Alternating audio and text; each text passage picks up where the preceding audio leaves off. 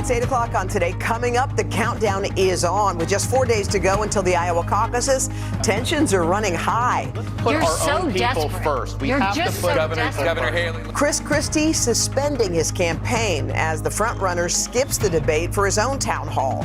We're live in Iowa. Also ahead, another round with millions still picking up the pieces from severe weather. We got flooded, I think, 6 weeks ago. Right? 2 days ago, we just finished all the work, and now we're going to have to go through the same thing again. A new storm is fast approaching. Al's got your full forecast. Then, miracle milestone. 15 years after the miracle on the Hudson, Craig tours the site of that amazing landing with Captain Chesley Sullenberger himself. A lot of first responders from that day who pitched in to make it their mission to save every life. Fortunately, we did. Plus, a special reunion with the first responders who helped save every passenger on board. Can you believe it's been 15 years? Not at all. And she's so good. Selena Gomez set to play Linda Ronstadt in a new biopic. The actress and pop star taking on the music icon. And we've got all the details in Pop Star. Today, Thursday, January 11th, 2024. We just from Kingsport, Tennessee. We just got engaged. Shout out to Binghamton University. In Vestal, New York. Visiting from Phoenix, Arizona. Richmond, Texas. And St. Petersburg, Florida. Hi to our grandson, Riker. In Bellevue, Washington. We love you. Roommates from the University of Texas. On winter break. Hook 'em. On a mother-daughter trip. From Bozeman, Montana. From St. Jacob, Illinois. Celebrating our 50th anniversary. A lifetime watching the Today Show. And today on my mom's 80th birthday. I'm here to celebrate with Hoda and Jenna.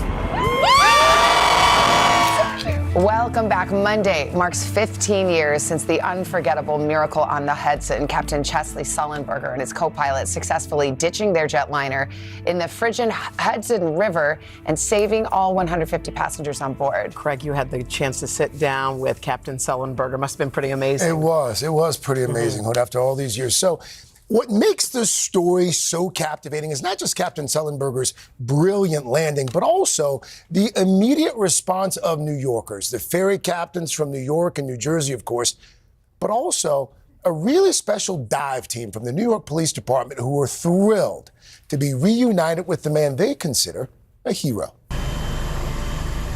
That's runway 4. We took off to the north and made a left turn. Flying in an NYPD helicopter, Captain Chesley Sullenberger has a bird's eye view of where he took off 15 years ago. Before his plane, U.S. Airways Flight 1549 hit a flock of birds. How long had you been in the air before the geese? 100 seconds. This is Cactus 1539. Hit birds to lost thrust on both engines returning back towards LaGuardia. The powerless plane, engines aflame, had an audience. Alarmed New Yorkers who flooded the emergency lines. I'm witnessing the airplane is going down. It's on fire on the left lane. Where? I'm in the Bronx. It's turning. I don't know where it's going to fall though. In a hangar near JFK, NYPD's elite scuba team took in the radio traffic, piecing together the calls like a breadcrumb trail. Came over aircraft debris, Hunts Point, the Bronx Zoo. You start to develop a picture, whatever it is, it's turning west towards the Hudson River. Captain Sullenberger was indeed eyeing the wide and smooth river. It turned out we didn't have enough altitude or speed to either return to LaGuardia or to go across the river to Teterboro, New Jersey. Okay, which runway would you like at Teterboro? We're going to be in the Hudson.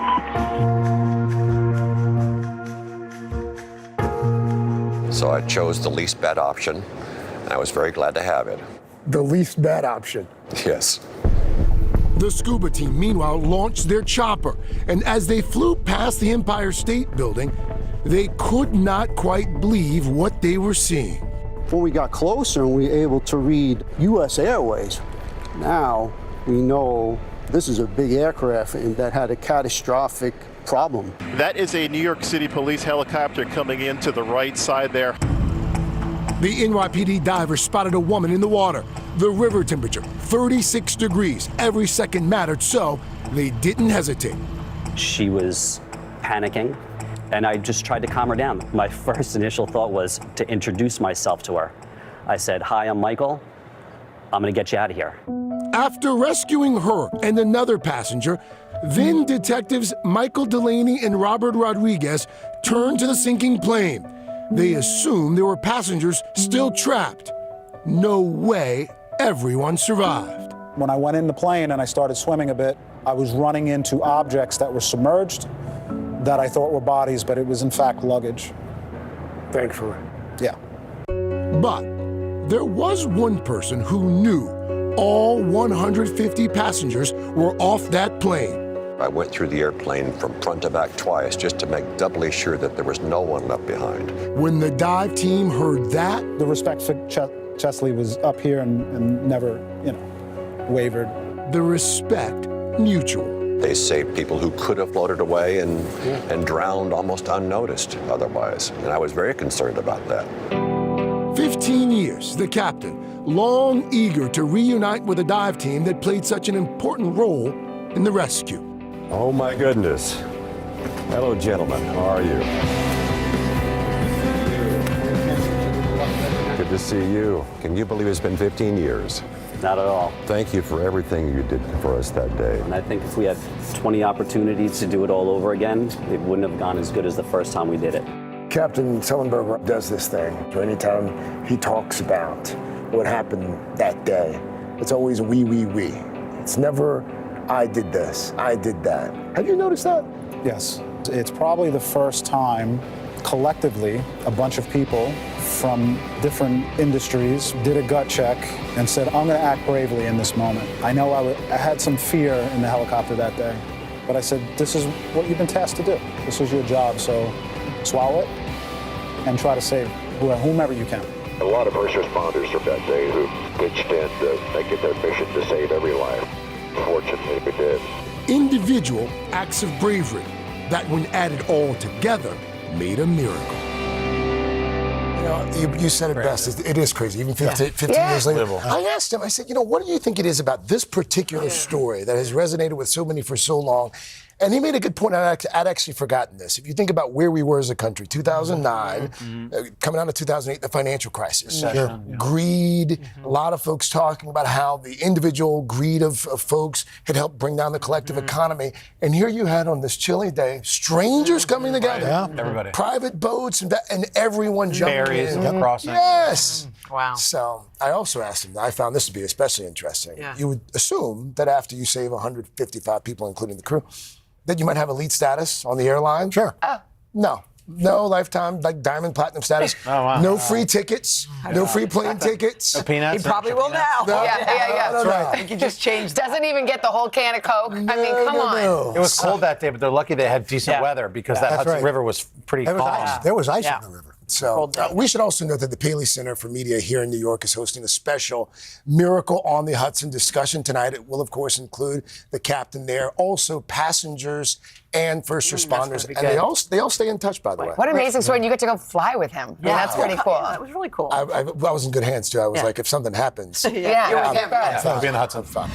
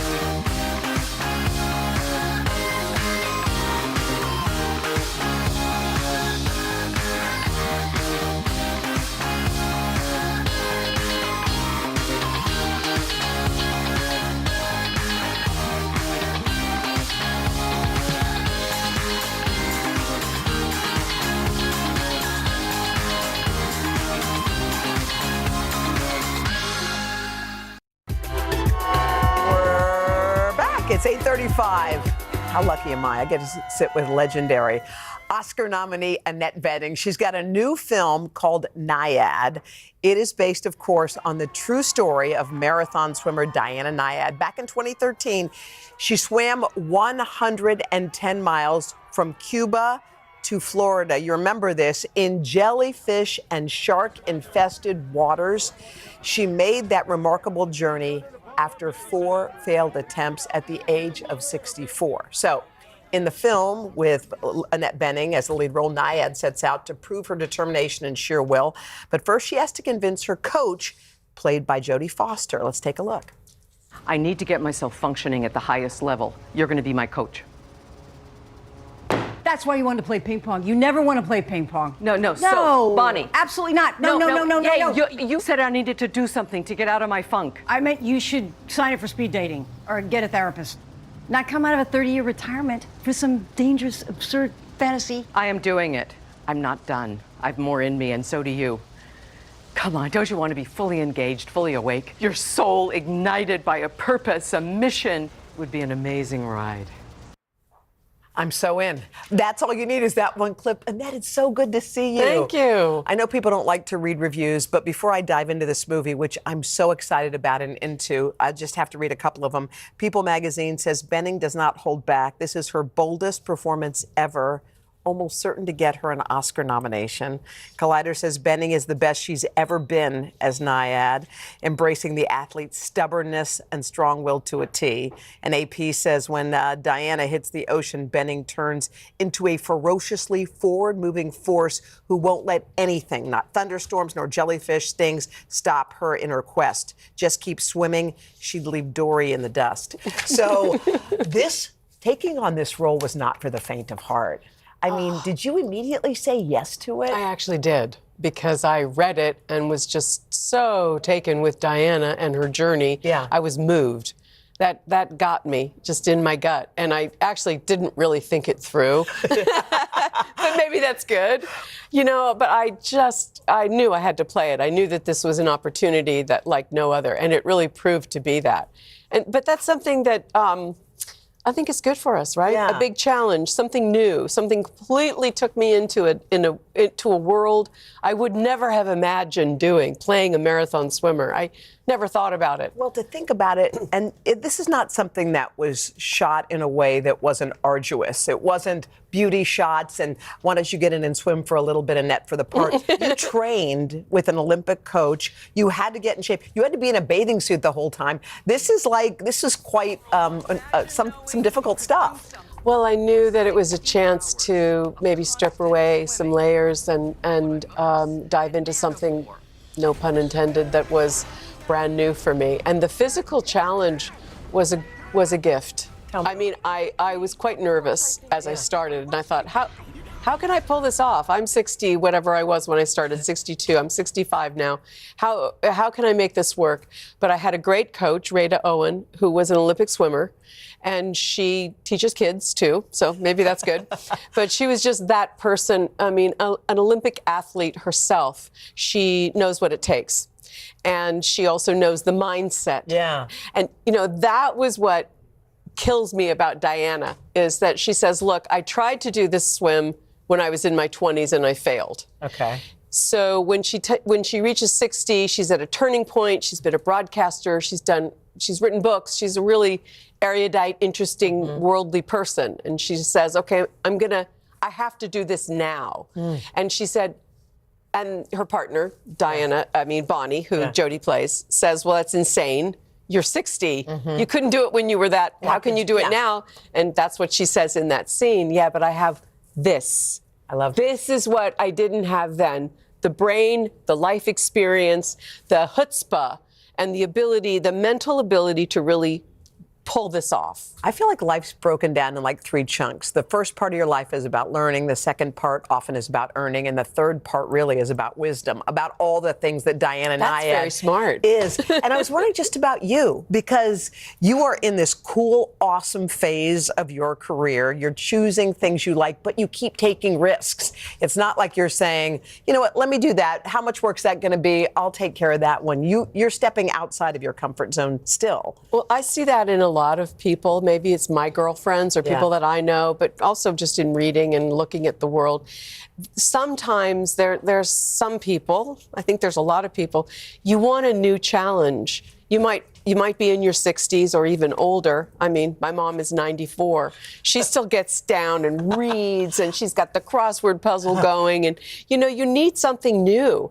And a physical challenge was particularly, whatever. I mean, I thought, I underestimated, quite frankly, what it was going to mean. But then once I got over that, you know, and I got into, okay, you know, just do it. Yeah. Just train, believe you can do it, all that stuff that Diana, you know, talks about. Well, I just want to say congratulations. Thank you. You're an inspiration. It made me feel strong watching you do this. So I want to say thank you. And also, please check out this movie, Nyad, now streaming on Netflix. And congrats on all the great reviews. That's pretty excellent, you. too. Savannah, over to you. We are making soups this morning. John Russell is here. This is ratatouille. I don't know if I'm going to like this. We're close enough that I can tell you that. You absolutely can, and I have 3. So okay, 3 soups. I'm going to try. 3 tries. Nutritious, stews, perfect for winter. I'm going to try it. I think I'm going to like it, actually. Yeah, it's all about problem solving for your family. Okay, this is today on NBC.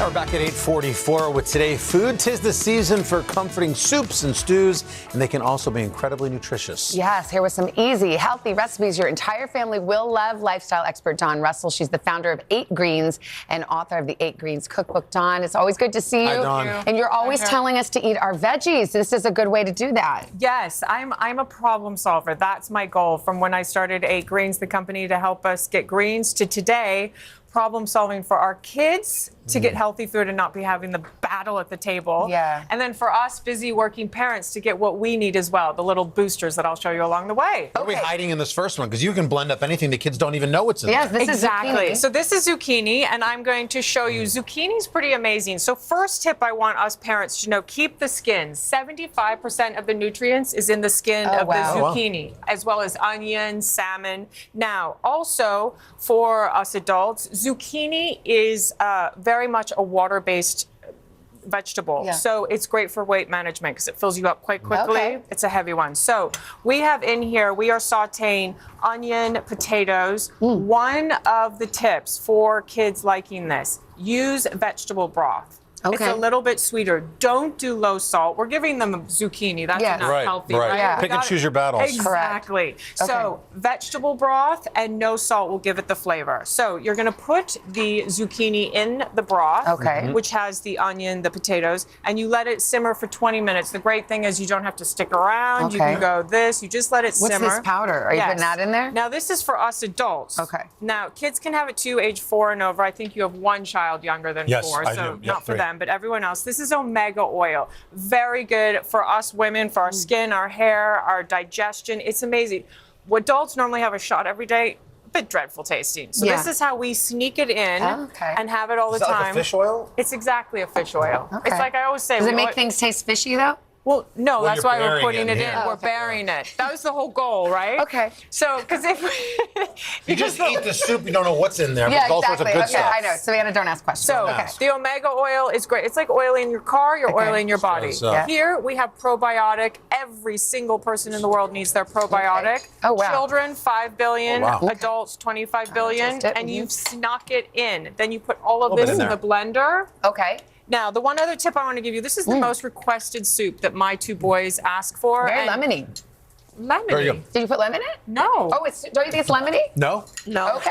You know what? I'm just going to eject myself from this one. No, you are staying right here. The one tip I want to give is it's really fun to do cups with this one because you're not getting the noodles or anything at the bottom. And I feel like with kids, they're like, soup. You know? Yeah. It's like that boring routine. Right. We cheers, we drink. Just makes it more fun for kids. And maybe some croutons if you don't mind the carbs. Yes, ratatouille. Ratatouille. Now, here we have, I could like nerd out on every ingredient because it's really important to me what we are consuming, but I'm going to take 1 second and focus on bell peppers. Yellow and red bell peppers are in plant form the longest. That's why they're the brighter color of red and yellow than the green, that is. It also makes them sweeter. So go for yellow or red. Red, I want us all to have red pepper because it has 11 times the beta carotene of a green pepper, which is an amazing cancer-fighting agent. Green pepper is getting just murdered right now. They're getting massacred right now, but just eat your red peppers. Okay. All the time. Okay. Okay, so we have this all in. We have onions, we have zucchini, we have tomato, we have the whole thing. I would dice this a little bit more in my home. Your chef, Katie, is amazing. She kind of cut the zucchini whole. So you move it around and you, again, let it all saute. You can either use it as your main dish, like so. Yeah. I know it doesn't look very good because it's been sitting for a while. Or what you can do is you can put it on top of your fish for children that are nice idea. Children that are picky eaters. My 9-year-old is super picky. He doesn't even know he's eating fish because he's eating the ratatouille. Okay. Also, for us parents, I think we all are here, you've got quinoa, lentils. You can sneak those in. Okay. They don't know. They think they're eating something else. All right. And what's our last How is the ratatouille, Craig? Really great. They're insane. This next soup is my favorite. Okay. Good, let's get to it. Wow, that's good because who needs another chicken noodle soup recipe? We do. I waited. I was like, should I? Should I? Always. Do it. So what I did was coconut oil. Everyone is obsessed with coconut water, coconut milk. There's quite a bit of calories in coconut milk, so you need to put coconut oil in as the base. We only have 30 seconds, so. Okay, the reason coconut is so important for you is because that's the best by far. Coconut oil hydration. You can sneak That's yummy. You can sneak other vegetables in, peas, chicken, also carrots, because you know when they're on the plate. Yeah. If you have a carrot sectioned, no one's going to eat it. That's special. Don, thank you so much. Great job. You can find these recipes and a lot more on our website, today.com/food. This is so lemony. It is lemony. You know what? We're back in a moment. This is Today on NBC. It's really You don't good. think it's a little lemony? No, not at all. Anyone lemon?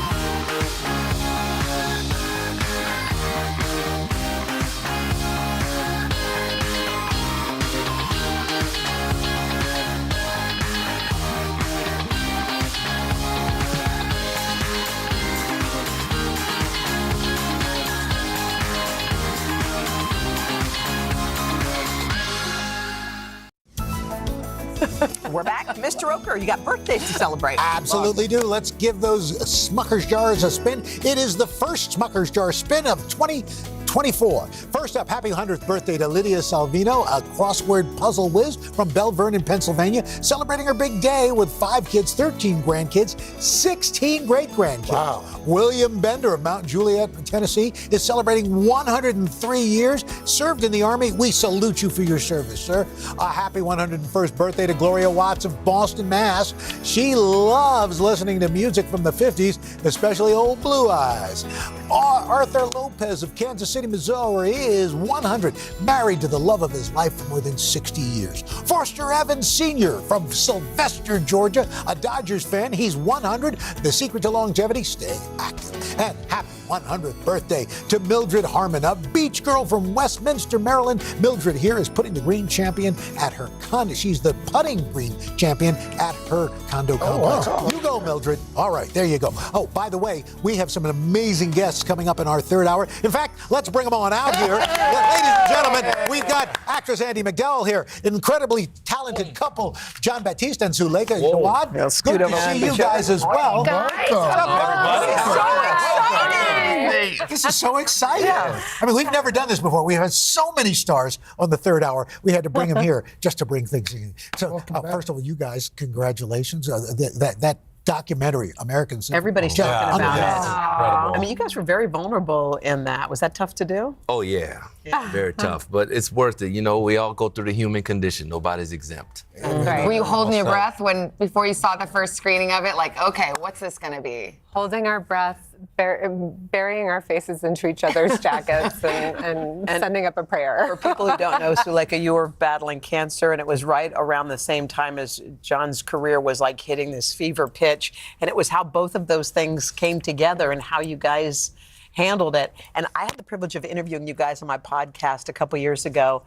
And I just thought you guys were so extraordinary. I was actually interviewing Suleika, and then John came along. I'm like, oh, cool. Yeah. Between you guys was amazing. And then we have Andie MacDowell. You have a second season of your show, The Way Home. So how are you feeling about everything? I'm really proud of being on this project. It's a unique project for Hallmark. It's more a little bit more mysterious and elevated. I have a great cast: Kyler Lee and Sadie LaSam Snow, these wonderful actors that I get to work with. And really, I'm happy at my age to find projects that fulfill me at 65 and still working and trying to play roles that that women my age can be proud of, that they see an image that makes them feel good. We're having a lot of that. Awesome. We just had Annette Benning on. We have you on. We're having the Hall of Famers are on. We're going to spend a lot more time. Just a few minutes coming up on the third hour with Andie, John, and Suleika. In just a moment, take a quick break. But first, your local news, some weather. Crosstalk. We should do more of this. Nice little tease for what's to come. We'll be right. The couch is crowded. Yeah. Good morning. Welcome to the third hour of today. We're so proud of you. Cross that finish line in style. Now. This is for you, too. I had news anchors on one wall and you. I love this stuff. We're celebrating our girl, Jenna Bush Hager. Go, read me. It's so good. Are y'all so happy your daddy's home? There's Jenna. She's not afraid to be herself. Love you, Jenna. I love you. I love you. I love you.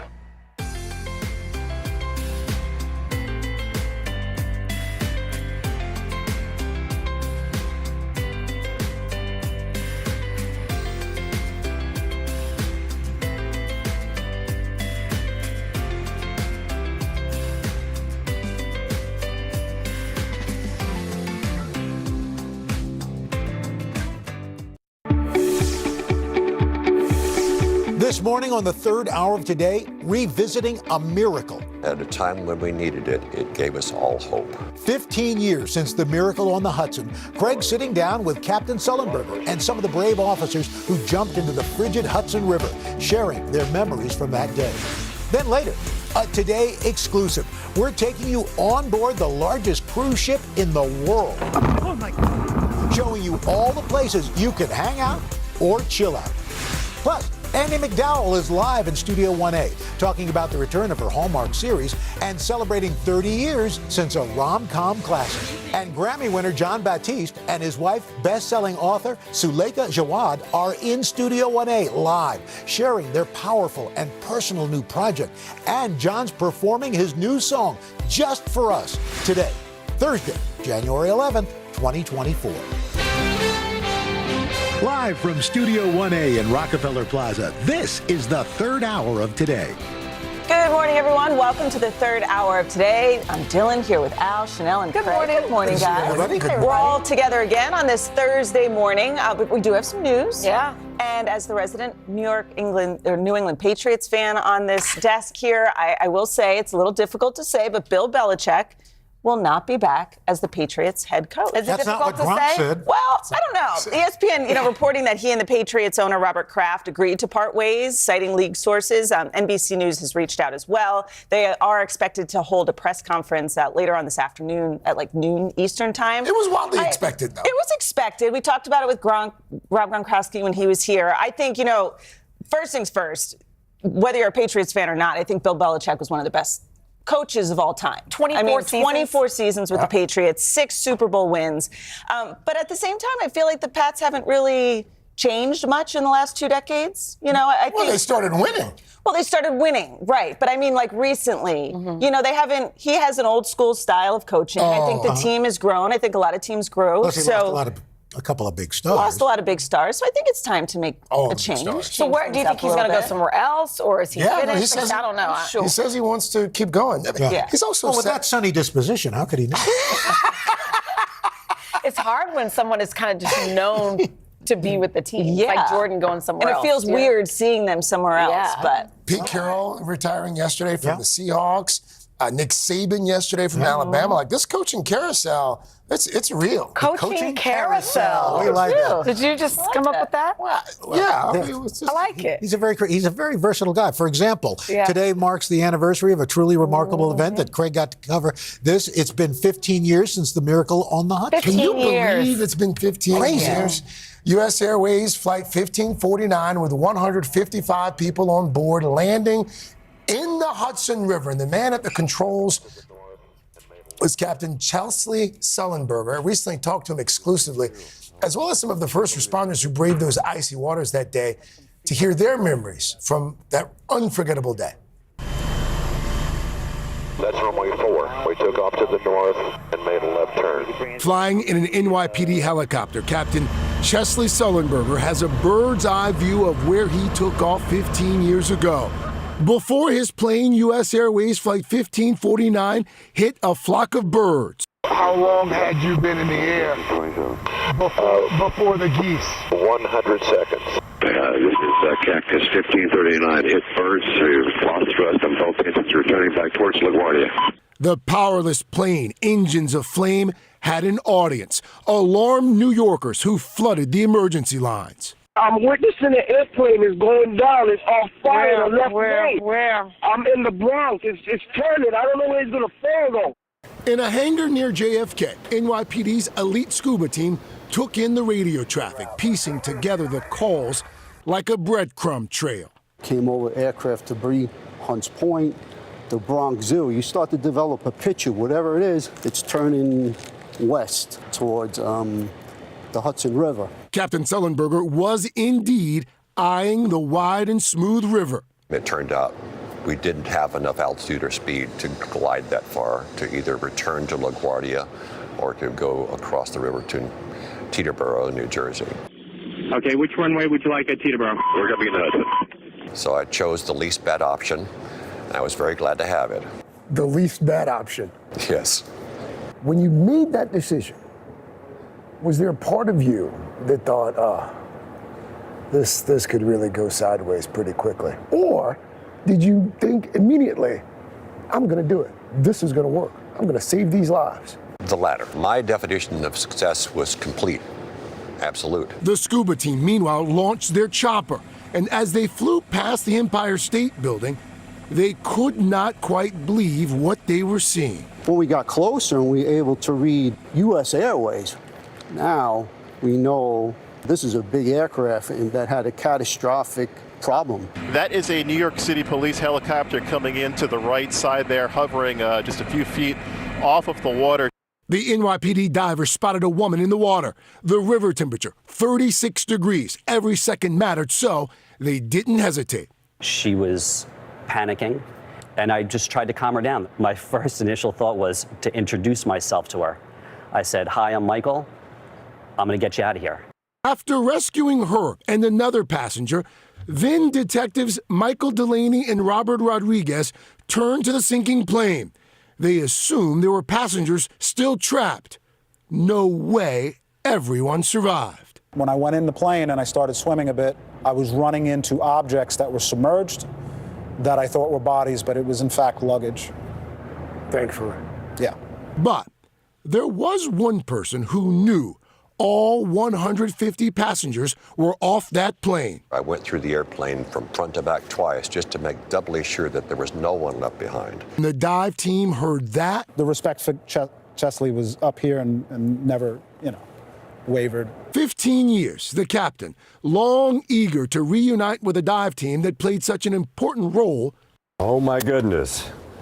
Hello, gentlemen. How are you? Good to see you. Oh my goodness. Can you believe it's been 15 years?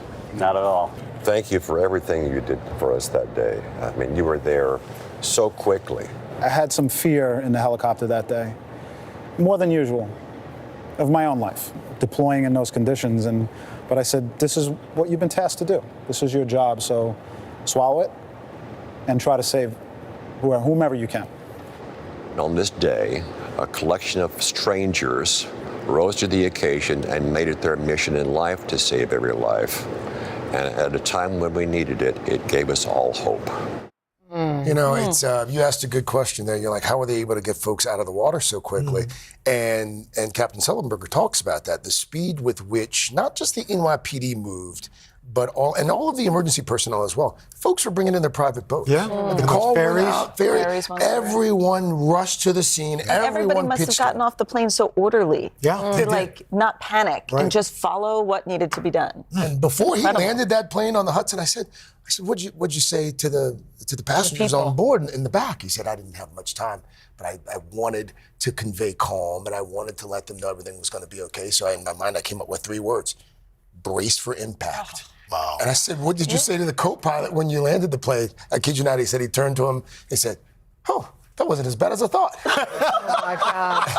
And he got off the plane. Fantastic. So, that's incredible. Captain Sullenberger will be speaking at the Paley Museum here in New York City, reflecting on that day with other passengers and first responders. That talk, by the way, is open to the public. It is happening tonight. We use the term miracle so loosely these days. Right. We do. That truly was a miracle. And I underestimated, I just forgot that they were taking off from New York City. So 100 seconds into the flight. That's it. You think about when you're taking off on a plane after the first minute and a half, you're still kind of fiddling around. Right. Like you're not worried. You're like, okay, I'm in the clear now. We took off. Oof. Yeah. All right, we'll now do another first. Look at the largest cruise ship in the world, Royal Caribbean's Icon of the Seas. Let's bring in NBC's Sam Brock. He received an exclusive tour before the ship sets off on its maiden voyage. Sam, good morning. Yeah, Chanel, good morning, guys. Good morning. If you would believe it, there is enough cable on this ship to wrap around the entire Earth twice. That is how big this is. Now, Royal Caribbean says over the course of 7 years from conception to debut here coming up, that they really were gearing for the best family vacation ever. The size of the ship was never really in the calculation, but here we are.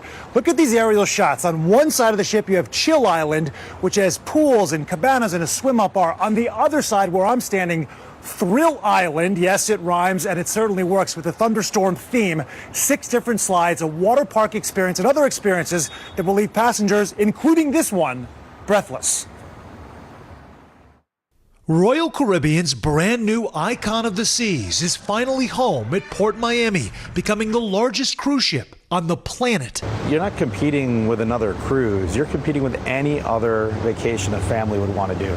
So I could basically find anything that I want to do on board this ship. And Chief Product Innovation Officer Jay Schneider may actually have planned for everything. And so we purposely put kind of more adult-centric pool next to the slide structure, so, mom, dad can sit and immerse in the water while the kid goes on 50 slides. This so-called neighborhood geared toward families is one of 8 across the Icon, catering to all different experiences. Our first swim-up bar and the largest swim-up bar that anybody's ever put on a ship before. From Chill Island, which offers pools, cabanas, and that bar, Swim and Tonic, to Thrill Island, with surfing and slides that create a thunderous water park atmosphere. You're looking out at the Caribbean as if you're flying into it over this Lotus Lake.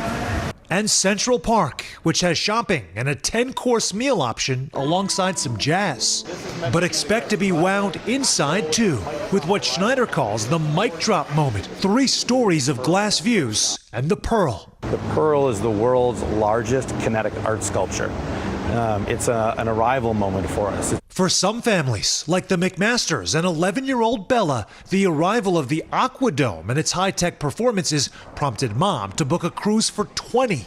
The fact that there's so much available for all ages is what appealed to me the most. There's so many things like the robots and like the water and the divers. Broadway's Wizard of Oz finds a home at the Royal Theater with the Wicked Witch of the West and a Dorothy whose real name is Ruby. I've never seen anything like this. I mean, I flied not once, not twice. I flied 3 times in this show. Which brings us to another form of flying. The Crown's Edge Walk, allowing passengers to dangle along the side of the ship. This Caribbeaner is pretty strong? Yes. Okay, this isn't scary at all. After a few deep breaths, here goes nothing. Oh my God.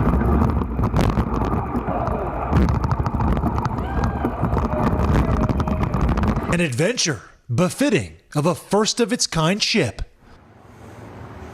I'm told by Royal Caribbean there were more than 600 dry runs of that thing before I ever got on, guys. And just for the record, it's about 150 feet above the water, so yes, that is in the back of your mind. The maiden voyage for Icon of the Seas is January 27th, coming up in a couple of weeks here. That will be in the eastern part of the Caribbean. Wow. Back to you. It's like a small city on the sea. It is. It's huge. Wow. All right. Wow. Okay. Thank Let us you, know Sam. if you go, Sam, how it goes. Exactly. Does he get to ride the cruise indeed. ship? I'm just glad I Thank survived. you, Sam. All right, just ahead, we're breaking down the real estate market and the terms you need to know to put you in the driver's seat, whether you're buying or selling. And then later, we are catching up with the one and only Andie MacDowell. She is sharing more on her latest project. We're also going to look back at a classic that's turning 30. We'll be right back.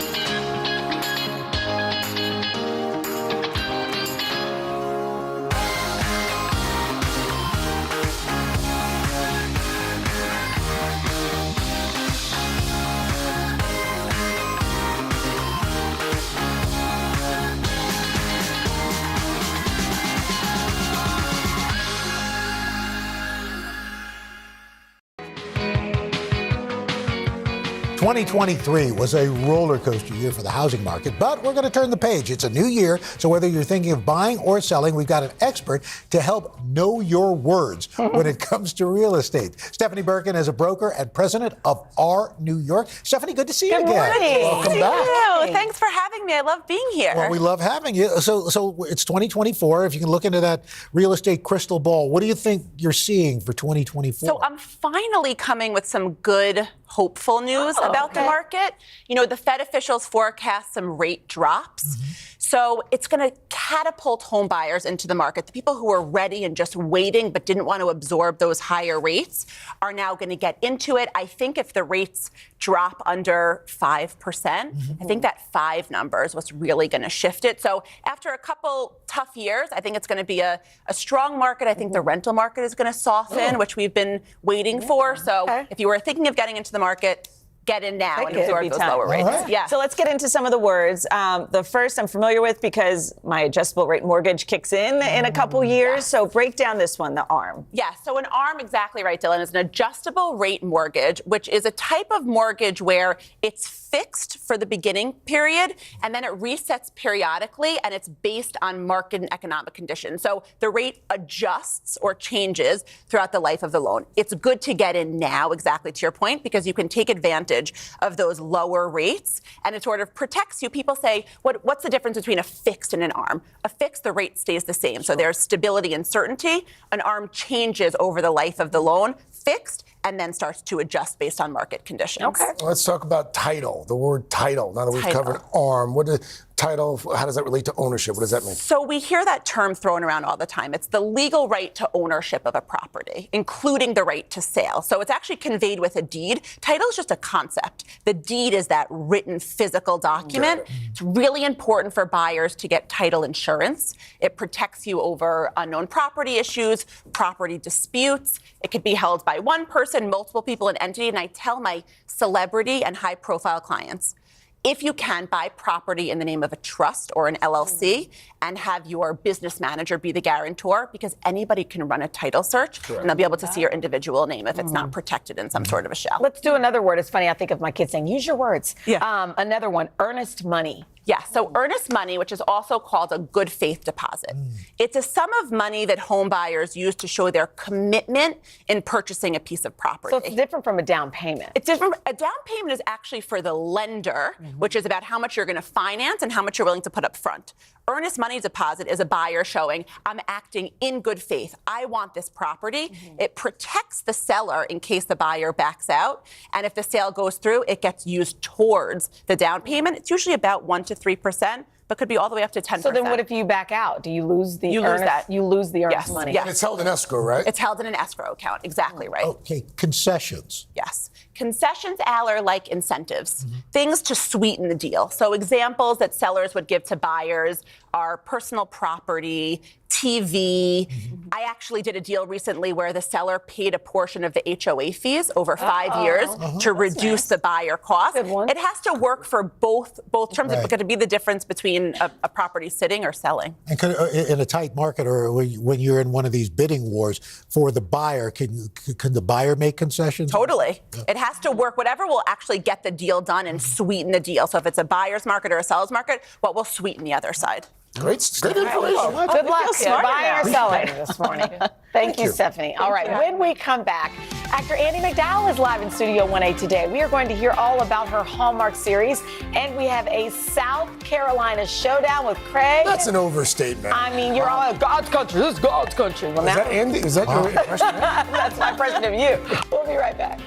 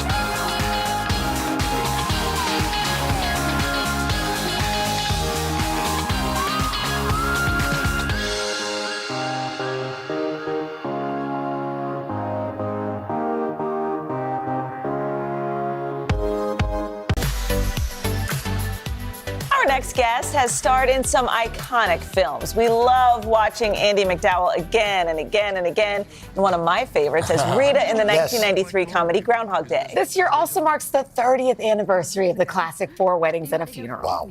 And now Andie is back as Dell in season 2 of The Way Home. So the series follows the mystery behind the disappearance of her grandson, and Dell dishes out some much needed advice to her granddaughter. Honey, what's going on? I don't want to leave. You said that summer's magic, and if there's any magic, it's gonna happen here. So if I go, I'm gonna miss it. Do you remember when you first arrived and I gave you the tour of the farm? I said I didn't want to be a farmer. And I told you that this farm had been in this family for generations, and it will always be here waiting for you. Now, quit worrying about tomorrow when today's not over. That's why I love Hallmark. Yeah. That's why I love Hallmark movies, you know? Good to have you back. Thanks for being here. So Andie. nice to be here. So not to give away too much, Yeah. Cliff, season 1 ends with a bit of a cliffhanger. Yes, it does. Season 2, how does it pick up? My daughter, my son has disappeared at a carnival one evening, and then shortly thereafter, my husband had died. And my daughter has been obsessed with finding Jacob because she feels so responsible. And she tells me, it's been a long time since he disappeared. Yeah. I've done a memorial. For me, he's dead. Yeah. And she says, I think I found Jacob.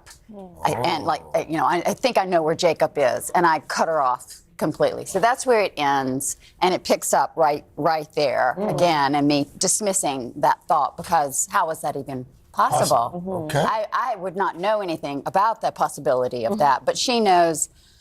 She's been traveling through the pond and going back in time, both my daughter and my granddaughter. So this, it has all the elements that you expect from Hallmark. It has romance and family, but it has this I like to say it's spicy. It's mystery and intrigue. So it brings a bit more to the channel. It's at 9:00 on Sundays, I think. It's wildly successful. It really resonates with people. You mentioned your granddaughter in the show has the ability to travel back in time through a pond, and it got us all to thinking, is that something you would want to do, or if you could? I thought where about would that. you go? Yeah. My mother died when I was 23. I would love to go back and be able to tell her all the things that you don't think about as a child. Right. You don't think about telling her she's beautiful or telling her how much you love her or all those. Of course, that would be wonderful. I mean, I think about those kinds of things all the time. Or to be able to go spend time with my children again. Because I was a working mom. Right. And it's hard. I would love to do that as well. Speaking of time, it's hard to believe 30 years since 4 weddings and a funeral. I know, I can't keep up with these things. Did you have any inkling when you were doing this how special this movie is? The script, Richard Curtis is brilliant, and the script was so good. It really was. It was so good. And I saw, when we were shooting, I saw a little clip, and it wasn't from my performance that I was saying it, but I was sort of, this is good. So. Well, speaking of good, Craig always brags on South Carolina, and you're a South Carolinian, a native. In fact, you just moved back. I did. So we got a little game to see who knows South Carolina better. Okay. Pick up your paddle. You're picking it up. You're picking it up. If you know the answer, raise your paddle. Okay. First, what is the name of the state bird? And you had Let's see. Age before beauty. Yes, ma'am. Carolina Ranch. You got it? Absolutely. Okay. Oh, man. What states border South Carolina? North Carolina, Georgia. That's it. Yeah, that's Okay. it. All right, what are you going to guess? What's the largest city in South Carolina? Andy? I would guess. I'm guessing Columbia. I'm just guessing. I don't know. Are we talking population? Just answer the question. I'll say Columbia. Okay, Craig? I would say, I don't know. I mean, probably Columbia. Wrong. Charleston. Really? In the early 30s. It's not Charleston proper. They're including all of those. Okay. Don't whine. Yeah. In the early 30s, South Carolina was known as the Iodine State. Absolutely. That's true. The iodine state. And, which, if you want to be known for something, boy, it's iodine. And what is the official? I cheated. Why? Did you really? Oh, a little bit. I'm not going to come up here and look like a fool. That's never stopped Craig. What is the official state flower? The yellow jasmine. Yes, correct. The yellow jasmine. You know what? You are a sandbagger. I was talking to you before, and you're like, I don't know. I'm not going to. You're such an actress. Right.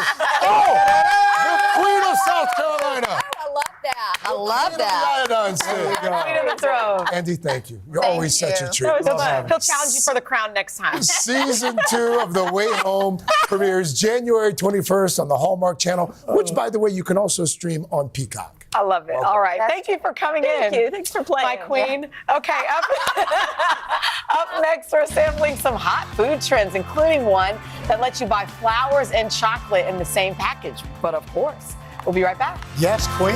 It's. Yeah.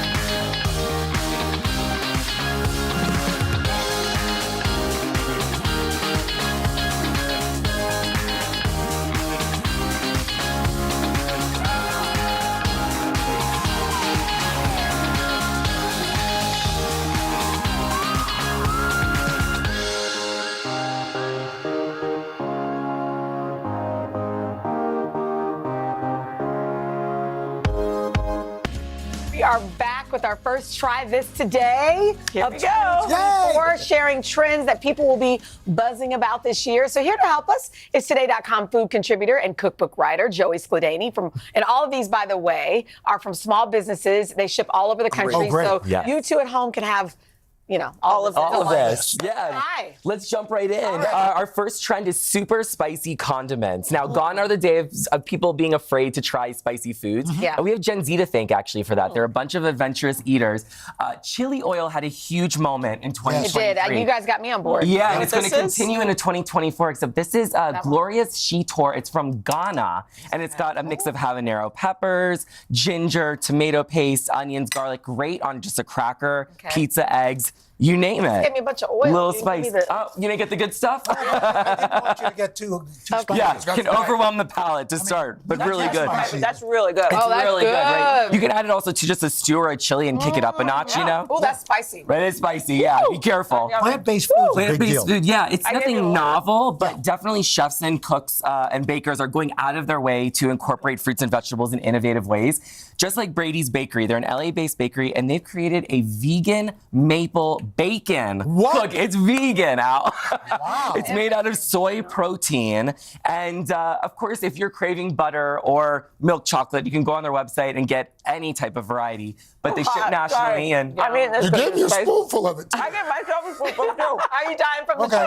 sugar? oh no, we should have started with that it's really probably. Right, January. Moving right along. That's a Okay, lot. this one may seem a little weird to people, to outsiders, and it's non-alcoholic spirits. Okay. And I know what you're probably thinking, what is the point of drinking something that tastes like alcohol when you don't get a buzz? Well, Right. companies Well, like people are Free trying. Spirits have gone out of their way to distill bottles mirroring the production It tastes process like of tequila. alcohol. Exactly. So the tequila actually uses agave. The great. gin, in quotes, actually uses juniper. And yeah, delicious Can I stuff. add I love me tequila a pot to this? pie. Absolutely, whatever you want to do. Okay, so the next trend is incorporating foods from your travels into your everyday meals. I went to Australia last year. It was my favorite trip of all time. This is made of kangaroo? This is, yeah. Well, I am a Joey after all, so it's a little morbid. Well played. But no, meat pies are amazing. The first thing I did when I came back was Google what's the most authentic meat pie, and Good Day Gourmet is what came up. Obviously, it doesn't follow a plant-based diet I here. really want to try it. It's super delicious. Same for traveling. that's good. Vietnam is one of my favorite countries. I went years ago. They're actually the second largest supplier of coffee in the world. They specialize in the Robusta variety. But what's great about this company, Win Coffee Supply, they're based in Brooklyn. They're female-owned. They source all of their beans straight from Vietnam. Very sustainable. And they've got adorable gift boxes. So they're super, super giftable. Joey, nice. thank you so much. To try these products, head to today.com/food. And when we come back, John Baptiste and Zuleika Jahoud is going to be, Joao. Thank you. Live in Studio 1A, they are sharing their powerful new documentary. And Bonus, John's performing just for us. Third hour of today. I'll be right back. I know you gotta see the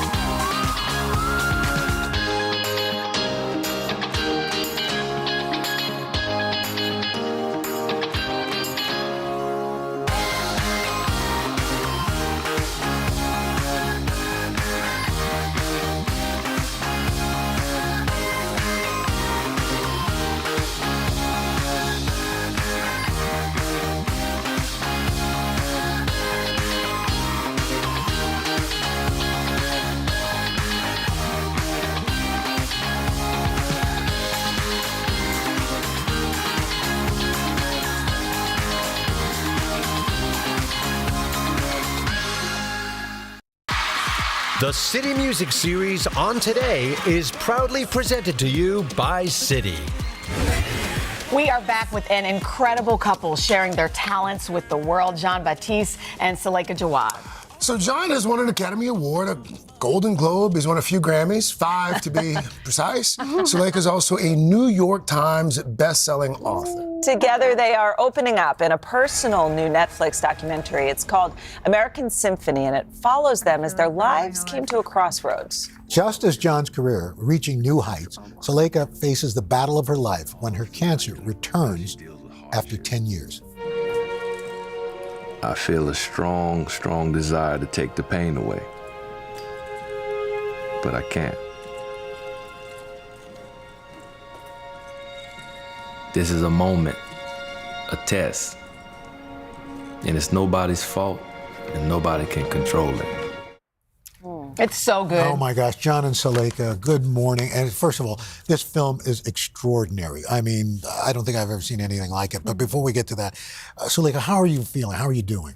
Thank you. You know, that is the most commonly asked question and the hardest one to answer truthfully. But today, I'm doing really well. And as you said before this, a year and a half ago, I was in heaven's waiting room, and now I'm here. So it's a good day. We're happy. Hey, now. Yeah, it's a good day. So Jon, you know, we all know you from obviously The Late Show as a band leader. Then you leave, and you American Symphony follows this unbelievable parallel path of all these great things happening for you, and yet the person that you love is going through this. How were you able to deal with these two parallel emotions going on? Well, you get to the point of realization that that's all life. That's the human condition. There's no duality. It's everything all at once. And the balance is to be present. The balance is found when you're together, like, you know, you see we're playing Simon Says.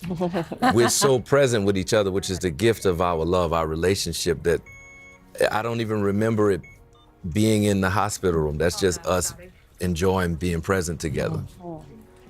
You guys, I would say, rely on creativity so much to get you through the tough times. Jon, you with music, Suleika, painting. How had that helped you get through that time that we see in the documentary? So when the ceiling caves in on you, you can no longer assume structural stability. And as terrifying and devastating as that can be, there's also an invitation to reimagine your priorities, to reimagine who you are and what you want to give to the world. And so we often say that for us, survival really is its own kind of creative act. And we believe creativity is a gift that everyone has access to. God certainly gave it to both of you in abundance. Nominations for the Oscars come out January 23rd. You're up for Best Documentary, Best Score, Best all the things, and you're going to win all the things. So my wife and I watched this last night, and we want people to watch it on Netflix. We don't want to give away too much, but it is so deeply personal. And this camera is following you around when you're at your highs, the highest of highs, and then you're at the lowest of lows. And it's right there. What do you want people to take away from watching this documentary and from listening to the music that scores this documentary? Wow, what we really wanted people to feel is that everybody is dealing with the same things. The people you see that are on stage, people that you see in the paper, we're all human. We all have this to move through and to figure out how to be with the ones we love and to move through the situations creatively. Yeah. We don't have to be a musician who's winning awards or a best-selling writer or painter to be creative and move through life in this way. And Suleika, you advocate for bone marrow donation. That's very important. That's right. It's really important to us to diversify the bone marrow transplant registry because there's major disparities if you're a person of color, if you're of mixed ethnicity or race like I am, it becomes infinitely harder to find a donor. And so we started a campaign with NMDP Be the Match called Join the Symphony. It's at jointhesymphony.org. And our mission is to make the bone marrow registry look like the Symphony in American Symphony. That's beautiful. John and Suleika, thank you so much. And American Symphony streaming right now on Netflix. Do not go anywhere because John is performing It Never Went Away. Third hour of Today. I'll be right back.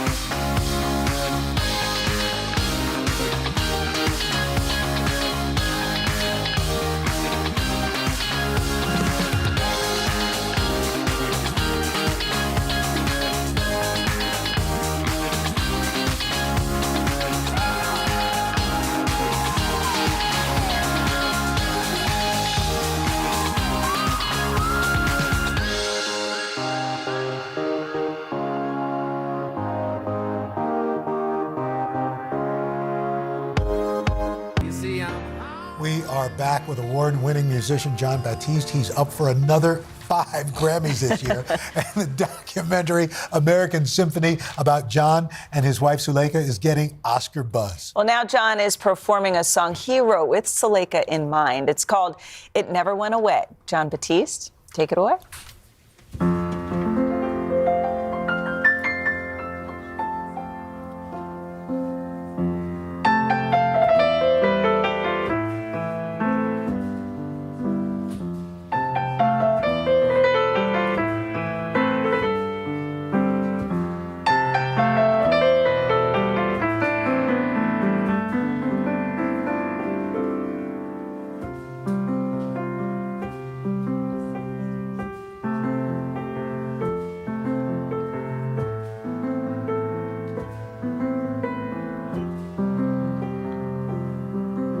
It never went away. Oh, the feeling's just the same. Oh, every time I see your face. Oh, it's never going away. Oh, thought I was a wise lad, but when you're playing God laughs. Thought I was hot, got a detour along the way. Summertime adventure, that's what we were meant for. I need you, that's never going to change. It never went away. Whoa, the feeling's just the same. Whoa, every time I see your face, whoa, it's never going away.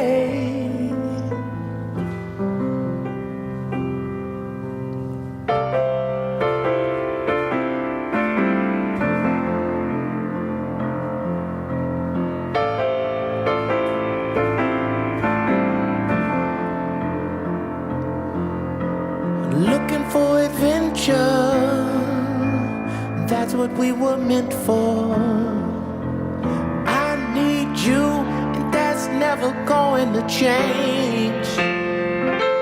It never went away.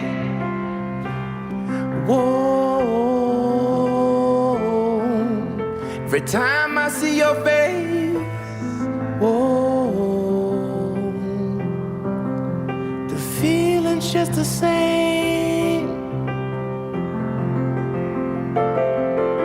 It's never going away.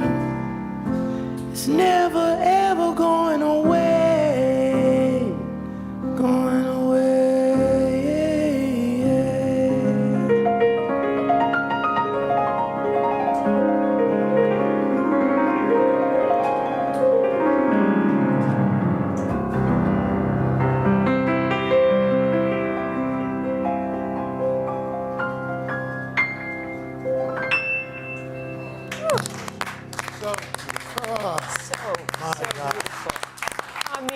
Is just something to be celebrated. That's going to be the wedding song, first dance of the summer.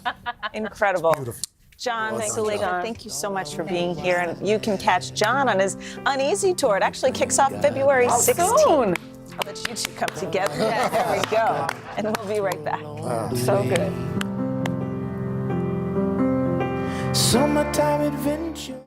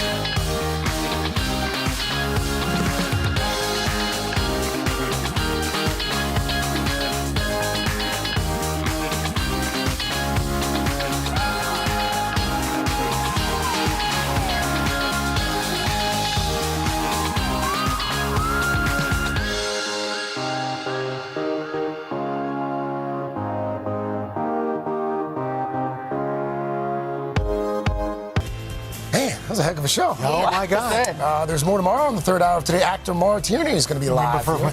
Yes. Radio. All right, coming up on Hoda and Jenna, Golden Globe winner Lily Gladstone. We hope to see you tomorrow, but in the meantime, have a great day today. Have a great day, everybody.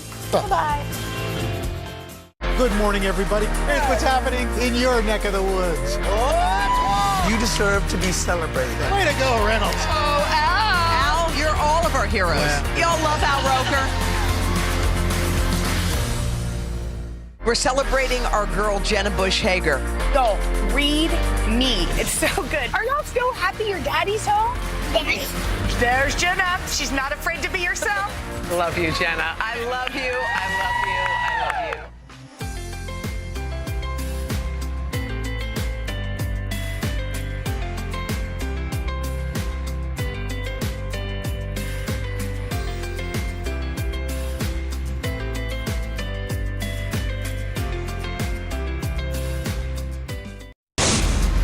Today, from Killers of the Flower Moon, Golden Globe winning actress Lily Gladstone. Plus, celebrity trainer Amwala Caesar shows us 3 moves for a full-body workout.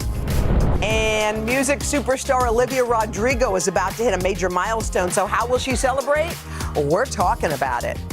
From Studio 1A in Rockefeller Plaza, it's Today with Hoda and Jenna.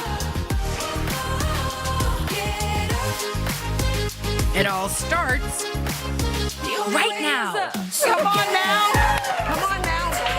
Hi, guys. Good to see you. It's Thursday, 11th day of January. Miss Chanel Jones in for Jenna. Jenna's feeling a little under the weather. She'll be back soon. Okay. Just, sometimes you get the funks, and that There's all happens. sorts of random things flying around. Everyone's so take care of yourself. Everyone's guys. getting everything.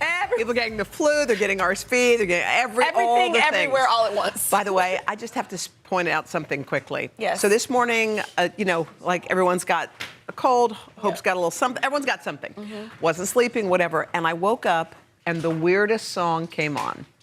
And this struck me because I was feeling like, you know how you worry about things and you're concerned? I just happen to have it. I'm going to play it for you. Okay. It is an acoustic version of a song we all know and love, and I had never heard it this way.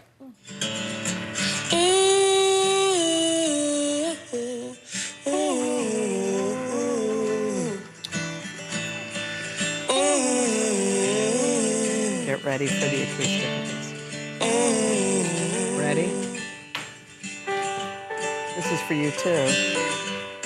Here's a little song I wrote. You might want to sing it note for note. Don't worry. Be happy. Come on. In every life we have some trouble. You know? But when you worry, you make it double. Don't worry. I cannot cry on Don't Thursday worry. morning. Don't worry, be happy. Oh, that's good. Philip Bowen, an acoustic version that just popped on my thing on Spotify. It is a beautiful song, and it reminded me that when you have like a heavy heart for whatever we're carrying on any particular day, sometimes a song pops on and you're like, that was meant for me today. For you in that moment? In that moment. So anyway, it's a light version.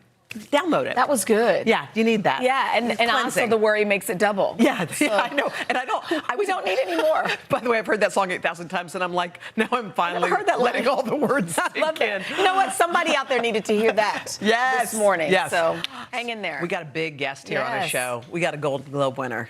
We've got Lily Gladstone. Yeah. She just won Best Female Actor at the Golden Globes for her role in Killers of the Flower Moon. This is a first. You know when something's a first? She became the first Indigenous person to ever win in the category. Some say the Globes are a predictor for the Oscars. Kudos to her. But you know, we were just saying, let's live in the moment. Yep. She won the Golden Globe. It's a huge deal for her. She grew up on a reservation, and she is she is somebody who has connected with so many people. Can you imagine being the first? No.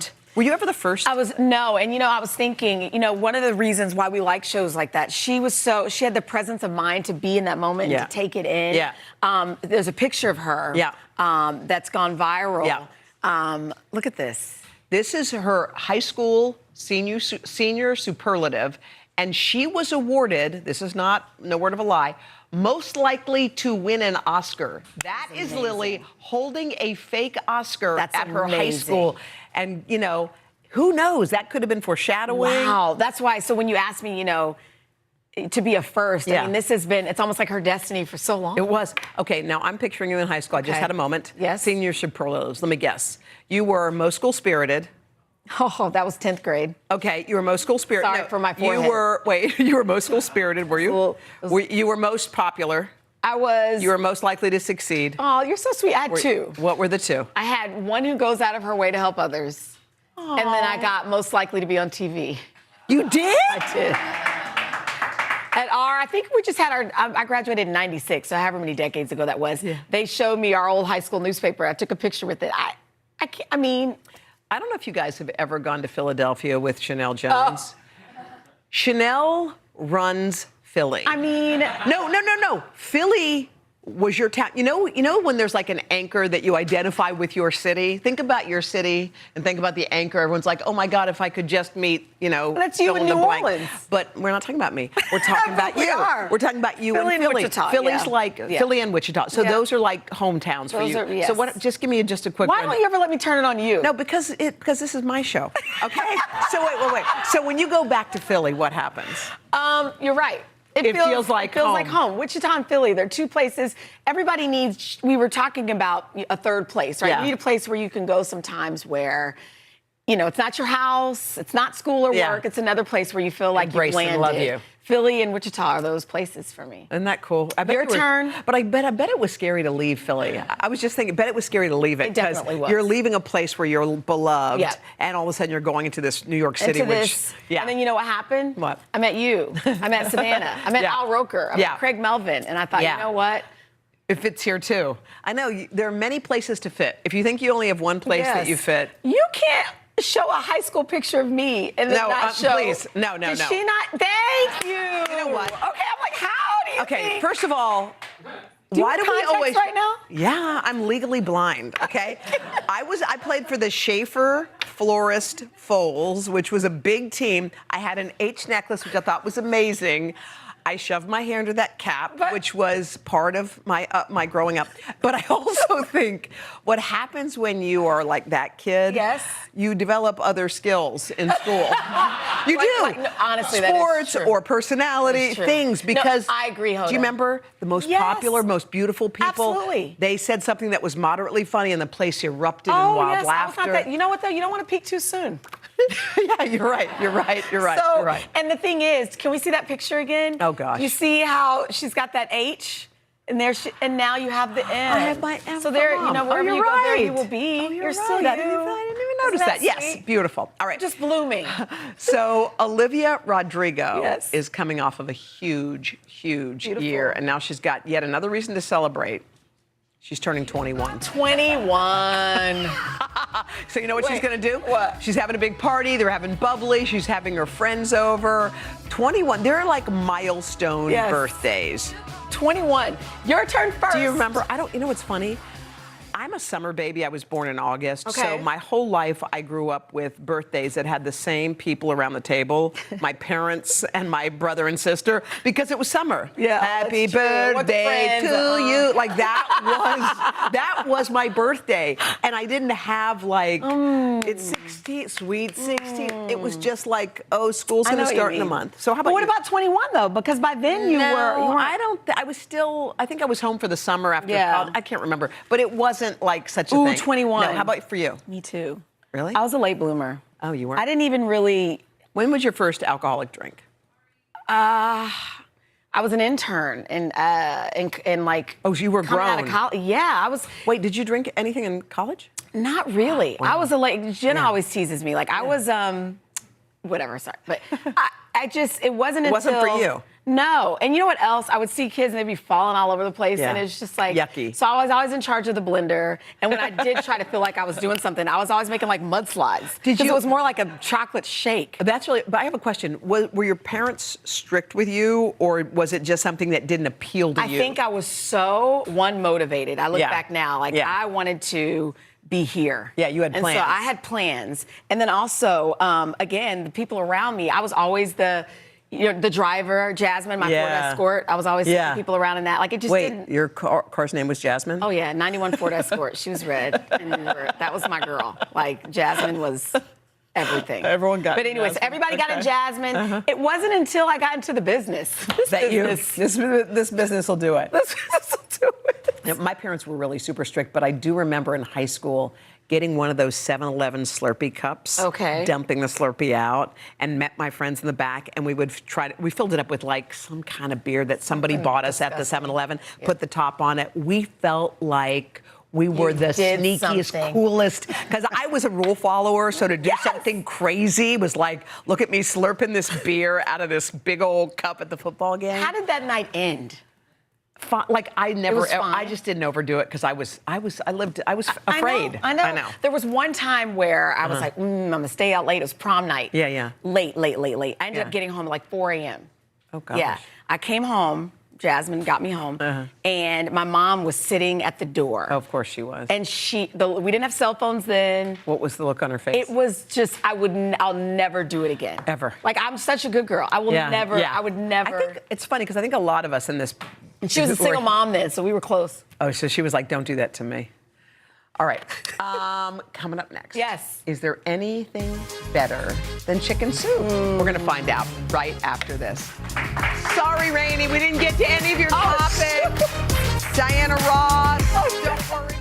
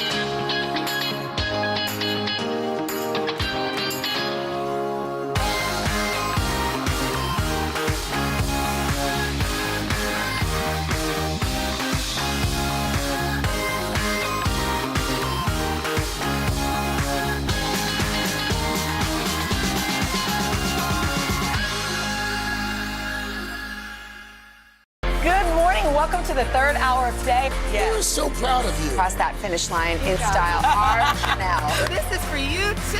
I had news anchors on one wall and you. I love this stuff. Okay, January marks an occasion, a special occasion. Okay. It's National Soup Month. Did y'all make that up?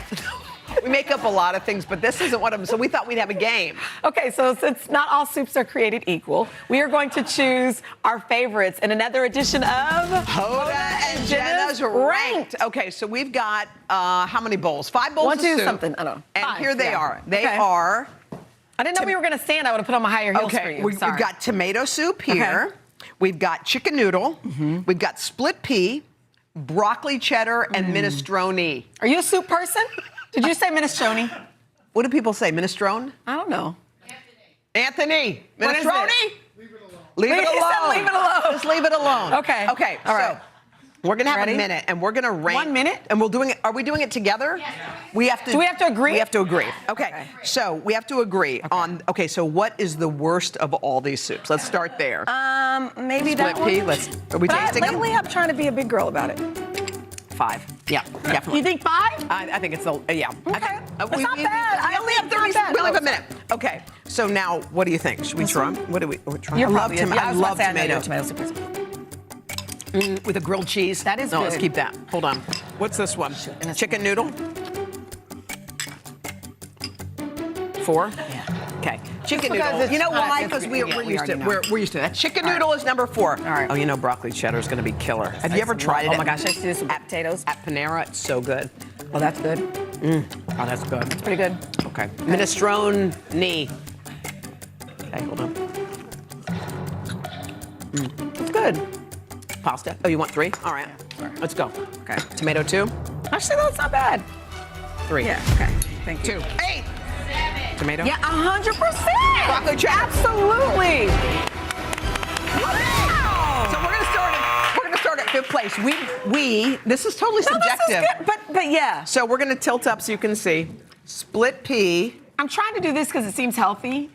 Eat stuff like it? that. I'm I think trying. it's just peas pureed. That's good. Okay. Okay. Chicken noodle. We love chicken noodle, but it's just chicken It's noodle. just chicken noodle. It's Yeah. got tons of veg in it. This is Yeah. a great, delicious looking chicken noodle, but that's our 4. If you have a grilled cheese sandwich, It's delightful. a You can dunk it crunchy in. grilled cheese. It is with really that, good. I mean, come on, you can't beat that. Minestrone is good. This tastes like just a nice big bowl of pasta. But it's good. We made it too. We made it too. But number 1, come on. Our drum roll for number 1 is delicious. The broccoli cheddar. Did you all get this from Panera? Panera has delicious broccoli cheddar. This is delicious. That's good. Home run. All right, we agree. Coming up next, she made Hollywood history at the Golden Globes this past weekend. Actress Lily Gladstone. I'm sorry, I'm eating my soup. Actress Lily Gladstone takes us inside her winning moment right after this. Sorry about that.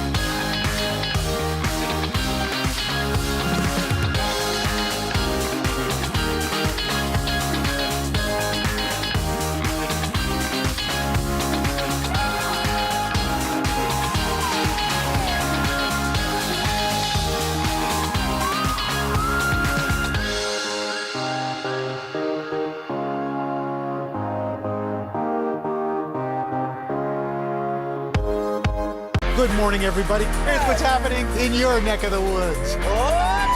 You deserve to be celebrated. Way to go, Reynolds. Oh, Al. Al, you're all of our heroes. Yeah. Y'all love Al Roker.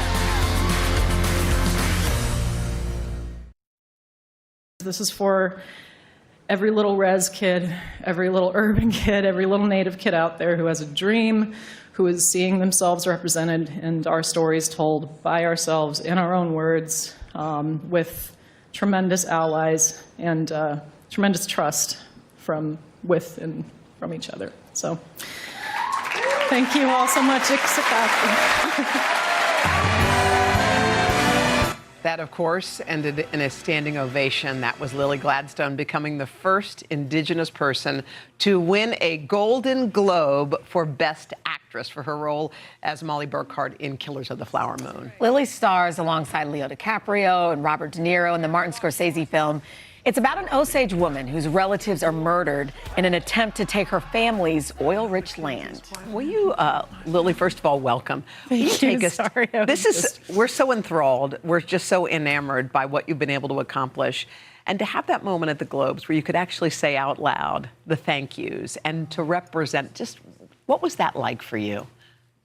I mean, my ears kind of rang a little bit. I heard my name, and it felt like a lot longer than it actually was when I watched it back, settling in. But it was incredible to have my mom right there because, she and my dad together have just always known this is what I'm good at and have always nurtured and supported that, which I think is rare for a lot of artists. Mm-hmm. You get people saying, when are you going to get a real job? Sort of thing. But my parents have always just been like, no, this is what you do, and we support you in it. I mean, we showed it at the top of the show where in high school, you won Most Likely to Win an Oscar. Yeah. And now here you are. It's almost like it wasn't just your Oscar, it was your mom's Oscar, it was your family's Oscar. We'll see about that one. Where do you keep it? Yeah, where do you keep your Globe? The Globe is the first thing I did with it when I got home because, wanted to go out and celebrate, wanted to go give Leo another big hug because, this performance wouldn't have been possible without him. The light wouldn't have been possible without the shadow. So before I went out to celebrate with everybody, I literally just tucked it in, held its little head as I put it on the pillow and covered it up and kissed its little forehead and then went out. Well, you just take us back a little bit. You said your parents believed in you, which is always important. When did this start, and when did you know yourself you had talent? Because it's one thing your mom and dad saying, you're so talented, but it's another thing believing it. I mean, it's still hard to believe that you have talent. I'm just grateful that I'm able to keep doing this. And I know that I love it. I know that I'm drawn to it. I know when a character just sparks. And but you were in first grade when you started? Yeah, my very first play was Missoula Children's Theater is just this lovely organization that travels around rural parts of Montana and the American West. I think they go as far as everywhere in the country. But they visit schools that don't have much in the way of arts funding and bring in the little red truck a whole production. Wow. So that 1 week a year was the week that I just shone. I did ballet lessons every Saturday. My parents were so committed and drove me round trip 180 miles a week so I could go do ballet. 180 miles? From East Glacier and Browning, Montana. Wow. Both to Kalispell, Because you mentioned, you said a little res kid. I'd never even heard that expression. Do you know what I mean? But clearly that was. So fast forward to now, we heard your mom had a little chat with one Meryl Streep. Yes. What was that like? It was so gracious of her. I mean, Meryl came up to me and everything, again, just kind of like white noise buzz, and was just so effusive with praise and and encouragement and just everything that you would want in that interaction. And then I introduced her to my mom, and same thing. She took my mom's hands and just thanked her for being a parent, especially a parent to an artist. And I didn't overhear their conversation. I gave them their space, but my mom was incredibly touched by that, just that incredibly human mother-to-mother connection. You just said something that I just can't get out of my head. You just said you drove 185 miles round trip to go to a single ballet lesson. When you think about the commitment and I feel like often we're kind of not forcing our kids, but saying, try this, and we're giving them a million options. But this was pure commitment for you to be involved in the arts. This wasn't something you could decide to do one day and decide not to do the next. Right. And, I never felt pushed by my parents to do it either. It was, there was the benefit that we got to go to Costco and stock up on groceries for the week because we lived in a bit of a food desert, especially in the winter. But yeah, getting to do that ballet class once a week and just pour all of my little like nervy, creative like energy into this outlet weekly. And even back then with ballet, I loved the movement, but it was really about the performance. And I think all of my early ballets, my parents would really say like that was a great performance. It's, I was always called like the actor in class. But yeah, that was my parents' commitment was just unparalleled, which is everything. I always think it's so interesting. We heard that before you got the role, right before you got the role, you thought about for a moment maybe changing professions, doing something else. With bees and hornets. Yeah. I at least wanted to take a good pause because I knew I had just some brilliant indie work that was in development, but you never know if you're going to get funding, especially like my film Fancy Dance. I knew that was being written, but I didn't know if we'd ever even get a chance to make it, which we did. But yeah, I have almost a maternal love of particularly bumblebees. Everybody loves the honeybee because, they give us honey, but bumblebees are just as important. They're very sweet, very docile, particularly this species. You can find it on my Insta. So definitely. I feel like we've just met you and you're such a lovely human. You talk about your family a lot, and we understand there's someone special you want to wish a happy birthday to. Yes, my favorite human being on this planet, my live-in uncle, James Gladstone. It's his birthday today. He's turning 65. Oh. What do you call him? Jim. You call him Jim. Happy Uncle birthday, Jim. Wow. Lily, we're so excited for you. We're excited for whatever is to come at the Oscars, but really just for your long runway and your awesome career ahead. Thank you. Lily, thank you so much. Thank you. Killers of the Flower Moon available to stream on Apple TV Plus tomorrow. All right, up next, Chef Mika Leone shows us how to make a classic Cuban dish. Oh, that's what I was snacking on this morning. That's right after this. It's good. Lily. You're unbelievable.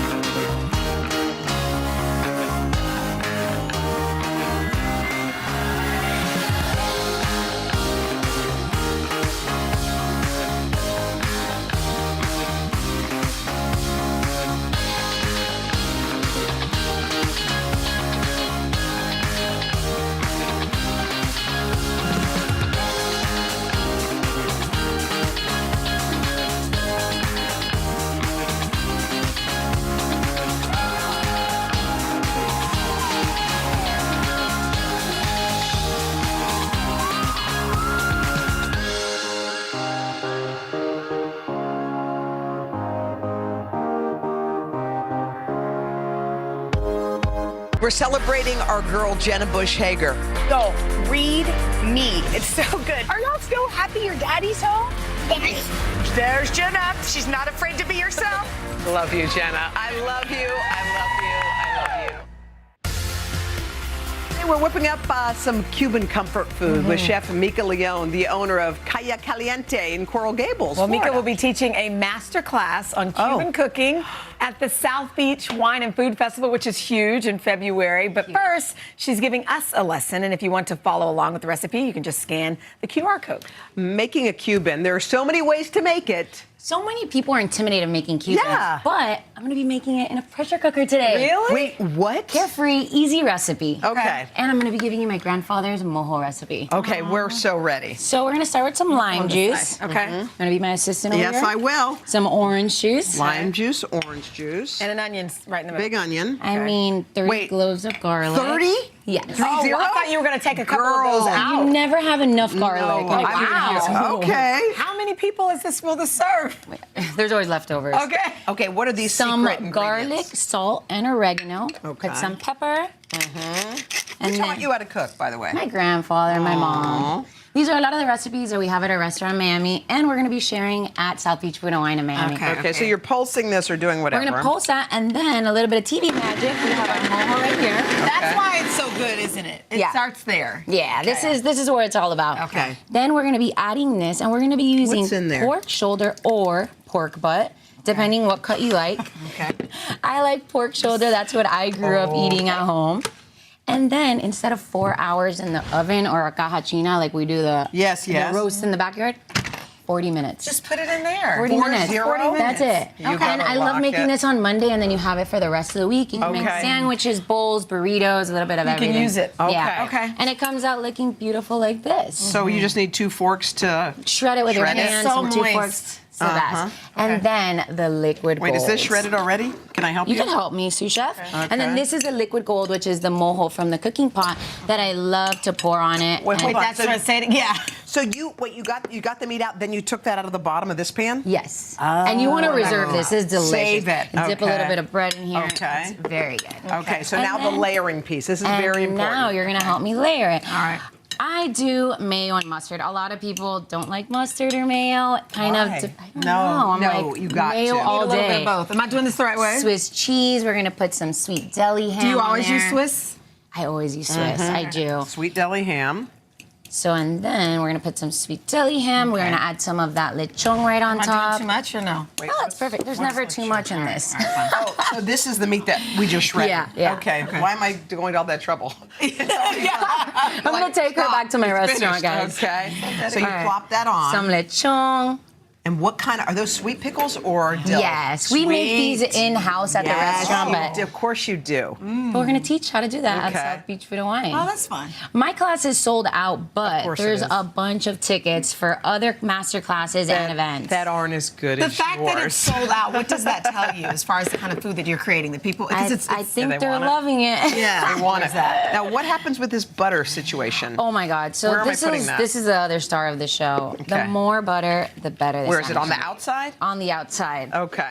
So that big. Kind of squeeze it down. Okay, so you paint it with butter. Tons of butter. Tons, Yeah, extra. tons. And then wait, how do you smash it down? And then we're going over here. Oh. I like to go old school with a foil-covered brick, but we have a little sandwich press here. Press it down. Press it down. You And- could also use a heavy pot. Oh my God. And how delicious is that, guys? And how easy. So good. Yeah. I think it starts with the beginning, like you said. With the little mojo. The mojo is the secret. And you could Because- use that on chicken. You could use that mojo on a lot of different proteins. You bite it and you feel the flavor But of it's it. crusty too. Yeah. Is that just from pushing it down? It's just from pushing it down. I also like to make these on Hawaiian rolls, and I do sliders for when you have people coming over. Super Bowl Sunday's coming. It's a very versatile recipe. Delicious. It's amazing. We totally Thank you, get why your girls. class is sold out. Thank you, guys. All right, I if love you get being this with you. recipe, just go to today.com/food. Coming up next, celebrity trainer Amwala Caesar shows us 3 moves for a full body workout. Coming up after this. Right after I eat this sandwich.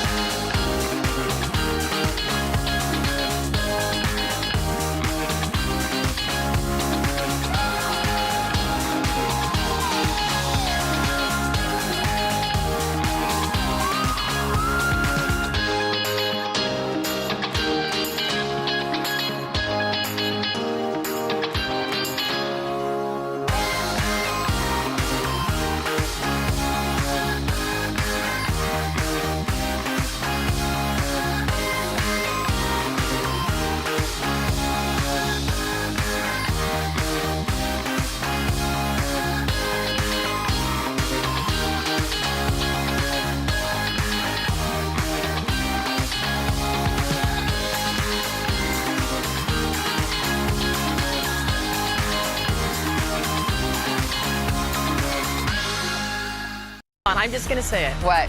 Badass. Oh, thank you. So do you think you'll act forever? Boom. We're gonna have lots of fun this morning.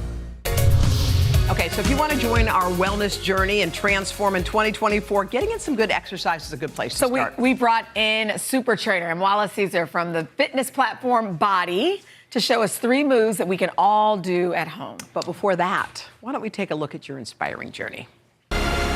Meet Amwala Caesar, the trainer credited with transforming the physiques of A-list stars and professional athletes like rapper 2 Chainz and New York Knicks forward Julius Randle. Raised by a single mother with 7 siblings in West Palm Beach, Amwala says life at home was challenging. I used to run away from home. I used to spend the night in bushes and then grab my backpack, go to school the next day. To help cope, Amwala turned to sports, even petitioned to start a basketball team at his high school, finding the support he needed both on and off the court. I met a lady named Tammy Petranton. I played volleyball with her son, Joshua Frazier. He said, hey, come spend the weekend with me. I spent the weekend and never went back home. Amwala credits Tammy, who he refers to as his adopted mother, with helping him persevere. She pressed it hard on me. Don't quit. If you fail, just get back up. Amwala earned a college degree. And in 2014, the certified personal trainer launched his own business, quickly establishing himself as an in-demand trainer, even joining the fitness platform Body, where his programs have generated more than 30 million qualified views.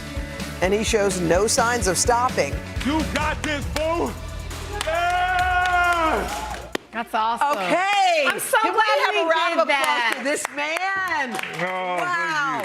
What a journey you've been on. We're happy that it landed you here with Chanel and You know I what? on It this makes day. it even more meaningful because sometimes we see people and they're all, fit and we're thinking, oh, it's just another fit person. Okay. Yeah. But when we hear your story, we realize, no, maybe we can do it too. Yeah, I mean, watching that just almost made me tear up. Like, Yeah. oh my gosh, But what a journey. You've had a beautiful life. It brought you here. And what I like about this is when you train people, you don't necessarily need a ton of equipment because people get intimidated. So you can do it at home, right? Correct. All right, tell us about that. What do you need? We have a fun little activity today. So if you don't have equipment, that's perfectly okay for you, okay? So you can use a book bag. You can put some canned goods. You can put a book in here. So just a regular old school backpack? We're going to use a school backpack. Okay. We're going to get a little creative, okay? So the first thing that we're going to do, we're going to go into a squat to a shoulder press, Okay, we right? have some awesome So you want your feet to be Trainer. about hip width apart. You want to keep an upright chest. You're just going to drive down into a squat, bringing down your butt, keeping your body upright, and then press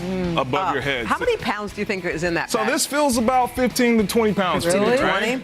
So the key to this, again, is making sure that you stay upright, keep the bag on the outside of your wrist so you don't slap your face with the So bag. how many reps should one do if you're doing this? So you can do 10, 15 on one side, then And then switch you it on switch over. it up. I love this because you can feel your core. You're getting obviously a great leg workout. But the great thing about this is like you got to control the buoyancy of the bag. Uh-huh. You don't want any lateral flexion. Okay. So you have to really use your core, then press above Is your it head. hard? I mean, I know you're not mic'd, How's but it is it feel? hard? It feels it's great. challenging. Now, if you want to make this harder, you can put Okay. more books in here, right? We can yeah, make this thing really go. Wait, so can you do a kettlebell with that? Yeah, so the same thing here.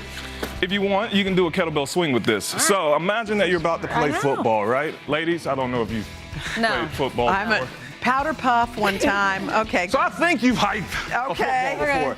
So same thing here. You're going to use the momentum from your hips. This is a nice hip dominant exercise where you're just going to swing the bag And I guess between there's your no legs. excuse if you don't have a kettlebell at home. No Do excuse this. at all. Your feet can be a little wider than your hips. So you're pushing your hips out. Yeah. You're not. Your hips are a Your arms hinge. aren't doing it. My legs is my legs, excuse me, is the wall, and my Yeah. upper body is like a door. And how high should you be swinging that? I think So you want to sometimes swing it right to your chest or your shoulder. Squeeze your glute as you come up. Pack your shoulders so you don't let all right this back there, guys? swing out of your hand. I don't know about you, but I'm exhausted. How y'all doing? Okay. All right. What's I'm a your little last tight on that. move? Last move, we have a side kick through. Okay. I love this. This is a animal flow movement, body weight. It Animal looks beautiful. flow? Yeah, I'm gonna show Okay. you what that What looks is it? like. Okay. So you're gonna go into a tabletop position. You're Tabletop. gonna lift up your opposite leg and hand. You're gonna go into That a is the side one kick move through. I still can't what do. are you I can't doing? What, Look at this. Wait, what is working right now? So right here, we're gonna be working our legs, our core, our shoulder. As we point our toes, we're gonna feel it in our calf as well. and y'all are all doing it. So they look beautiful while they do this, by the way. They make it. You guys make this look. Y'all easy. are This is obviously very working difficult. out. This is a really great exercise. And you're holding it. So you get to hang out, right? We're taking our time, we're not rushing. If you want to go faster, you can go faster. This floor is slippery. Well, you know it is. It's amazing. Wallet, you're awesome. What Thank a great you. journey you're on, and thank you for helping us with our wellness journey. Thank you. And if you want to transform your body in 2024, we want to hear about it. Tag us at hashtag Hoda and Jenna 2024. Y'all can stop unless you want. Yeah, y'all keep going if you want. I'm impressed. Wow. All right, up next, some Throwback Thursday trivia right after this. Seriously, it's in here? That was so good. That was even. I didn't see it work out. Yeah, that-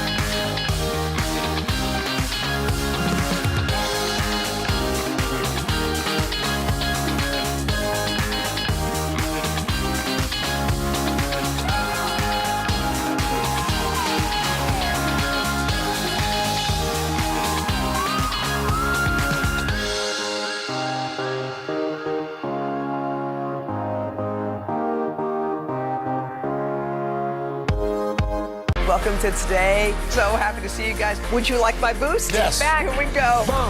Sometimes we just do things to help. That's our Hoda. Happy birthday! We got an awesome crowd, y'all. All right, we just started the new year, but today we are going to go back in time to years past in a game we're calling Throwback Thursday. And Donna is here to host. Hi, Donna. Throwback girl. All right, are you ready to go back in time? Yes. Do it. Here's how it's going to work. Our iconic time machine is going to take us to a year, okay? Okay. Where an event in pop culture is celebrating a milestone anniversary this Okay. year in 2024. Okay. Buzz in if you think you got it. Okay. And I know, Chanel, you're not as competitive as Jenna, but I know, we're going to like, get it is. competitive I'm like, this ooh, time, I okay? don't think I'll be great, but okay. You'll be And if great. you need Zoe, multiple Zoe. choices, let me know, but we'll Okay. try without. Okay, so let's go back to 1999. What show celebrating its 25th anniversary this year started each episode with this theme song? Sopranos. Yes, yeah. Hoda, that was great. Yeah. Dang. Okay. I was like, give me different strokes or something. Those are the theme songs I know. All right, ready? Let's go back to. Where are we going back? I know. 1974. I wasn't born. I was negative All right. It's okay. What musical artist had a #1 hit song 50 years ago with the lyrics, "She's got electric boots, a mohair suit, you know I read it in a magazine"? Is it Elton John? Yes, it is. Sorry, this is my Benny game. and the Jets. Sorry, she wasn't born. Can you give me Whitney Yeah, Houston? Chanel's I getting don't the know, next like one. something. Okay. Okay. Come on, girl. Let's take it back to Time Machine. Give us something good. Give me something good. 2009. I was there. You were alive. What reality show celebrating its 15th anniversary gave us pieces of pop culture such as fist pumping, The Situation? There you go. GTL. Jersey Shore. Yeah, you girl, know it. right here up top. Do you know high school with The Situation? I think she did. Okay, yep. Do you know what GTL stands for? Gym Tan Laundry? Yeah. Yes. Extra credit. Okay, question 4. Let's take it to. Where are we going? 1994. You were there. Present. Okay, now take a look at this. This zoomed in shot is from what animated film turning 30 years old this year? 30? Do you want multiple choice? Yes. Okay, Toy Story, The Lion King, or Beauty and the Beast? It is The Lion King. Yeah. Go, Chanel Jones. Yeah. Please. Oh, That's a great one. Turning how old? The only thing greater than yourself. Guys, it's tied. You Come on, both are Chanel. just Come great. on, Chanel. Come on. Okay, girl. let's so wonderful. Say let's- no. No, I you come can on. be like- I like her. I like I this. know, Okay. I know. Okay, let's take it back to. Where are we going? Where are we going? 2014. That was just recent. We were there. Okay, this is a fun one. Who was he actually referring to when 10 years ago John Travolta incorrectly introduced a musical act at the Academy Awards? Shoot. As the wickedly talented one and only Wicked. Adele Dazeem. Yeah. But who was it actually? Adina Menzel. Yes, it was. Adele Dazeem. That was a good one. Can you believe that was 10 years ago? I forgot about Okay. that. Gosh. All right, now let's take it back to where are we going? I don't know, but we're going. 2004. Wow. What a year. Okay, what singer and now a Golden Globe nominee won American Idol 20 years ago this year? Kelly Clarkson. No, I knew you were going to guess that. I knew you were going to guess that. Do you want multiple You choice? said 20 years ago? Yeah. Why, you were about to say Carrie? I thought it was Fantasia. Yes, Fantasia! Go, girl! Go with your gut. That's what I always say in these games. How about her in The Color Purple? 20 years. I know. Continue. Incredible. We can't. Okay, I was there that All right, tied. This is the tiebreaker. Wait, you were there? I was there that night she won. Yes. Come on, Okay, girl. we're taking it back to 2009 for this tiebreaker. 15 years ago, Beyonce released the iconic song Single Ladies. Finish this lyric from the song. If you like it, then you should have put a ring on it. Don't be mad. Do you need multiple choice? Yeah.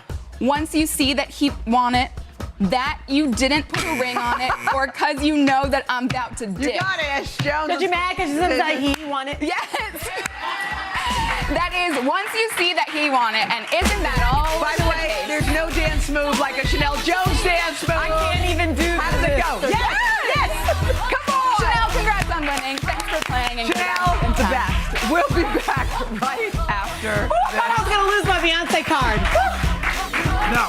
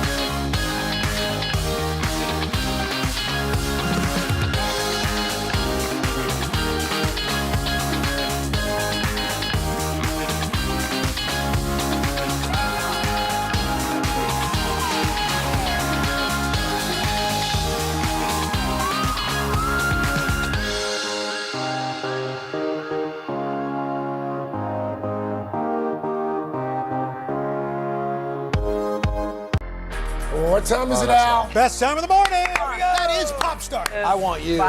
Pink is in the And I miss you so much. They're delicious. Bam! Carson! I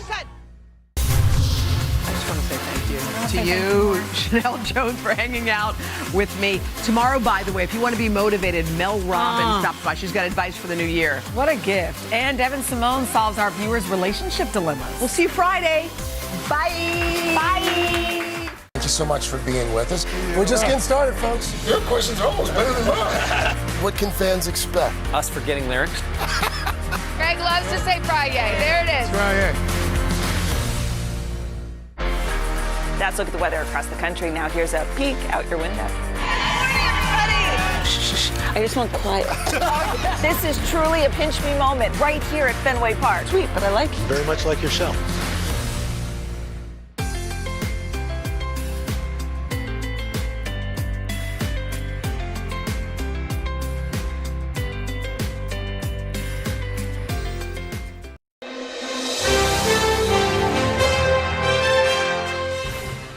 Nicole Avant has succeeded in so many different fields, but at her core, the title that suits her best is Clarence and Jacqueline Avant's daughter. Everything changed for Nicole one night in 2021. Philanthropist Jacqueline Avant was fatally shot inside her home overnight. It seems impossible that anyone could go on after a loss like that, but Nicole channeled her grief, going on to write a beautiful memoir, Think You'll Be Happy.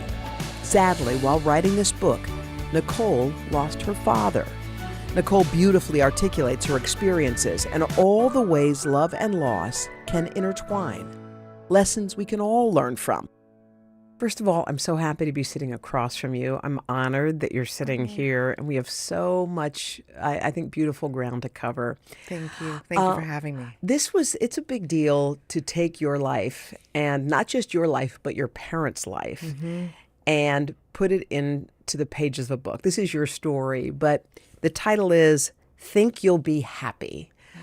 I love the title. Will you explain why that title was the one you chose for this particular moment? So my mom, Jacqueline, was talking, actually, we were texting that night. We were texting on a Tuesday night, and she said, your father, unfortunately, brought back home the sweet potato pie that I gave to you for Thanksgiving. And she was so obsessed about me getting this pie back.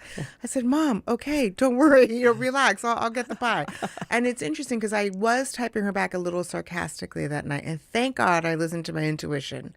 I was like, she's not going to think that's funny, just for some reason. So I was delete. And I just said, okay, Mom, made it cool. I gave her favorite emojis that she loved. And I took a bath, and her last words to me were, so her response was, okay, think you'll be happy. And I never heard from her again, never saw her again. And when we were putting this book together, I had already been writing on grit, gratitude, and grace. It was everything that my parents embodied. It was about the American spirit, I thought. And I thought, and then when she passed, I thought, I can't put a book out on just grit, gratitude, and grace. There's got to be, what are we going to do? And then once the team realized, once we all realized, wait a minute, her last text, think you'll be happy. Yes, in that moment, it was about a sweet potato pie. But now that she's no longer with us, it now became my mantra for resilience, my mantra to show up in life, my mantra to move forward. Think you'll be happy. By the way, brilliant. That should be on T-shirts and bumper stickers and all over. Think you'll be happy. Think you'll be happy. I want to get to everything, but let's just back up because you talk about your mom and dad. But your mom and dad, I have to say, were a little different than the rest of our parents, maybe. Your mom and dad were people who were very, very, very well known. You grew up in a home, and I was trying to imagine it when I was reading the pages of this, that you walked in your house sometimes and there was Quincy Jones, or there was Oprah, or there was Whitney Houston, or, this was a gathering place. Who were your parents, for those who don't know? So Clarence and Jacqueline Avant were my parents, and they, my dad was a big music executive and was a music manager and producer and all these things. And my mom was a great philanthropist, and they were involved in sports and entertainment and arts and music, obviously. And what they did with that, though, which I loved, and I didn't understand it when I was young, but they opened the door for everybody else who wanted to also be successful, for everybody who wanted to achieve the American dream, for everybody who wanted American progress. So Sidney Poitier would be in the House as well, or Senator Ted Kennedy. But what I loved about all of them was that they weren't famous people trying to be great. They were great people first. And they just happened to be famous. And they wanted the best for other people, and they knew that they were all blessed. They made magic for everybody who, for whatever energy was in that home. It was everybody, Muhammad Ali, everybody showed up, and everybody was for everybody. There was a difference. Everybody was rooting for each other. Everybody made sure that they would talk about their ancestors and talk about the people who came before them and talk about everybody in civil rights that doesn't have a name to their face, but they knew we're all here. I would imagine having parents like yours, as successful as they were, they set expectations. They expected you. They had expectations of you. High expectations, because my mom was a big believer and lover of history. And she wanted me to honor my ancestors. She said, there are people that you will never be able to thank in person. And you are a free woman because of those people. And you are the promise of all of these people before you. The least you can do is live a life. Give them a life. You owe them a life. She had this great wall I always talk about, and it was, Ida B. Wells and Harriet Tubman and Frederick Douglass and Booker T. Washington. So she'd say, every day when you walk by this, you'll know what stock you come from. You'll know who you come from so you can survive. Your father was a huge music executive. What did you call him? The Black Godfather? Yes, the Black Godfather. Which is your documentary. Yes, yes. Very cool. How did you view him when you were younger? You know, I saw the movie It's a Wonderful Life. I love the theme of the movie.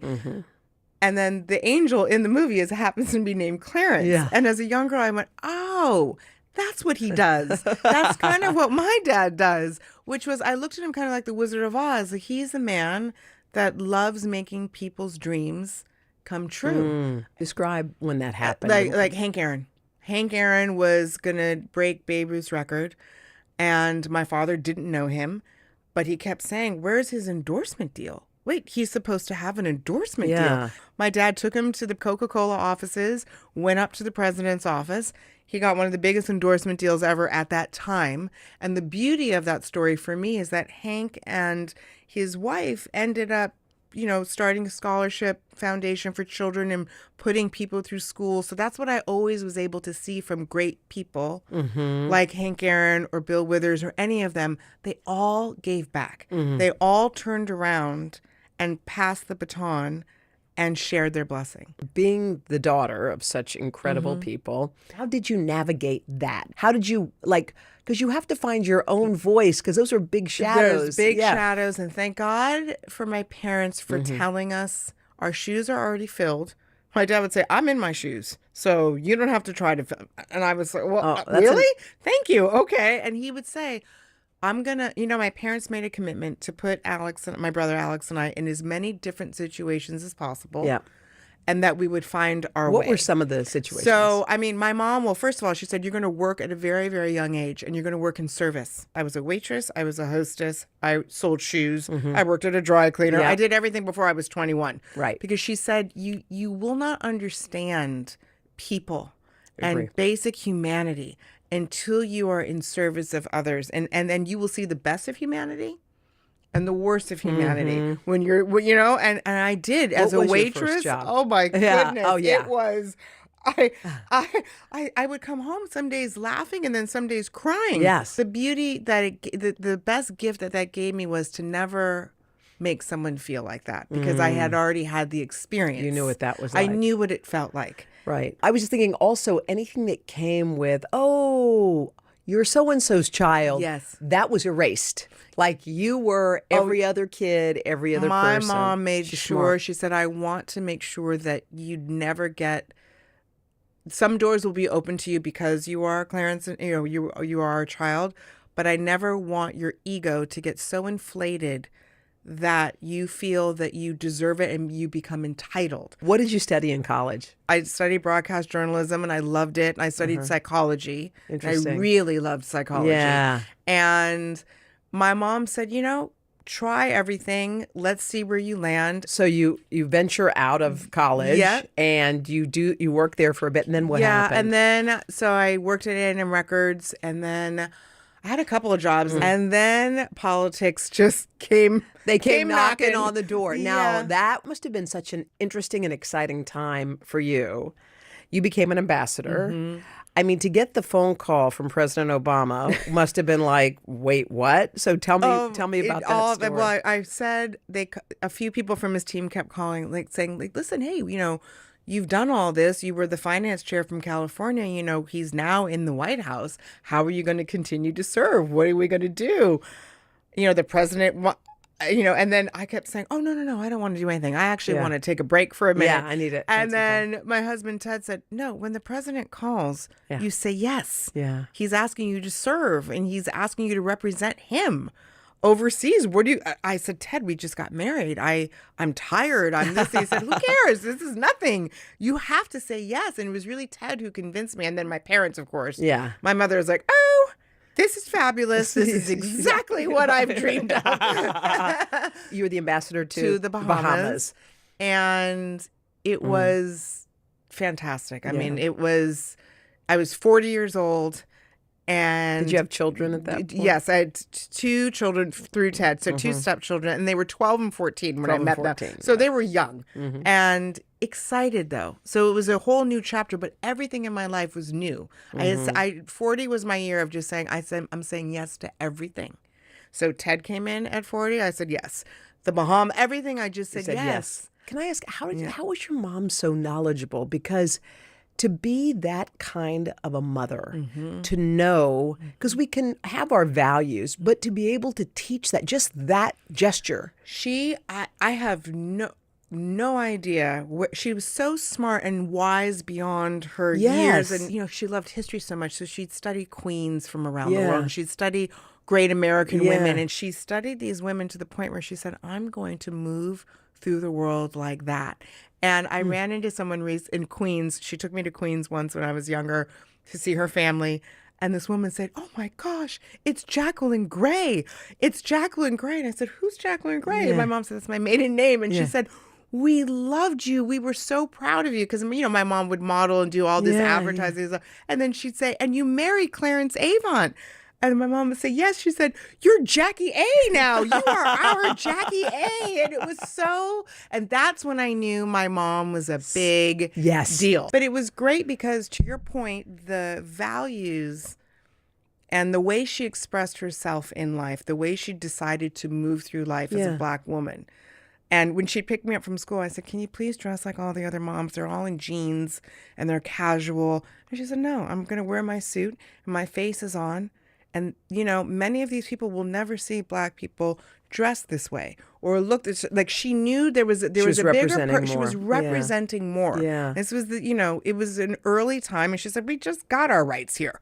I'm Did she showing talk up. about racism she faced? Did she express it or did she try to She show did you because, she comes from a mixed race background. And so they passed for anything. They passed for Italian. And she does have it in her. And her whole thing is like, listen, I love all parts of me. I love the European parts of me. I love the Black parts of me. I love all of it. What a beautiful relationship you have with your mom and your dad. Beautiful.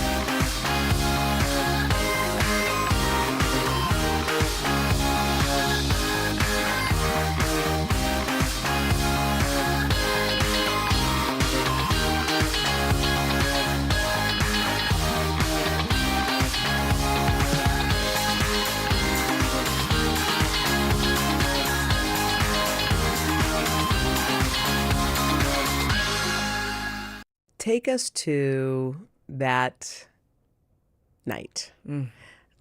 Your mom was 81? 81.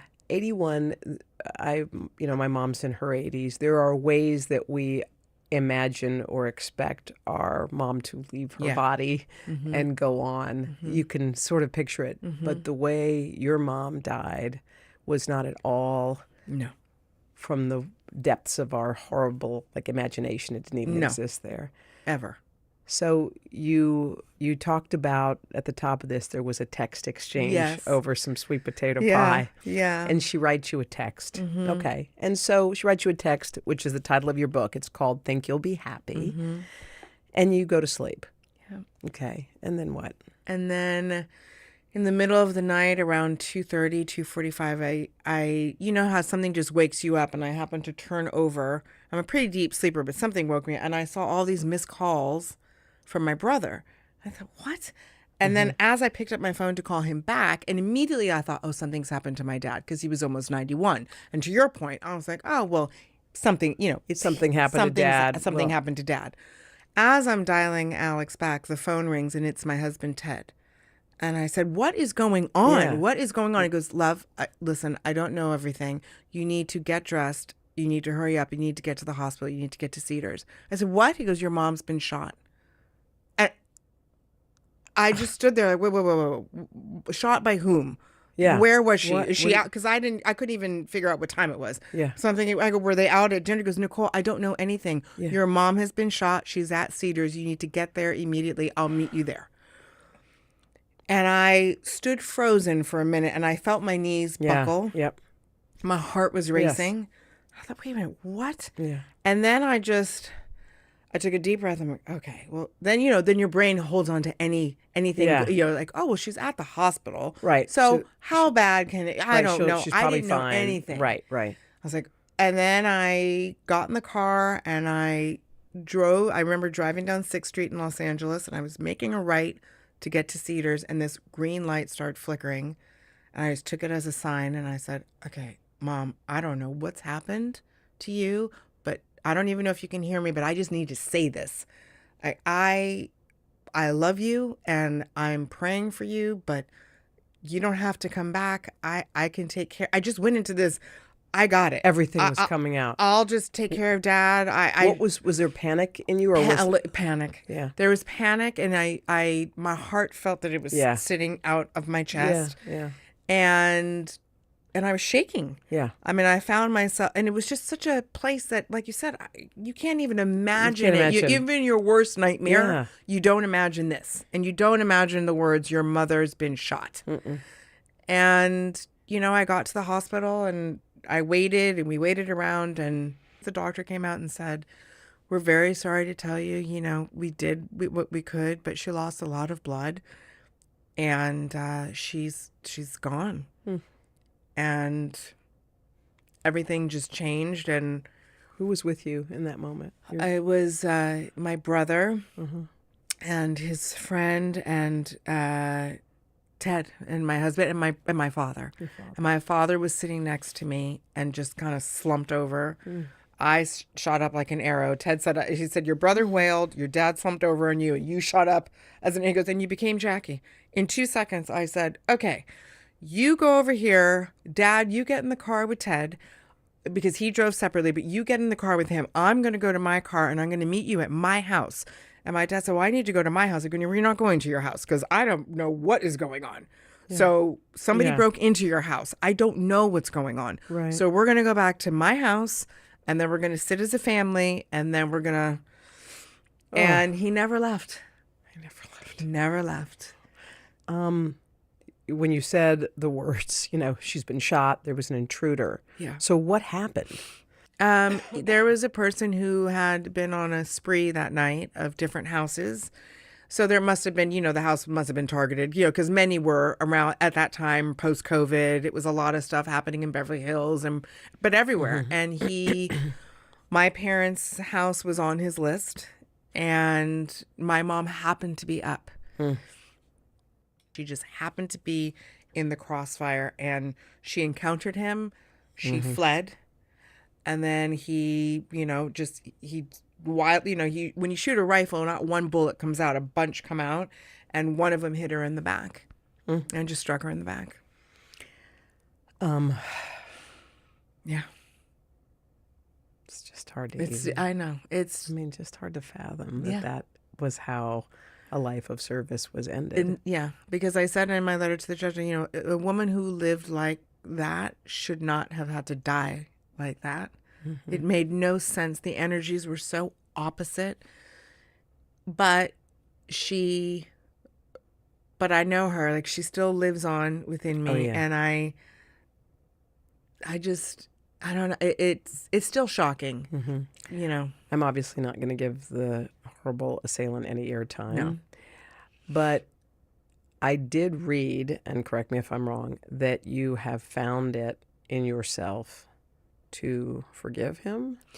Yes, but when I forgive him, it's really forgiving for myself. So I don't know his name. I don't know anything about him. I don't want to know anything about him. I don't care about him. But I forgave for myself because I have a heart.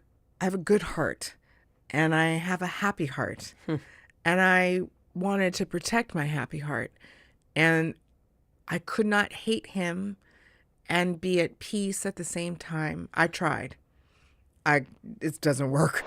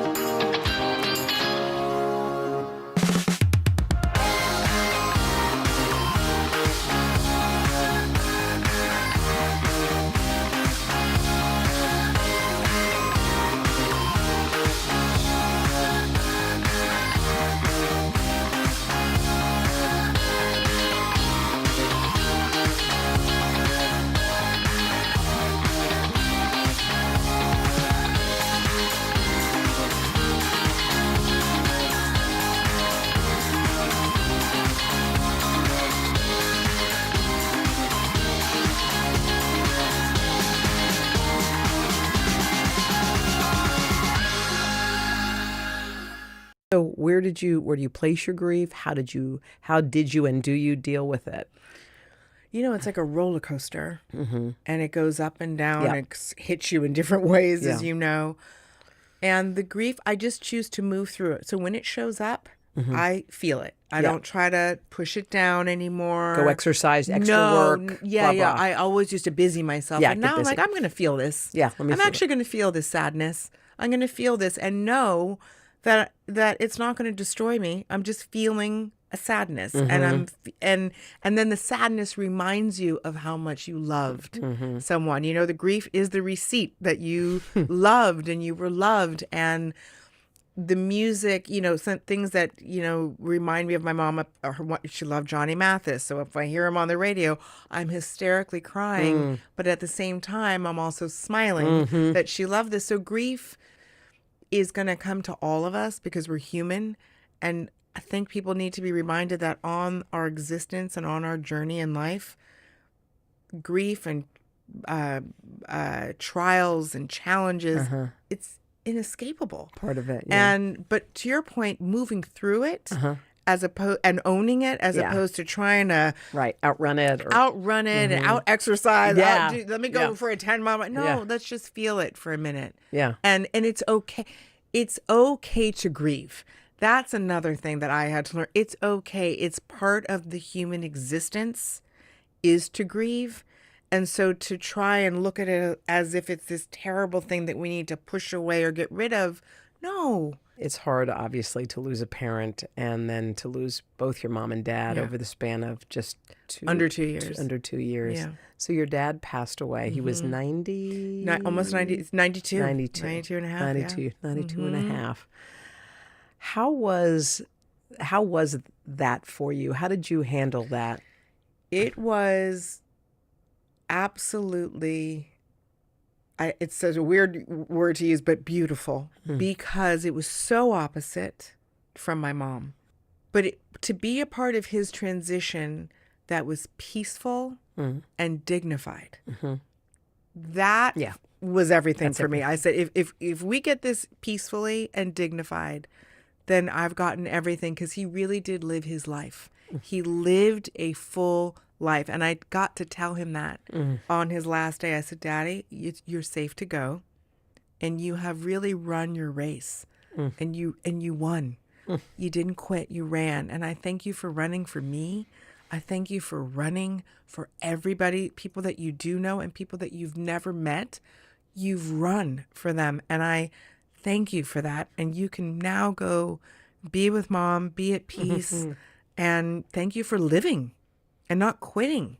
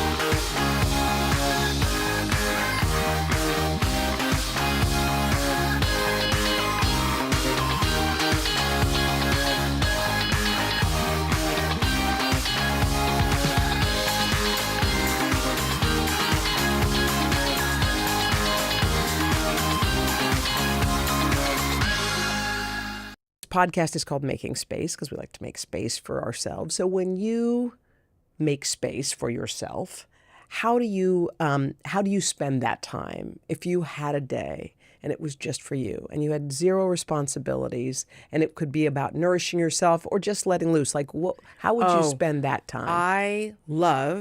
I'm always in my closet, reorganizing my closet with You're that person. I'm that person. And I have my Spotify playlist on, and it's a 1976 top 100. Come on. And I am redoing my closet. I am so happy. The phone is on silent. Don't call me. Don't anything. You love that. I love that. And my bath time is everything, because I go into prayer and meditation when I'm in the bathtub, and I light a candle.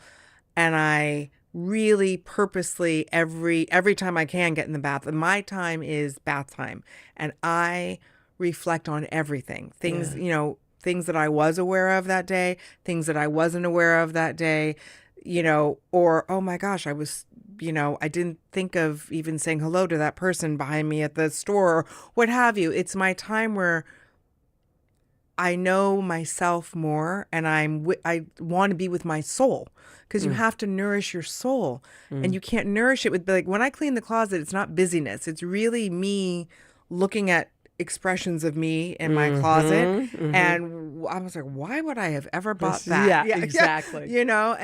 But those are my private, and then me with my dogs. If I'm with my dogs on the sofa, I'm never happier. I know. No. And they're all over me, and it's the same kind of kisses. I'm like, guys, okay, but that for me is, I'm good.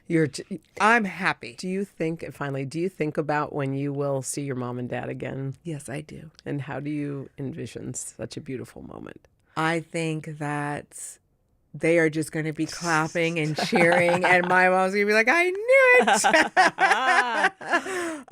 it. But I'm excited for that. I know that moment will come. Yeah. And I really do believe that. And what made me happy when my father crossed, it sounds weird, but I was so happy for their souls to be reunited. I was actually happy for them, and that they would be reunited, and that they could look at each other and say, well done. Well done. Thank you. So much, Nicole. I appreciate you. Thank you.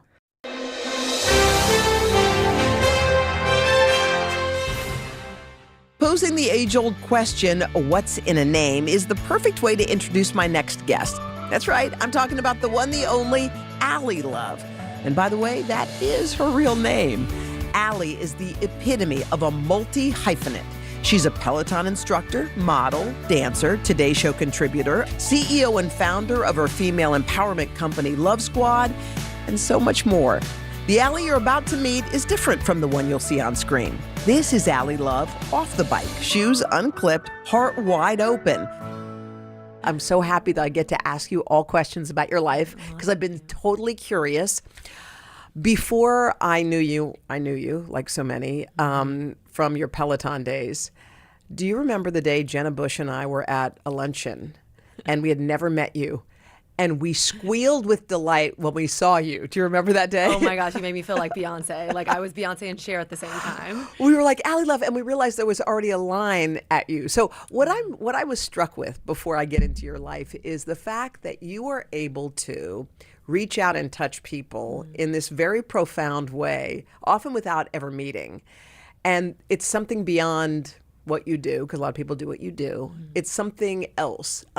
Describe what you think is going on in these interactions you have with people. Well, one, I am very grateful when I have these interactions. Yeah. When you and Jenna screamed, it made my whole life because I'm like, Hoda and Jenna are like screaming for me in a room full of other women. It was just like one of those moments that I will never forget. It made me feel so cool. I was like, I'm cool, guys.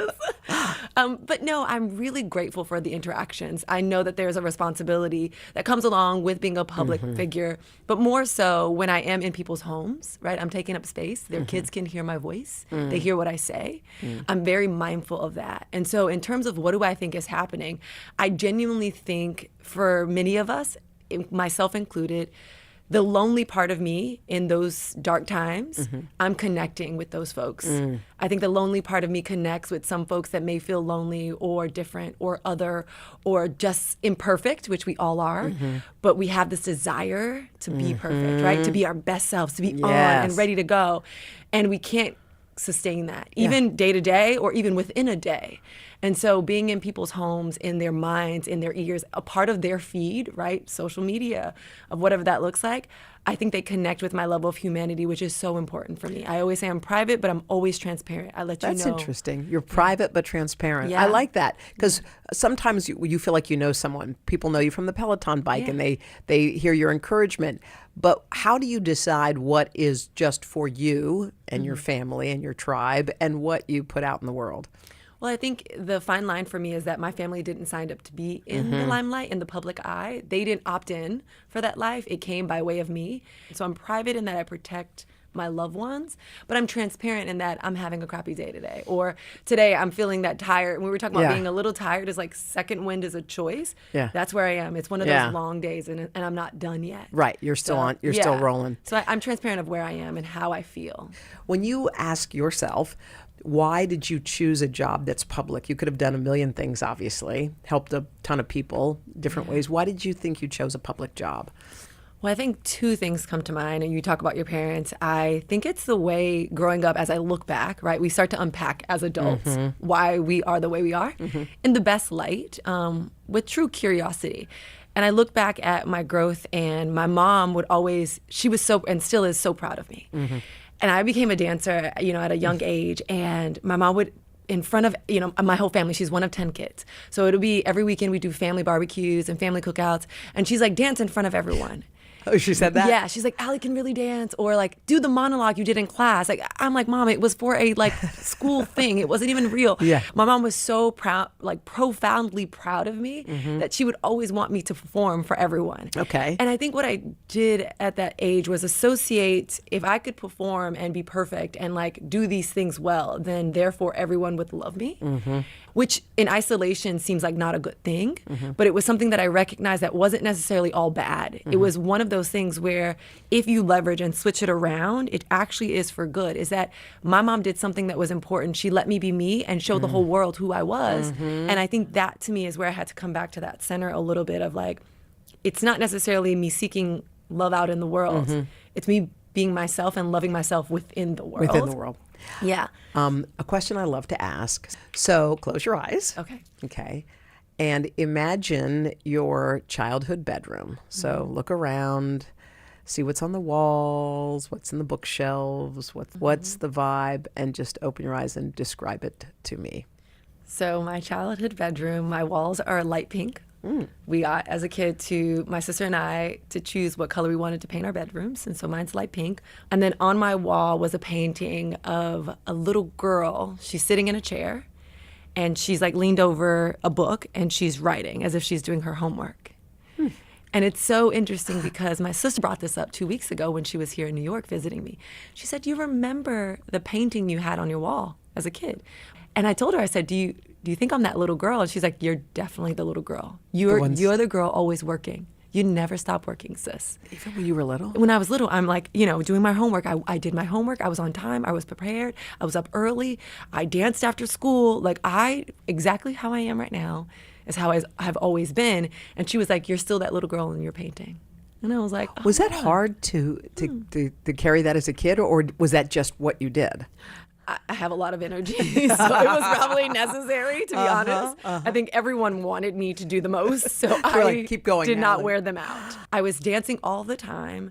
I just did work. I was doing my homework all the time. And then one of the things I used to do was cook. I wanted to really make curry chicken very well as a young kid. So I'd come home from school and cook curry chicken. I've fed my family some really bad food in this trial. It was 6 months of curry chicken. That was terrible. Growing up biracial, how was that for you? What were the challenges and what were the kind of best parts?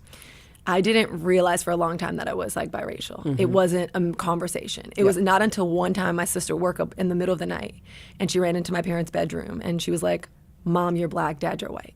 She had... How old was... She was probably 6 or 5 or 6. Yeah. And it was one of those revelations. And I think that was the kind of unlock for us and that we started to talk about it. Where it's oh, what does it mean to be white? What does it mean to be black? What does it mean to be both? Growing up in school, there were very many moments where, you are I was bullied, just like most people. We go through, unfortunately, those phases where kids don't know any better. And I'm pretty sure if we did, we'd probably do better. But it would be you call me white girl, or you're like, "Oh, you're not black," or, Right. It was I'm never white enough for the white kids. I'm never black enough for the black kids. So I used to call myself, again, what did I know? I was like, "Oh, I'm gray." That's what you said? Yes. Oh. When you take a black and white crayon in school because you're coloring, you're you get gray. It's well, I'm gray. I don't know what to tell anyone. Oh, that's so beautiful. And, did you talk to your parents about it, or did they? My mother was just "You are who you are." My mom to this day, it doesn't matter what color you are, you're a child of God. If anybody asks you what color you are, you're a child of God. That's it. That's beautiful. That's all you need to know. That's all you need to worry about. And I really did. And she did tell me, she's like, "You have 2 loving parents. You have a good life." And that's what I lean into, to be honest. I didn't really engage in those conversations around my race, my nationality. I didn't shy away from them because of being nervous, scared, but I didn't think they were important. And my mom made sure when I was very young, by the age of 8 to 9, those are not important conversations. Wow. People are going to have them with you. But you're a they're child not of God. important. You're good. Yeah. You're good. Yeah. Oh, okay. Yeah, if my have mom that. tells me that I'm good, You're good. Trust me, she's the only one that I try, that I talk to. So I feel like your script obviously has evolved. You started working at the Today Show, which is such a thrill for us. It's been evolving on, you're kind of on a rocket ship, I feel like, and you're hanging on and you're doing an incredible job. But if you were to describe this script, this chapter, how would you categorize it, personally, professionally? I'm reclaiming my confidence. And I know to people who hear that, they're like, "Oh my God, are you kidding?" Ali Love, she's really confident. It's the last couple of years, I feel like I lost myself a little bit. I started comparing myself a lot. You talk about it. Social media it's just tough. It's tough on kids. It's also tough on adults. And I started comparing where I was right now in my career and then in my personal life and looking at all the things I didn't have, not necessarily focusing on what I do have. And I would compare it to where my colleagues are or where people that I followed for years, where they are and how I either am not there or they're progressing so much quicker than I am. And I recognized that it was killing my confidence. It was making me immobile.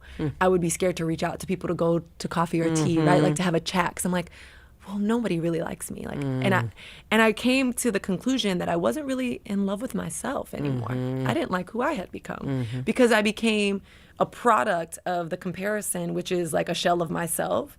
And I'm, granted, I know how to teach a Peloton class and I know how to be on camera, so I'm not faking it. I know how to do these things well, but I wasn't doing them fully. And so I think I'm rewriting my script right now to be more confident, to be more secure, to be more grateful. Like, and we hear this all the time. It's like, well, you got to be grateful. Being grateful is active. I've been having this exact conversation with other friends too who are going through a very similar stage, and they're talking about like, what if I'm 100% myself and people don't like that person? Because it's one thing not to like the TV or the this, but what if they don't like me? And I was having a conversation with a friend and I said, so you're about to be who you are, who God created, and you're worried that Mary Smith, who you don't know, is not going to like the person God created. You're worried about Mary Smith on Twitter and on Insta, that she might not like the person God made. Wow. And she looked at me, and I was talking to myself, really. I was talking to her, I was talking to myself.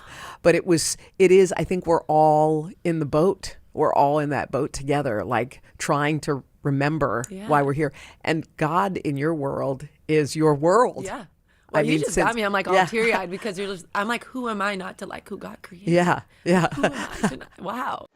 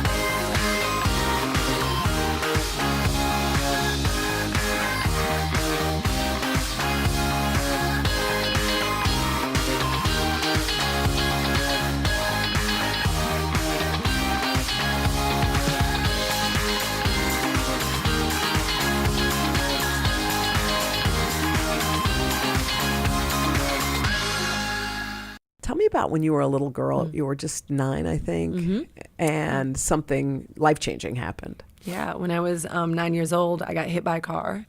We were at one of the family gatherings every weekend, like I talked about, and I went to go get it. You hear the magical noise, and there's an ice cream truck coming, and you're like, "Can I get $1?" And so I go across the street to get an ice cream, and as I'm walking back across the street, I look both ways. I'm 9 years old. I follow the rules, as I told you. And it just happened where the timing was the car was parked behind the ice cream truck, drove out, hit me. I flew up in the air, body landed on the top of the car. And then I rode to the side of the road. I broke my left femur, scarred up my body, cracked all my teeth. And, I was passed out, and my whole family came out. The ambulance come. I go to the hospital. And I'm in traction for 5 days because young kids don't break their hips. So they have to ship something from China to be made to do surgery. I'm losing a lot of blood. And the doctor pulled my mom to the side, and she was just like, he talked to her and he said, it's not looking good. She's in traction. This is a long time for her. She's so small. And she's losing, it's going to be tough. And my mom came back and she spoke to me. She's like, I have to talk to you. And I was like, yeah. And she was just like, you have 2 options here. You can let go and go on because it's really hard. Like, I can't change places with you. Or you can fight and you pray and fight for your life. Like, but if you're going to, if there's fighting to be done, you're going to have to fight for your life. I can't do it. And I remember looking at my mom and I was just like, I'm going to pray and fight for my life. That's, that was what I was going to do. And I just remember making a deal with God and say, if you're real, I'm going to live. And I often say those two things of praying and fighting for my life, I've never stopped doing since the age of 9. That was a life-changing moment for you. When you look back on your life and you were to say, this is the time where I was challenged the most, what memory or thought comes to mind for you? I think I'm being challenged right now the most. And maybe because I'm in it, it feels greater. There is something to be said about genuinely wanting to be the person I am, being strategic around my business so I navigate the world, wanting to be liked by the world without losing myself, wanting to protect my family and, be there for them, want to make my mother proud, make my grandma proud, which is important to me, my husband to be like it's this thing of wanting to be almost all things to all people, but still be myself, which is highly impossible. Yeah, it is. And so, and do everything that I do, which I love doing, so publicly when sometimes I'm hurting. Yeah. Right? That's hard. That's so hard to do. I think that right now I'm learning how to operate differently as an adult, in a new space in my life. So I think that right now, I'm in one of those greatest challenges because I'm being shaped. Like God is molding me into the next version of Allie.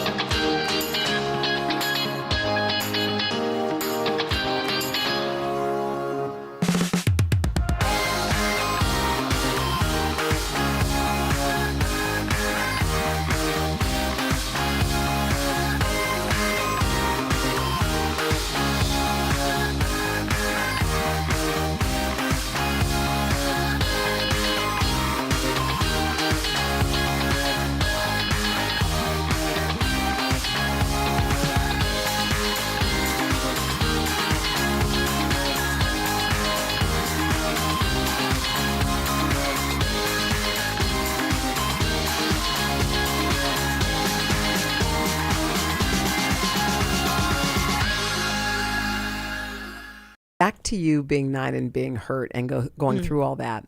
Did you ever think to yourself, because you loved dance when you were a kid, well, that dream's going to have to be on hold? I don't know if I thought that I wasn't meant to do it, but I also don't know if I thought I was meant to do it.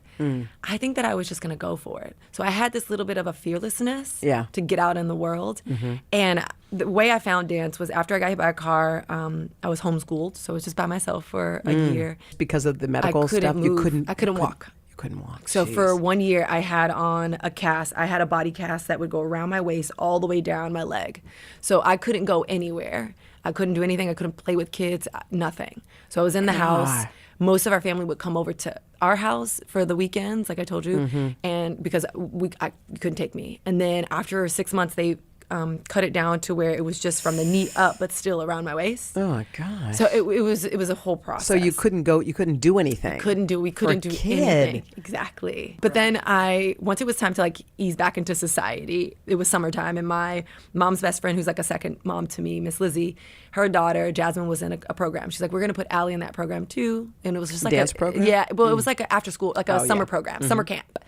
And so we'd go to a day summer camp, and they offered dance. And I loved it. I fell in love. You did? Yeah, and at the end of the summer, you did a performance. So you had to pick what performance you want to do. And I'm like, I'm going to do dance. And I remember the dance teacher going to my mom and was like, I think your daughter's really special. She has something. And, my mom kind of joked and was like, I don't know. And I was like, no, Mom, I love it. Yeah. And I fell in love with dance. And I was just like, I'm going to be a dancer. I'm going to get on stage and I'm going to do this. And I did. I started doing, I went to middle school for dance, and then high school I had to audition for New World School of the Arts. And I remember, which was interesting, I auditioned for these high schools for their dance program, and I really wanted to get in, Hoda, I really wanted to get into New World. It was the best. Like, I was like, again, God, come on, like, you gotta, like, give me something here. Yeah. I go to the audition, I give it my good old college try as a kid. We get a letter, and I was on the wait list. And I was like, okay, making up my mind. I got like it. When we go back to school, I'm going to go to a different university. And a different high school. And I remember my dad calling, I was with one of my friends, calling the mom, was like, can I talk to Allie? This was like a couple days in. So I'm thinking, I'm in trouble. Did I not do the dishes? Yeah.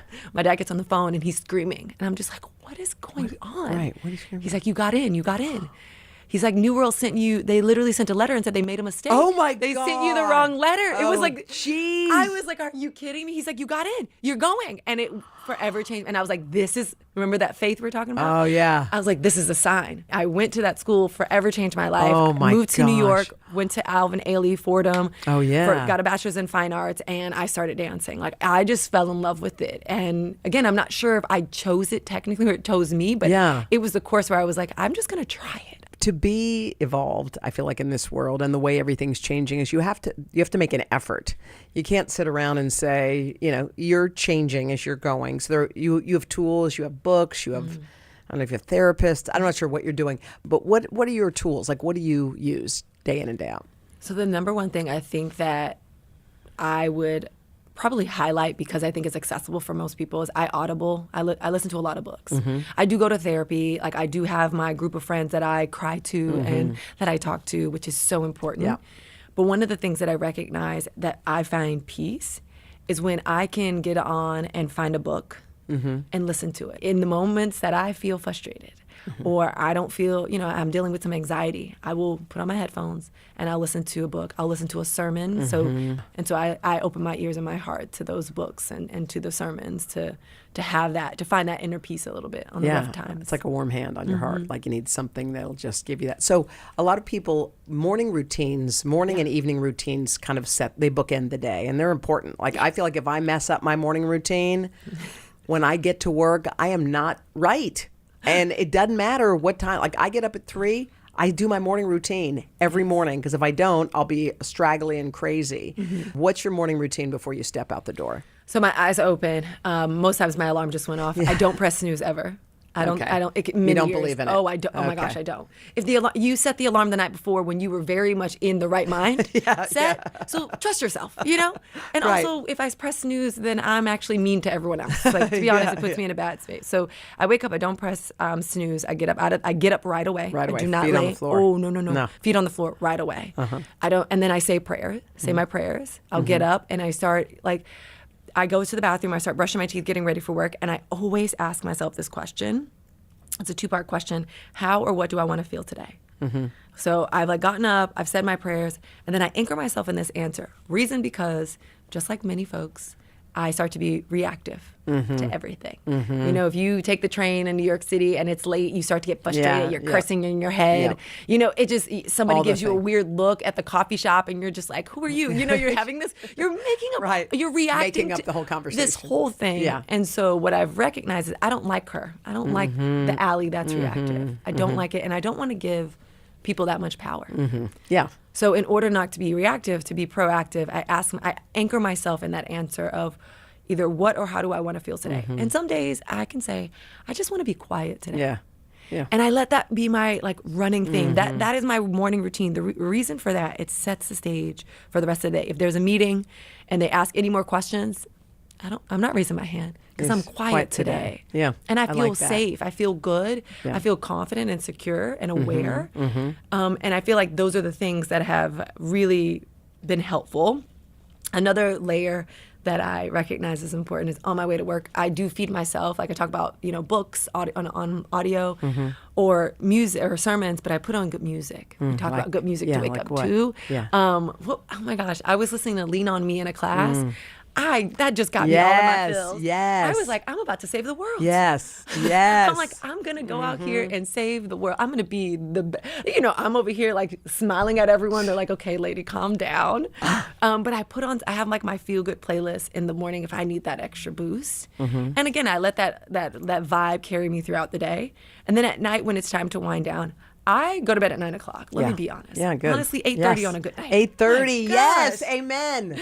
Like, there's nothing good happening out there after dark. Nobody's interested. No, nothing.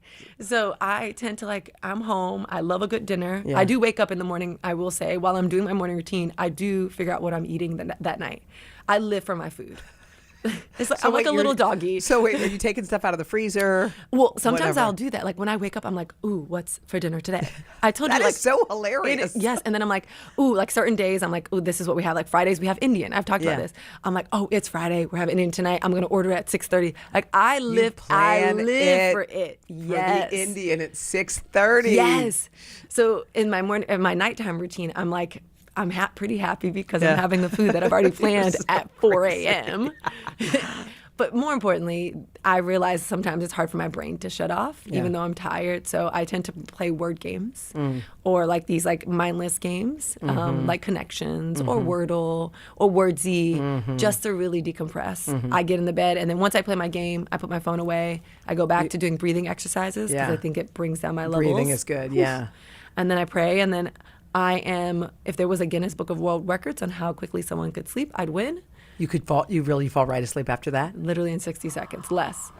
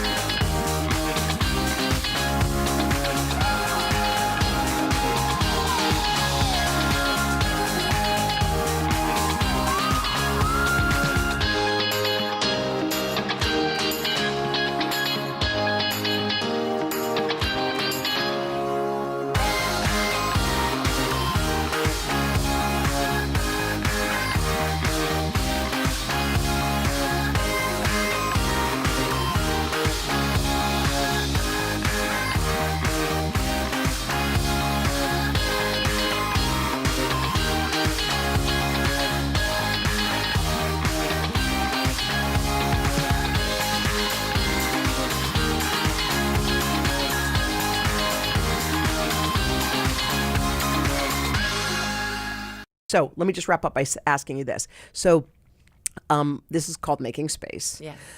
So if Allie has a day that she knows is only for her, it is your husband is working. You open your eyes, you have not your calendar, which is now overcrowded, that you need to actually start editing. I feel like your life needs an edit, but your overcrowded calendar for some reason is blank. Okay. And it's a miracle. And you've opened your eyes and it's your day. And you can do anything you want with your day. What would you do how would you make space for yourself on that day? I think the first thing that comes to mind is I'd get up and go to hot yoga. You love hot yoga? I love hot yoga. You like sweating and I just love doing all of it. It's all of the things. Yes, all of the things. I feel like I'd shower, come home. This is gonna sound really funny, but I would have Chipotle. Chipotle is awesome. I'd have Chipotle. Yeah. And then I'd sit down with a cup of tea and like some biscuits and watch British murder mysteries. I don't even know what British murder mysteries are. British people and it's murders? Like they recreate like Agatha Christie or like Sherlock Holmes. Like I love Sherlock Holmes. Oh my God. You're so funny. Weirdo, I know. Okay, so you'd watch all that. I watch So now all it's that. 5 o'clock. Let's Okay, pretend. Yes, So you spend now it's 5 o'clock. Okay. Wait, can I have dinner with Oh, someone? yeah. Yes, you may. now my husband Yes. can come back? Yeah, your Then husband- we'd have Indian. You'd we'd order have Indian. Oh my God, I that order you would have Indian. planned it for in the morning. Yes, I would have planned it in the morning, have Indian. And then after we finish eating, I would then open a book and start reading and go to bed early. By the way, it sounds like a perfect day. Go to I'm bed telling you, early. it sounds like a perfect day. Allie, I love you. I'm so happy you were on the podcast. Come back anytime. Oh, thank you for having me. You're welcome.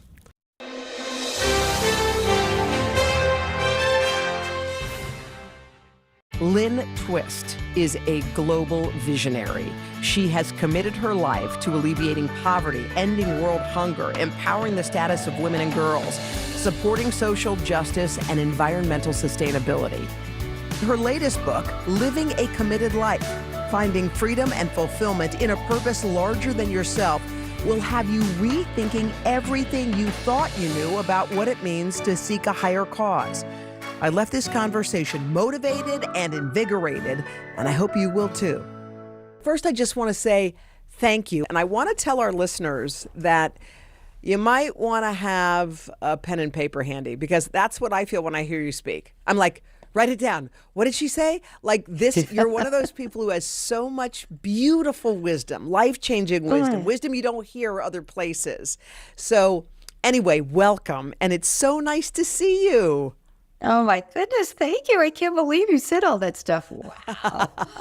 Wonderful. I'm delighted, honored, and thrilled to be talking to you. So it's a match. You have a beautiful book called Living a Committed Life, and just reading the title of it makes you kind of nod your head and say, I want to have that.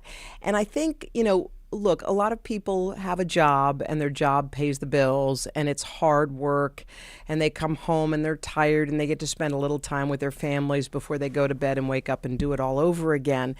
And they find themselves on this merry-go-round, and suddenly it's retirement day. And suddenly it's my back's now out and now I can't do X, Y, and Z. And that's where their life has taken them. And having a committed life is a choice. And it's a choice you made early. And I found that fascinating, because I think it takes a lot of people, sometimes a lot of time, because you think, I'll have a committed life after I have my house, my car, my kids are in college, and then I'll figure out what I'm committed to. You didn't do it that way. Well, I feel very fortunate that it's almost like it found me rather than I found it, although I try to help people find it as early as they can in their life. But I was lucky enough to get involved with the great Buckminster Fuller when I was a young woman. When I first encountered him in live and in person was with 2,000 other people in a huge auditorium. And I had a realization, a revelation, you could say a transformation and transmutation that changed my life, which was the source of my book, The Soul of Money, and the source of years and years and years of really examining our relationship with money and how distorted it is, so that we could be freed up from the kind of money culture. But it wasn't just that. A miracle was born, which is called the Hunger Project. And the Hunger Project is a commitment to end world hunger. And I was in my 30s, and it swept me off my feet that I could be involved in something so gigantic, so life-altering, so honorable, so world-changing as to end world hunger, not only work on alleviating suffering, but really end it. And that gave me such a sense of the capacity to make a difference. So making a difference became a possibility early in my life. When I had little kids, it was inconvenient, but I grabbed it like a shining star and went with it. I find that fascinating. I happen to have little kids too. One's 4 and one's 6. But people have, children and families and think, my very first obligation is to make sure my kids and my family are okay. And if I'm traveling around saving the world, I'm not paying attention to my kids. So that decision for you was a clear one that you kind of had with them. You had a conversation about it. I did, but as I say, it kind of chose me. So I really don't know if it was a decision or I chose what swept over me that I couldn't ignore or resist. It was a calling. Calling is more like it grabs you, it takes you, and then you need to be true to it. And my kids were 3, 5, and 7, so I was just like, I can't do this. I can't end world hunger. I can't go to India, Ethiopia, places like that. I need to, show up for snack day and go to parent-teacher conferences and drive kids to the soccer, practice and stuff.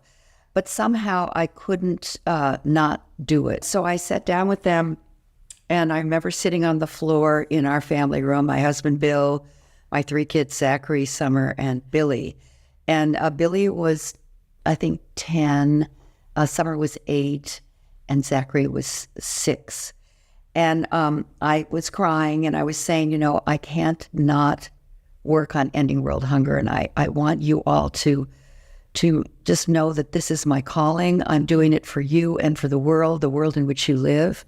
And I'm going to miss some stuff, and I know I've already missed some stuff, but if you would just bless this is really what I need to do, and I'm doing it in honor of our lives and the lives that will follow us. And my daughter, Summer, she's sort of our comedian, she was 8, she said, Mom, if you can end world hunger, we don't want you driving us to the orthodontist. Someone else could do that. And we all burst into laughter. And then my youngest son, Zach, said, Mom, I take the coolest things to show and tell. You brought those masks from Cote d'Ivoire, from Africa. We put them up. Everybody's talking about it. And then my oldest son said, Mom, we have people staying in our house from Ethiopia. We have people being trained for the Hunger Project work from India, from Ghana, from Senegal. This is the coolest life. And, other families, they go to Aspen for holidays, for spring break. We go to Micronesia. I mean, we're cool. Yeah, you are cool.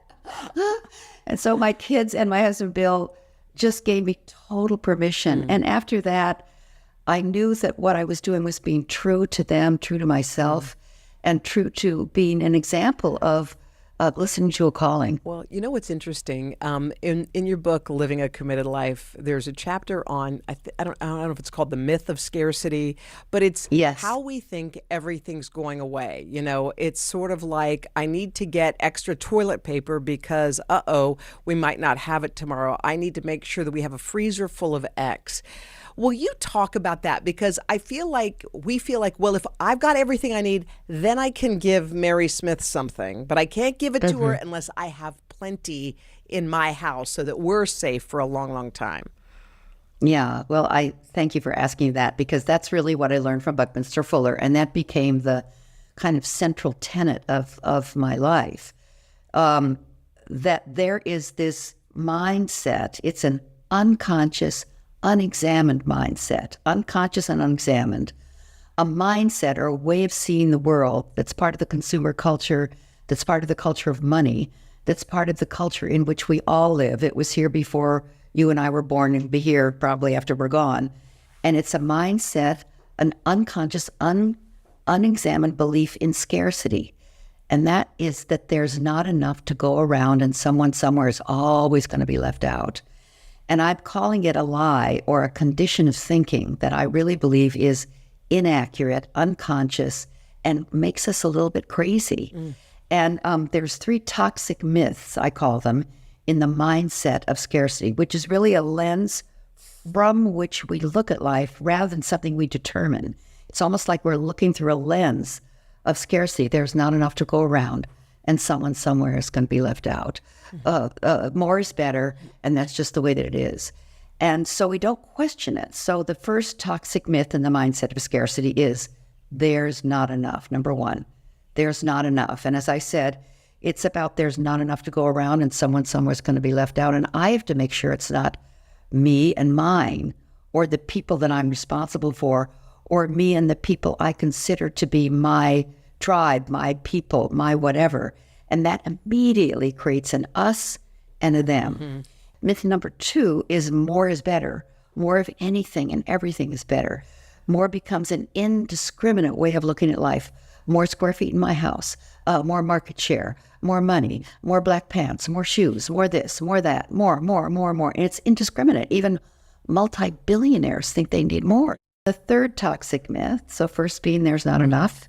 Second, more is better. And the third is That's just the way that it is, and there's nothing you can do about it, so you need to kind of buy in. And that's the source of resignation, that's the source of apathy, that's the source of giving up, that's the source of just being a slave to this mindset of scarcity. And if you just clear that away for a moment, like when you see a little baby and a new baby wraps their little hand around your finger and you know this is a moment of absolute bliss and sufficiency, or watching the sunrise or the sunset.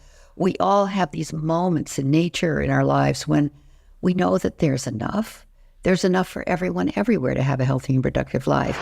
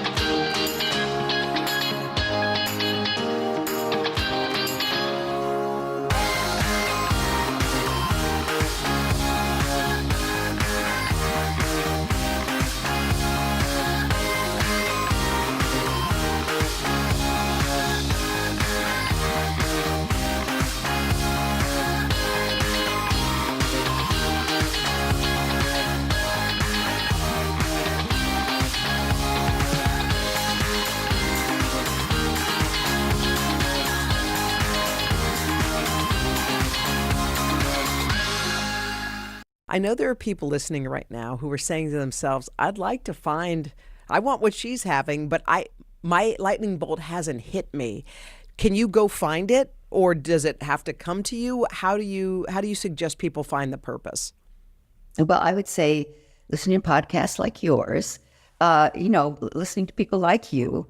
But really what I invite people to do is I have them really, and I invite people to do this now, to look and see, when you look out in the world, the big world, the whole thing, all of humanity, the community of life, the earth, all of it, what really truly breaks your heart? What really breaks your heart? And, maybe many, many things. Obviously, there's so much that's heartbreaking now. But what is one of the primary, most deep things that breaks your heart? And when you really, tap into that, it might be that a child would have no one who stands for them, or the cruelty to the community of life, or the breakdown of our living systems, or what really breaks your heart, something kind of big. And then what makes your heart sing? What really makes your heart sing? And not just what gives you a little bit of fun now and then, but what, when it happens, or when you're doing it, or when you're being it, what makes your heart sing? And often what breaks your heart and what makes your heart sing defines who you really are, why you're here on this planet, what you came to do, who you came to be. I think sometimes people revert to the more practical side, which is, that sounds all well and good, and I'd love to do all that stuff, but quite frankly, my rent comes due at the first of the month, and I got to be ready. And if I, pull up stakes from where I am and try to find that big, lofty, beautiful thing, maybe I won't be able to take care of my needs. Well, that's a bit of a challenge and a bit of an irritation. I experience that myself. At the same time, I think we all know people and have experiences where we know that it's possible, no matter who you are and no matter where you are, no matter what your economic or financial circumstances, to live a life of meaning and purpose, and to incorporate the livelihoodness, how to earn your way into the hearts and minds of people everywhere, and earn your way into a sufficient life financially, and put those things together as well as you can. Sometimes it takes, you got to do this a little bit before you do that. Sometimes there's a first we have to, and sometimes there's not. If the context of your life is large enough, the content will align.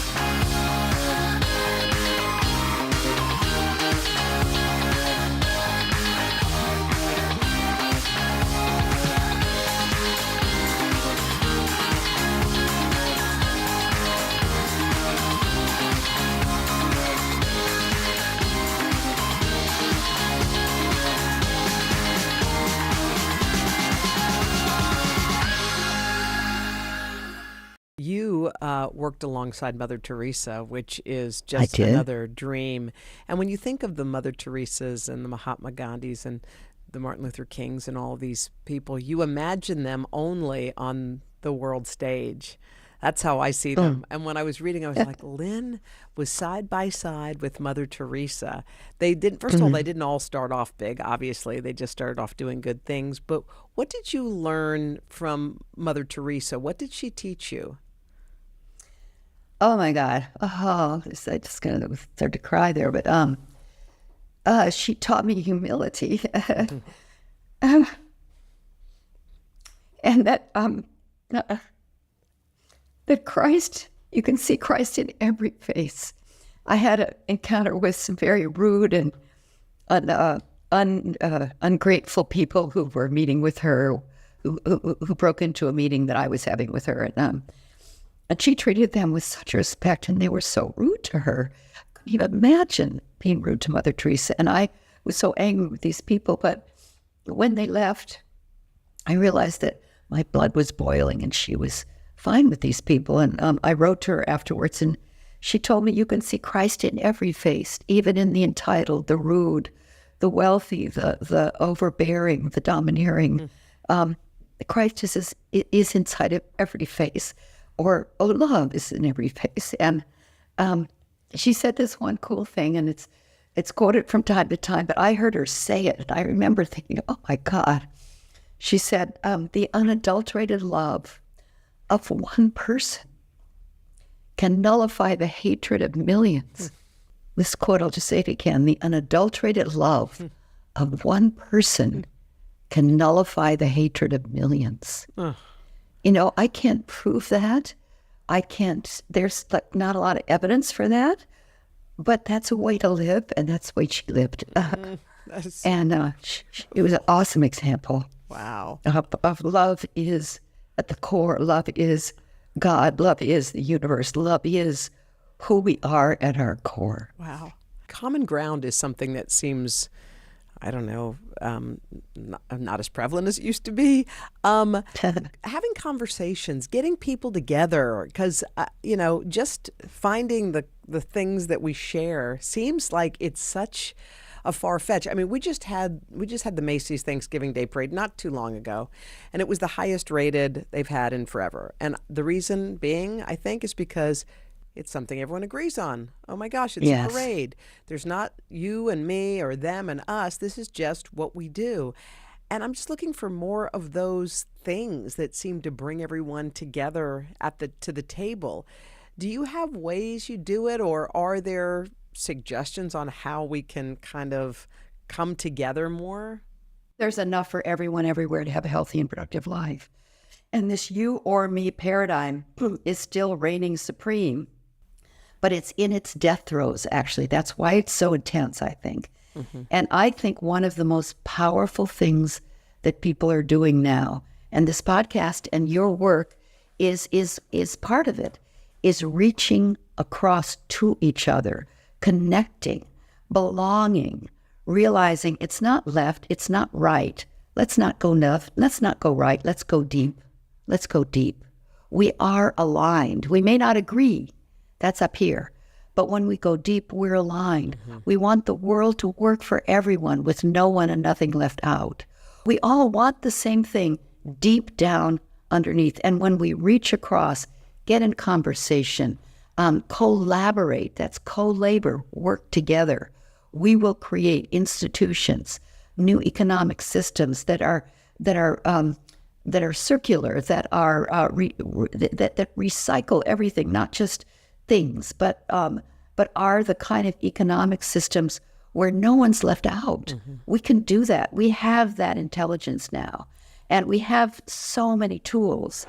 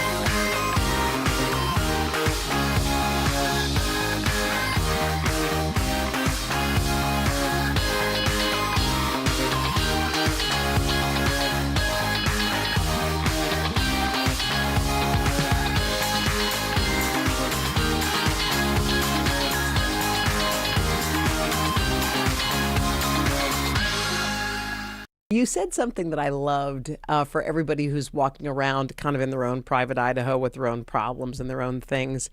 And you talked about how when you're younger, sometimes you're given a life sentence. And I love this phrasing because it's like a line somebody says to you and you carry it your whole life.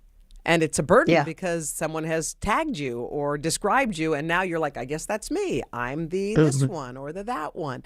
Will you just talk about that? I find that fascinating. And also, how do you get rid of that thing? The life sentence being like a life sentence, like a prison that's in your mind. And it might have been that someone told you you're never amount to anything. And that got stuck in your mind. And that gets repeated like, rivulets in the snow when you're doing cross-country skiing. And every time you think you don't amount to anything, you don't amount to anything, you're never going to amount to anything, it gets deeper and deeper, and it becomes a life sentence, a prison in the way you think. But you can free yourself from your life sentences when you start to listen to a life sentence that you'll never measure up to your mother, or God, it must be tough being blank, or this or that.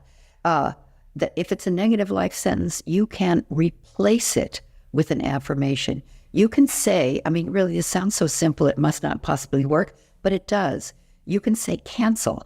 Every single moment we have the opportunity to transform our lives and to live in the kind of deep and profound gratitude for just being alive at such an irremarkable time, where you can make this kind of a difference and know that not only can you, But I think there's a demand, a request, an invitation, maybe even a responsibility to realize that if you're alive now, as I said before, you have a role to play and play it with all of your heart. And don't let those doubts and fears and those life sentences free yourself of those prisons and replace them with the affirmations that give you the access to the kind of life you've always dreamed of and to make the kind of difference that you're here to make. And it's a responsibility to get rid of those life sentences. It's not just life would be easier and better and more fun. No, don't allow that. Say, no, not for me. I have so much to do. I have such a difference to make. Get out of here, those ideas. They're not valid. That's not who I am. Who I am is somebody who's here to really matter. Do you ever lose your mojo? Do you ever have days where you're like, you know what? I mean, every interview I've watched, every interaction you've had, I just see electricity and that's why it's so clear it's your calling. But sometimes we all try and we have stumbles along the way. How do you get yourself out of a funk when you get in one? And just what's the best way to do that? Well, I have those days and I do them really, really full out. Sometimes when I'm having a downer, and I have them, I mean, my God, I'm a human being too. I realize I just need to give myself a break here and let myself complain and moan and say terrible things. And I have colleagues and friends, we probably all do, and methodologies where I say, I have my business partner, my work wife, I call her, Sarah Vetter. I say to her, Sarah, I want to do a spring cleaning. This comes from a woman named Mama Gina, who does incredible work. I want to do a spring cleaning. And a spring cleaning is something where she's just there and she listens to me complain and complain and complain. She doesn't agree with me. She doesn't validate it. She doesn't argue with, she doesn't try to change my mind. She just says, thank you. What else? And I say, well, I just hate this. And I can't get on Google Docs. And something's wrong with my computer. And I'm so mad at my husband because he didn't da-da-da. And then they spin around me and she says, thank you. And what else? I love this. And then you complete with, what are you grateful for? When you're done with the download, what are you grateful for? Well, actually, I'm so grateful for this conversation because I feel so much better now. I'm so grateful to be alive. Actually, I have such awesome health for my age. I can't even believe it. And actually, the day, it's so sunny. Holy moly, I forgot my grandchildren. I'm going to spend time with them this weekend. And pretty soon I'm so moved, I'm crying and I'm inspired again.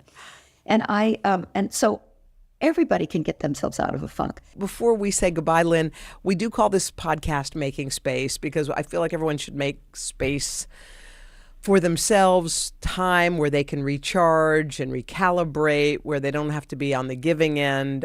So when if you had a blank slate day, no kids, no grandkids, no speeches, no podcasts, it was your day, how would you make space for yourself on that day? How would you spend it?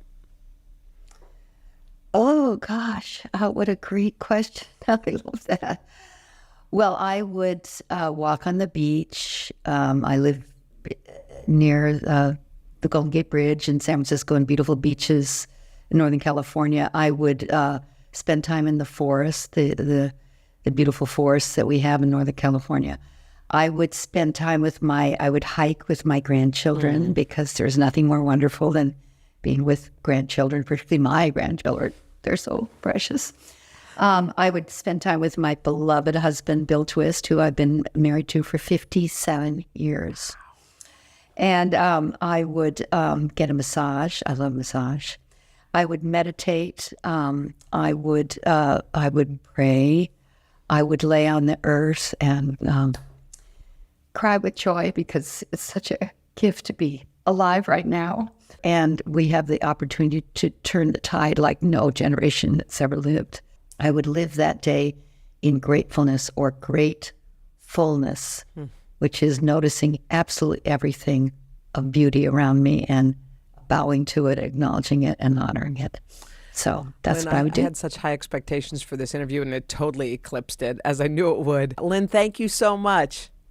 Thank you. This has been an absolute joy. I'm deeply grateful, and keep it up. I will. Thank you, Lynn.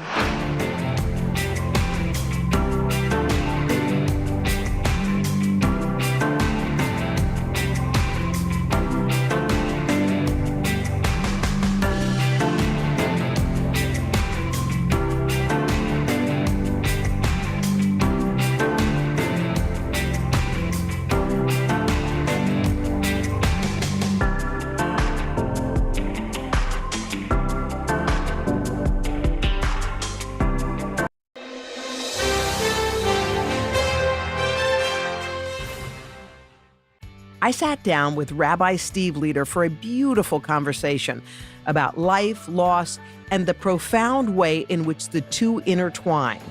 As the senior rabbi of Wilshire Boulevard Temple in Los Angeles, one of the largest synagogues in the world, Rabbi Leader has witnessed the many ways death teaches us how to live and love more deeply. No matter what religion you do or do not follow, I promise you will walk away from this conversation feeling inspired to live a truer life, and to do so right now. One of my favorite people on the planet is sitting across from me, not on the phone, not on Zoom, face to face. And this is the way I like to sit with you, Rabbi Leader, because you have eyes that are extremely understanding and also knowing. And from the very first time I interviewed you, I sat across from you, and before you even said 3 words, I felt something so spiritual and powerful and strong. And I guess I just want to say, first of all, I'm happy to be with you. And I with you. You're a healer, I feel like. Is that how you see yourself? Yeah, as long as you understand the difference between curing and healing. What is the difference? The same thing. There are a lot of things in life you can't cure, but you can heal from them. So I can't undo evil. I can't make a tumor go away. I can't bring someone back you love. But I can structure the chaos and help carry you and give you some faith and hope in the future, and help you heal, which is very different than curing. When you lose someone, when you go through a divorce, when you have something, you've lost your job or your reputation, whatever it is, and people are limping through life, how do you even begin to help? It's not completely foreign territory to you. You have normalized trauma before. You have normalized fear for your life before. And we can all do it again if we lean into our relationships, reach out. I talk about not catastrophizing the future. Yes. And I talk about this old Yiddish expression, which I love, which is, when you must, you can. When you must, you can. Yes. When you must, you can. People are unbelievably strong and resilient when they have to be. When they have to be. And we've all had experience being strong and resilient, and that doesn't abandon us when the time comes. I'd imagine there are a lot of people listening right now who are going through something that's like a private pain. Maybe it's even a secret. And the idea of reaching out for help seems overwhelming almost. So they carry it. And I think there are a lot of people who say to themselves, look at me. I'm 40 years old, I'm 50 years old, however old I am. I've been carrying this and I'm fine. Some pain we carry, they will rationalize. And they think, I've done it, so why can't I continue doing it? You can until you can't. Yeah. Whatever you're doing to subordinate that pain, and you have to do something to subordinate that pain, to keep it locked in the basement of your psyche. You have to. Whether it's workaholism or some other kind of ism. In order to keep those demons locked in the basement of your psyche, you have to live a life out of balance, or certainly a life where your professed values and your lived values are not the same. And that's a horrible way to live. Horrible. Yeah. And sometimes it's not too late. Some people It's wonder, never too late. is it too late to kind of... Have you always lived your truth, do you No. think? How far away were you from it, and how close are you today? No one can be aligned all the All the time. time. You know, this idea of there are good people in the world and Yeah, bad people in the yeah. world, it's not true. The line between good and evil, it runs right down the center of all of us. And multiple times a day we have to decide. Yeah, choices. Which side of the line am I going to be on? We have agency. Yeah. And we have choices, and we need to make those choices multiple times a day. It's the tiny choices. I once gave a sermon that started with, rather than give this sermon, I thought about stepping out here and putting a scale and a feather in front of you and saying to you, witness this scale, witness this feather. It is all you need to know, all of life, all of existence, all teaching. Ponder them and sit down. No, I didn't. I mean, that's how I started the sermon. Then I talked about this idea of a metaphorical scale for each of us that is perfectly balanced between good and evil. And that the destiny of the entire world depends upon the balance of this scale. And whichever deed you do next, even a deed the weight of a feather, will tip the scale. Wow. Wow. Like little tiny choices you make every day, little tiny decisions you make every day. The small is everything. Oh my gosh. Well, you deal in so many things, and the books you write, I mean, I feel like you get to topics, obviously, that in many families we don't ever even discuss. And it's death and dying and, you know, what happens near the end. You sit at the bedside with the families. What have you gleaned from just being in that unique position? A lot. So before my dad died, I had officiated at literally over 1,000 funerals, 1,000 bedsides, 1,000 bereft families, 1,000 oceans of tears. Hoda, I had stood next to 1,000 families looking at the body of their loved one, and it didn't affect me very much because it wasn't my loved one. I was there doing my job, fulfilling my role is a better way, I think, to put it, to carry people through and to offer some empathy and some structure and some kind of path back out into the light. This is still very hard to talk about. So my dad had Alzheimer's for 10 years, and he died, and he was buried the morning of the eve of Yom Kippur, the most spiritually significant day of the Jewish year. So I flew home to Minneapolis. I have 4 siblings there, my mom, everybody's married and has kids, and, you know, the tribe is there. We go to the synagogue where the funeral's going to be. We're sitting in some room off a hallway, waiting for the rabbi to come and take us in to see my dad's body and then close the casket and then walk us back into the sanctuary and start the service. And I remember when the young rabbi walked in, I remember thinking to myself, I know exactly how the young rabbi feels right now, but I have no idea how I feel right now. Okay, that's profound. And then we walk out, and I approach my dad's body in the casket. And I put my hand on his chest because I didn't want to feel how cold I knew his skin was. So I approach the casket, my hand's on my dad's chest, and I'm looking at him.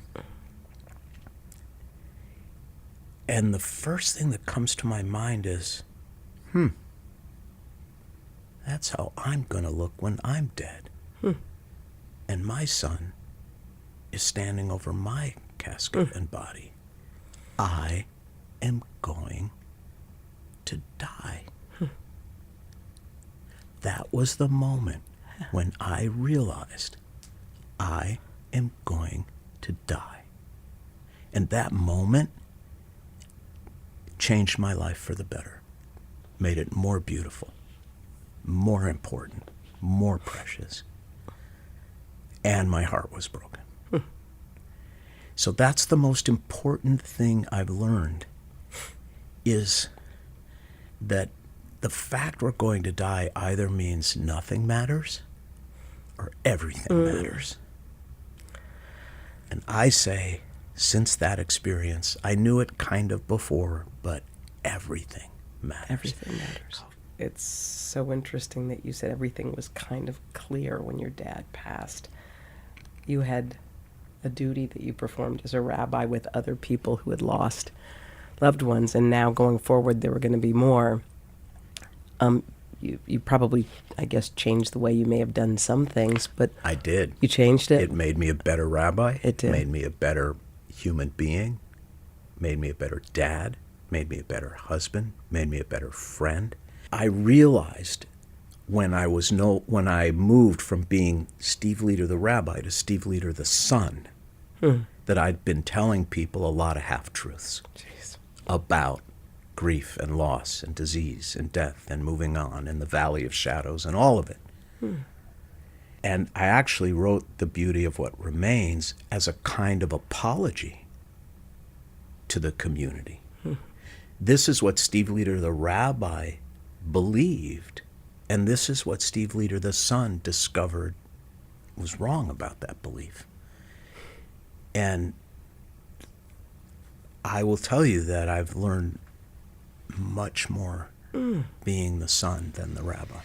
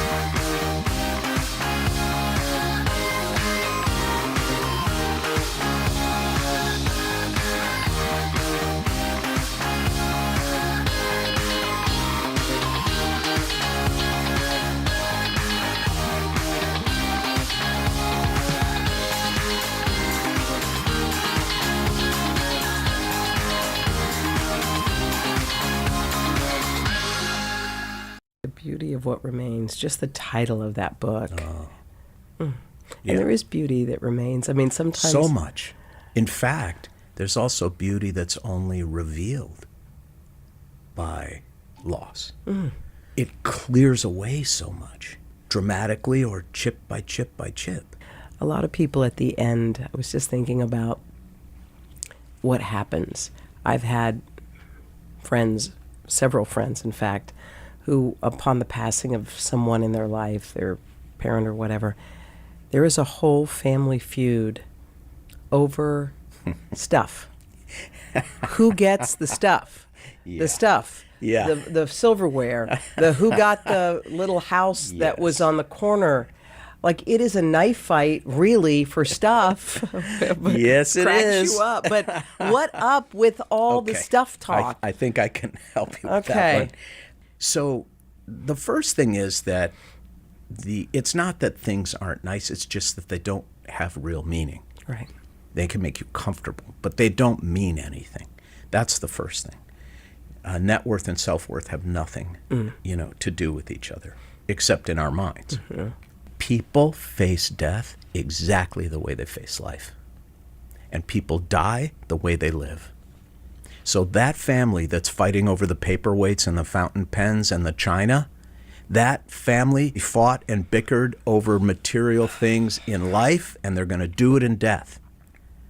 The family that's whole and loving and funny and juicy and warm, when their loved one is alive, they're going to be that way when their loved one's dying. This is also true for the dying. If you're a bitter, angry person in life, you're going to be bitter and angry when you die. If you're a person with friends and community and love, that's how you're going to die. Death doesn't change us. It intensifies us. Death doesn't give anyone a new personality, whether dying or grieving. Death doesn't give anyone a new family dynamic. We live and die the same way, just more so. I've just noticed, listening to you and also knowing you, that you really do tell the truth. You tell the truth to people who seek you out. You tell the truth in a eulogy, even if it's painful. Yes, there's a way to tell it that Yeah. is sensitive. Yeah. Like, for example, let's say the woman who's dying, whose funeral it is, was incredible, all up in her kid's business, Yeah. incredibly annoying, Yeah. just Yeah. the impossible. Right. I might say something like, the worst thing a parent could ever be is indifferent. And she was never indifferent. Yeah, yeah. Now, and they'll get it. The kids get it, Kids but get it. everyone else is thinking, oh, isn't That's that lovely? sweet. And that's the art of a eulogy. A eulogy is the truth. Obituaries are the facts. Yeah. Facts don't tell you very much about No, a they person. don't. A eulogy is, you want to get to the truths, and of course in a way that is dignified and respectful and kind and loving, but nevertheless the truth, so the family feels heard. And people often come to see me and say things like, Steve, I've had this terrible relationship with my mother, and she's going to die, and I think I'm just going to feel so guilty and so much shame that we never repaired the relationship, that I couldn't repair it. And I say to them, maybe, but more likely, you're going to be relieved. And they look at me like, oh my God, how does he know? Am I a bad person? But the truth of it is, there are toxic relationships in life. We do have to cut some people out of our lives like a cancer. And when they die, it's a relief. And that's the truth. Wow. And it's a liberating truth Yeah. for people who are carrying guilt and shame. Yes.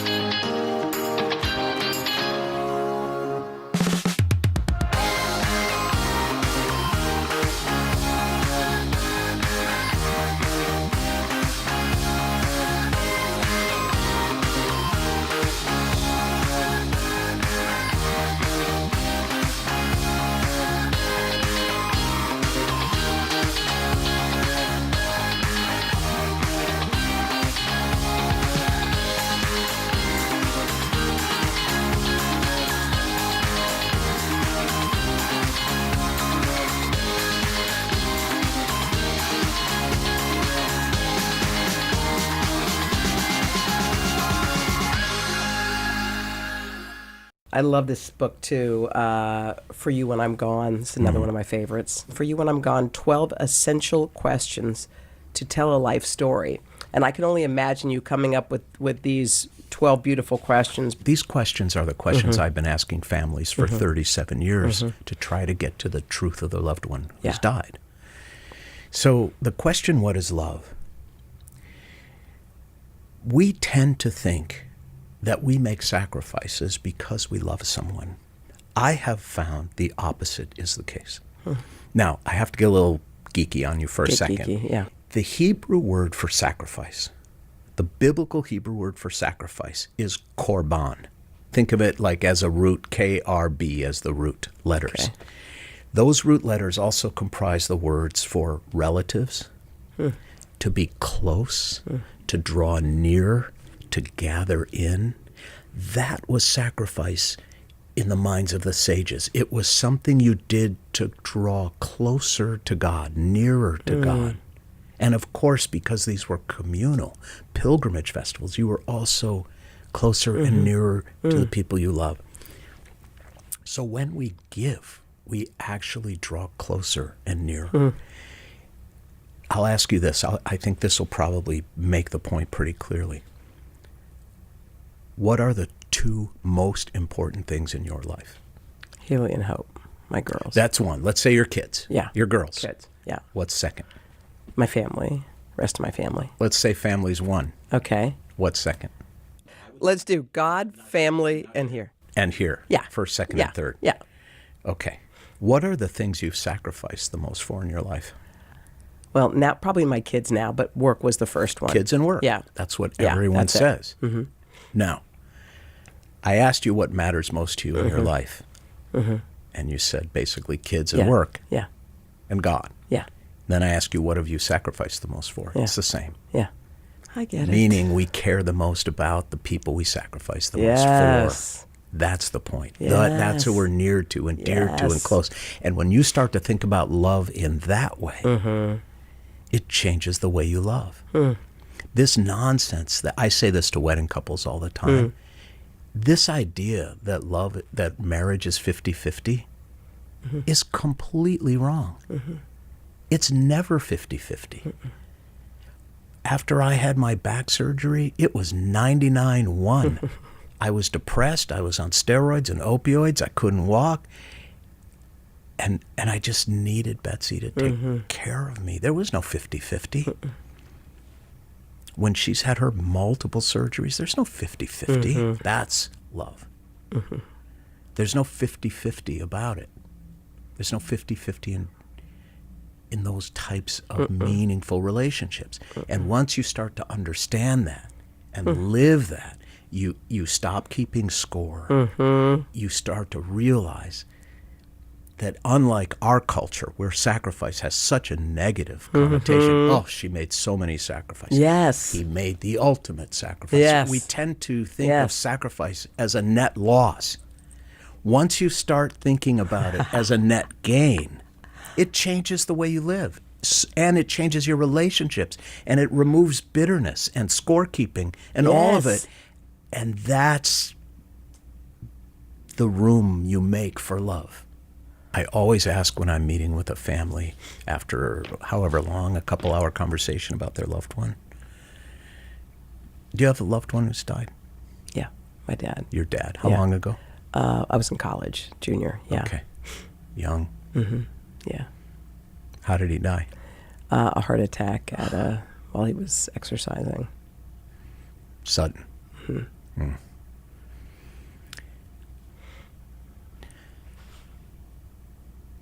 So I would have asked you, and I'll ask you now,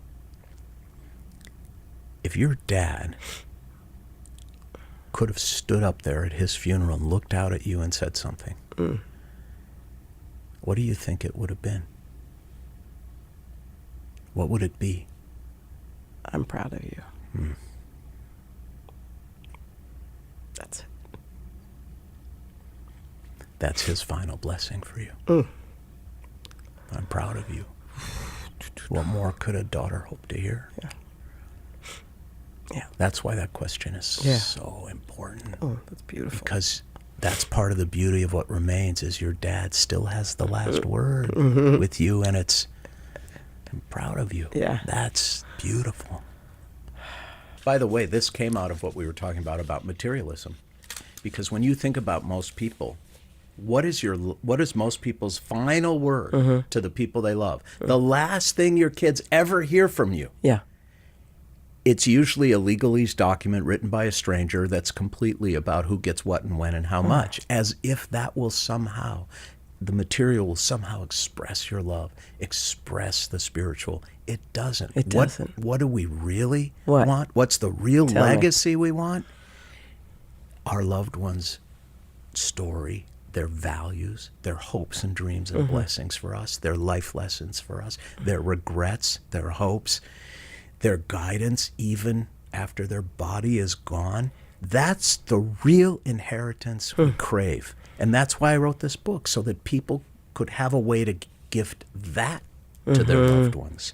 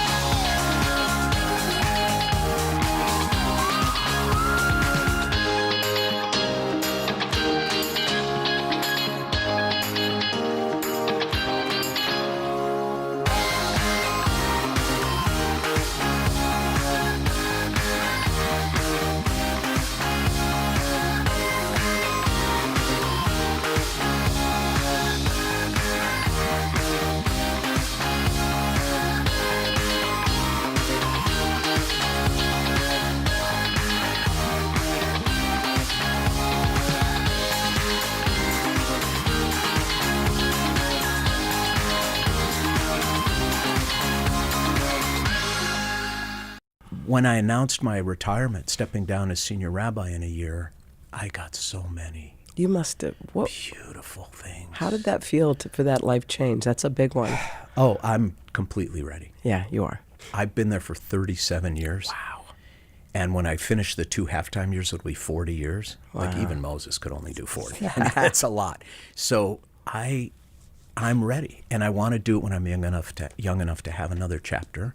I know not to take the first thing that comes along. Yeah. That I know. Yeah. But I really want to do it right. I'm going to have a second chapter. I really want it to be meaningful. Yeah. And fun. It's so funny as we're having this conversation that your dad never really wanted you to be a rabbi in the very first place. The first thing he said to me, okay, my junior year of college, I studied writing at Northwestern. Mm-hmm. Okay. My junior year of college, my dad sits me down and says, Stephen, only my family calls me Stephen, by the way. Stephen, I see a couple options for you when you graduate college. You could go to law school and take over Leader Brothers, or you could not go to law school and take over Leader Brothers. Those were my two choices. Either way, you were going to take over the family business. That was the game. Okay, exactly. And then what? And I said, Dad, I think I'm going to be a rabbi. I want to be a rabbi. And he looked at me and said, rabbis are beggars. Wow. My dad was harsh. Yeah. Okay. Hilarious, but harsh. Yeah. And I said, well, that's what I want to do. Now, despite that discouraging response, his worldview didn't have an image of the rabbi I was able to become. Yes. They didn't exist in his world. Yes. In his world, rabbis were like these slovenly guys with pickled herring on their ties and, bad teeth. Yeah. So, he didn't have a universe in which to imagine what I could see. Yeah. So my parents had a condo in Palm Springs for the winter, and when they were there every winter and I was preaching on a Saturday morning, they would drive in from Palm Springs to watch me preach. Then we'd have lunch, and then they'd drive back. There could be 2,000 people out there, Hoda, and I just saw one set of teeth smiling. And that was my dad. Oh, I love it. So he got with the program. He got it. He did. Oh, he did. man. He got it. But at first he was discouraging. No, he wasn't thrilled. So there are so many life lessons for anybody who wants to read The Beauty of What Remains, which is out in paperback, How Our Greatest Fear Becomes Our Greatest Gift. Well, I just want to say that I love you to the moon and back, which is what I say to my kids. And I'm so happy that you're here. Me too. I'm so happy that you chose this profession. I'm so happy you defied your father. And I'm so happy that you have a new chapter coming up. You promise to come back whenever we figure out what that is? I promise to come back whenever we figure out what that is.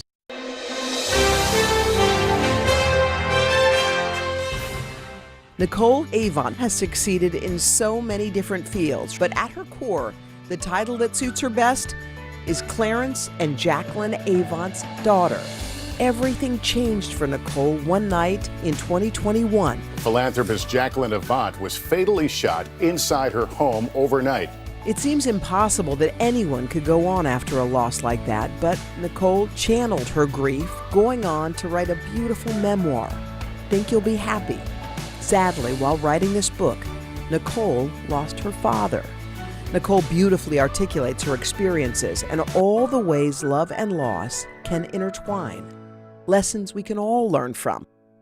First of all, I'm so happy to be sitting across from you. I'm honored that you're sitting here, and we have so much, I think, beautiful ground to cover. Thank you. Thank you for having me. It's a big deal to take your life, and not just your life, but your parents' life, and put it into the pages of a book. This is your story, but the title is Think You'll Be Happy. I love the title. Will you explain why that title was the one you chose for this particular moment? So my mom, Jacqueline, was talking, actually, we were texting that night. We were texting on a Tuesday night, and she said, your father, unfortunately, brought back home the sweet potato pie that I gave to you for Thanksgiving. And she was so obsessed about me getting this pie back. I said, Mom, okay, don't worry, relax, I'll get the pie. And it's interesting because I was typing her back a little sarcastically that night. And thank God I listened to my intuition. I was like, she's not going to think that's funny, just for some reason. So I was delete. And I just said, okay, Mom, made it cool. I gave her favorite emojis that she loved. And I took a bath, and her last words to me were, so her response was, okay, think you'll be happy. And I never heard from her again, never saw her again. And when we were putting this book together, I had already been writing on grit, gratitude, and grace. It was everything that my parents embodied. It was about the American spirit, I thought. And I thought, and then when she passed, I thought, I can't put a book out on just grit, gratitude, and grace. There's got to be, what are we going to do? And then once the team realized, once we all realized, wait a minute, her last text, think you'll be happy. Yes, in that moment, it was about a sweet potato pie. But now that she's no longer with us, it now became my mantra for resilience, my mantra to show up in life, my mantra to move forward. Think you'll be happy. By the way, brilliant. That should be on T-shirts and bumper stickers and all over. Think you'll be happy. Think you'll be happy. I want to get to everything, but let's just back up because you talk about your mom and dad. But your mom and dad, I have to say, were a little different than the rest of our parents, maybe. Your mom and dad were people who were very, very, very well known. You grew up in a home, and I was trying to imagine it when I was reading the pages of this, that you walked in your house sometimes and there was Quincy Jones, or there was Oprah, or there was Whitney Houston, or, this was a gathering place. Who were your parents, for those who don't know? So Clarence and Jacqueline Avant were my parents, and they, my dad was a big music executive and was a music manager and producer and all these things. And my mom was a great philanthropist, and they were involved in sports and entertainment and arts and music, obviously. And what they did with that, though, which I loved, and I didn't understand it when I was young, but they opened the door for everybody else who wanted to also be successful, for everybody who wanted to achieve the American dream, for everybody who wanted American progress. So Sidney Poitier would be in the House as well, or Senator Ted Kennedy. But what I loved about all of them was that they weren't famous people trying to be great. They were great people first. and they just happened to be famous. And they wanted the best for other people, and they knew that they were all blessed. They made magic for everybody who, for whatever energy was in that home. It was everybody, Muhammad Ali, everybody showed up, and everybody was for everybody. There was a difference. Everybody was rooting for each other.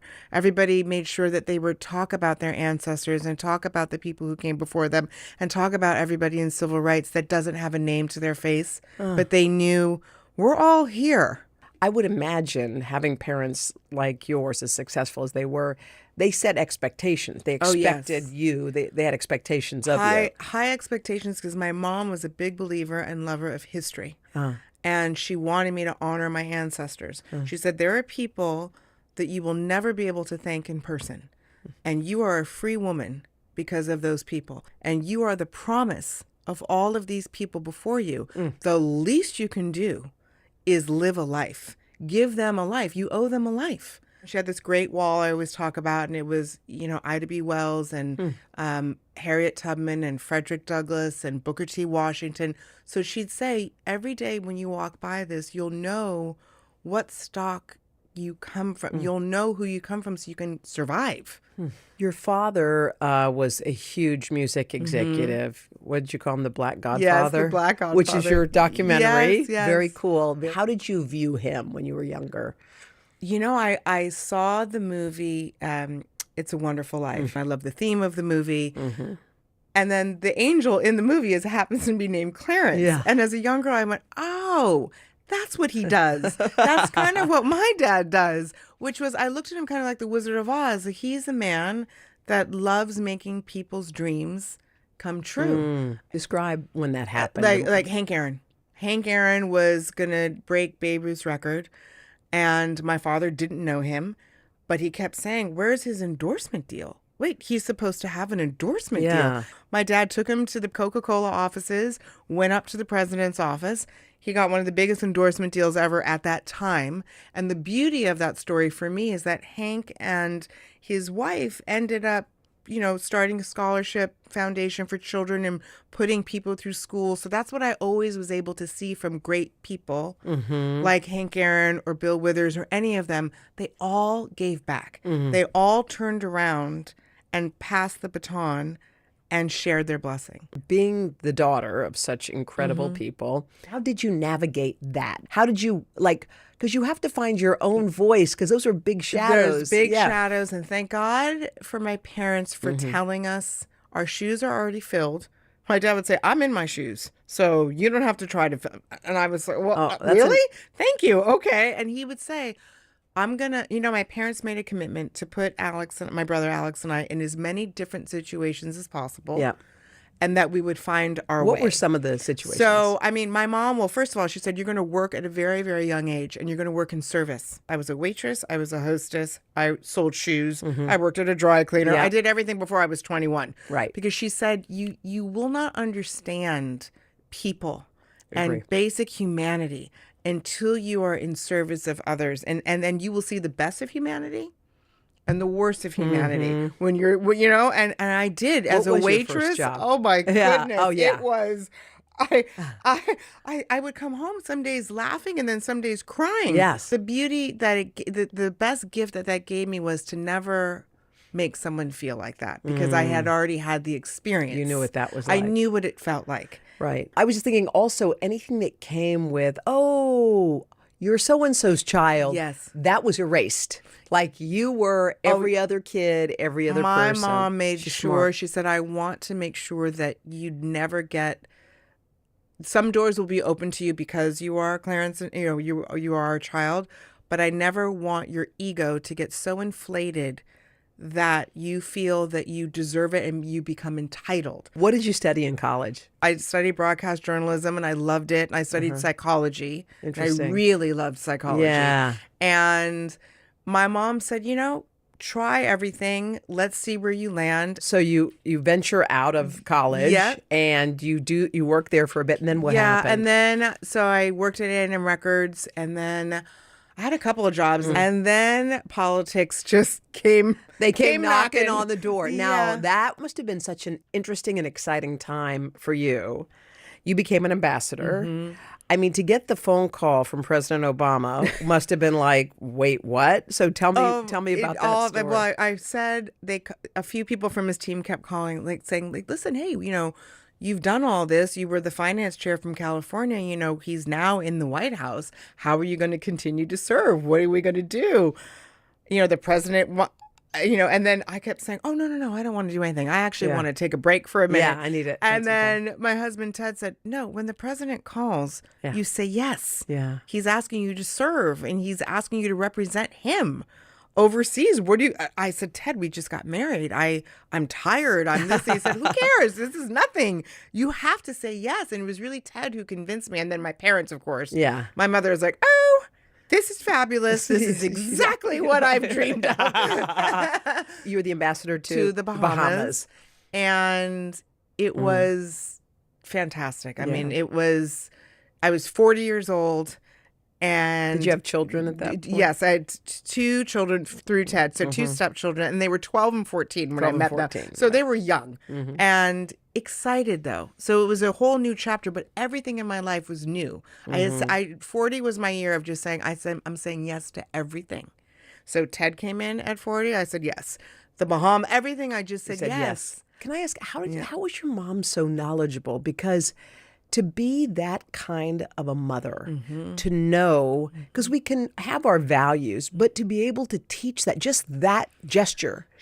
I have no idea. She was so smart and wise beyond her years. And, she loved history so much. So she'd study queens from around the world. She'd study great American women. And she studied these women to the point where she said, I'm going to move through the world like that. And I ran into someone in Queens. She took me to Queens once when I was younger to see her family. And this woman said, oh my gosh, it's Jacqueline Gray. It's Jacqueline Gray. And I said, who's Jacqueline Gray? And my mom said, that's my maiden name. And she said, we loved you. We were so proud of you. Because, my mom would model and do all this advertising. And then she'd say, and you married Clarence Avant. And my mom would say, yes. She said, you're Jackie A now. You are our Jackie A. And it was and that's when I knew my mom was a big deal. But it was great because, to your point, the values and the way she expressed herself in life, the way she decided to move through life as a Black woman.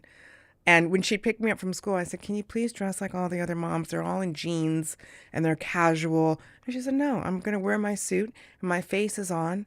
And, many of these people will never see Black people dressed this way or look like she knew there was a bigger she was representing more. Yeah. This was it was an early time. And she said, we just got our rights here. Did she talk about racism she faced? Did she express it or did she try to She show did you because, she comes from a mixed race background. And so they passed for anything. They passed for Italian. And she does have it in her. And her whole thing is like, listen, I love all parts of me. I love the European parts of me. I love the Black parts of me. I love all of it. What a beautiful relationship you have with your mom and your dad. Beautiful.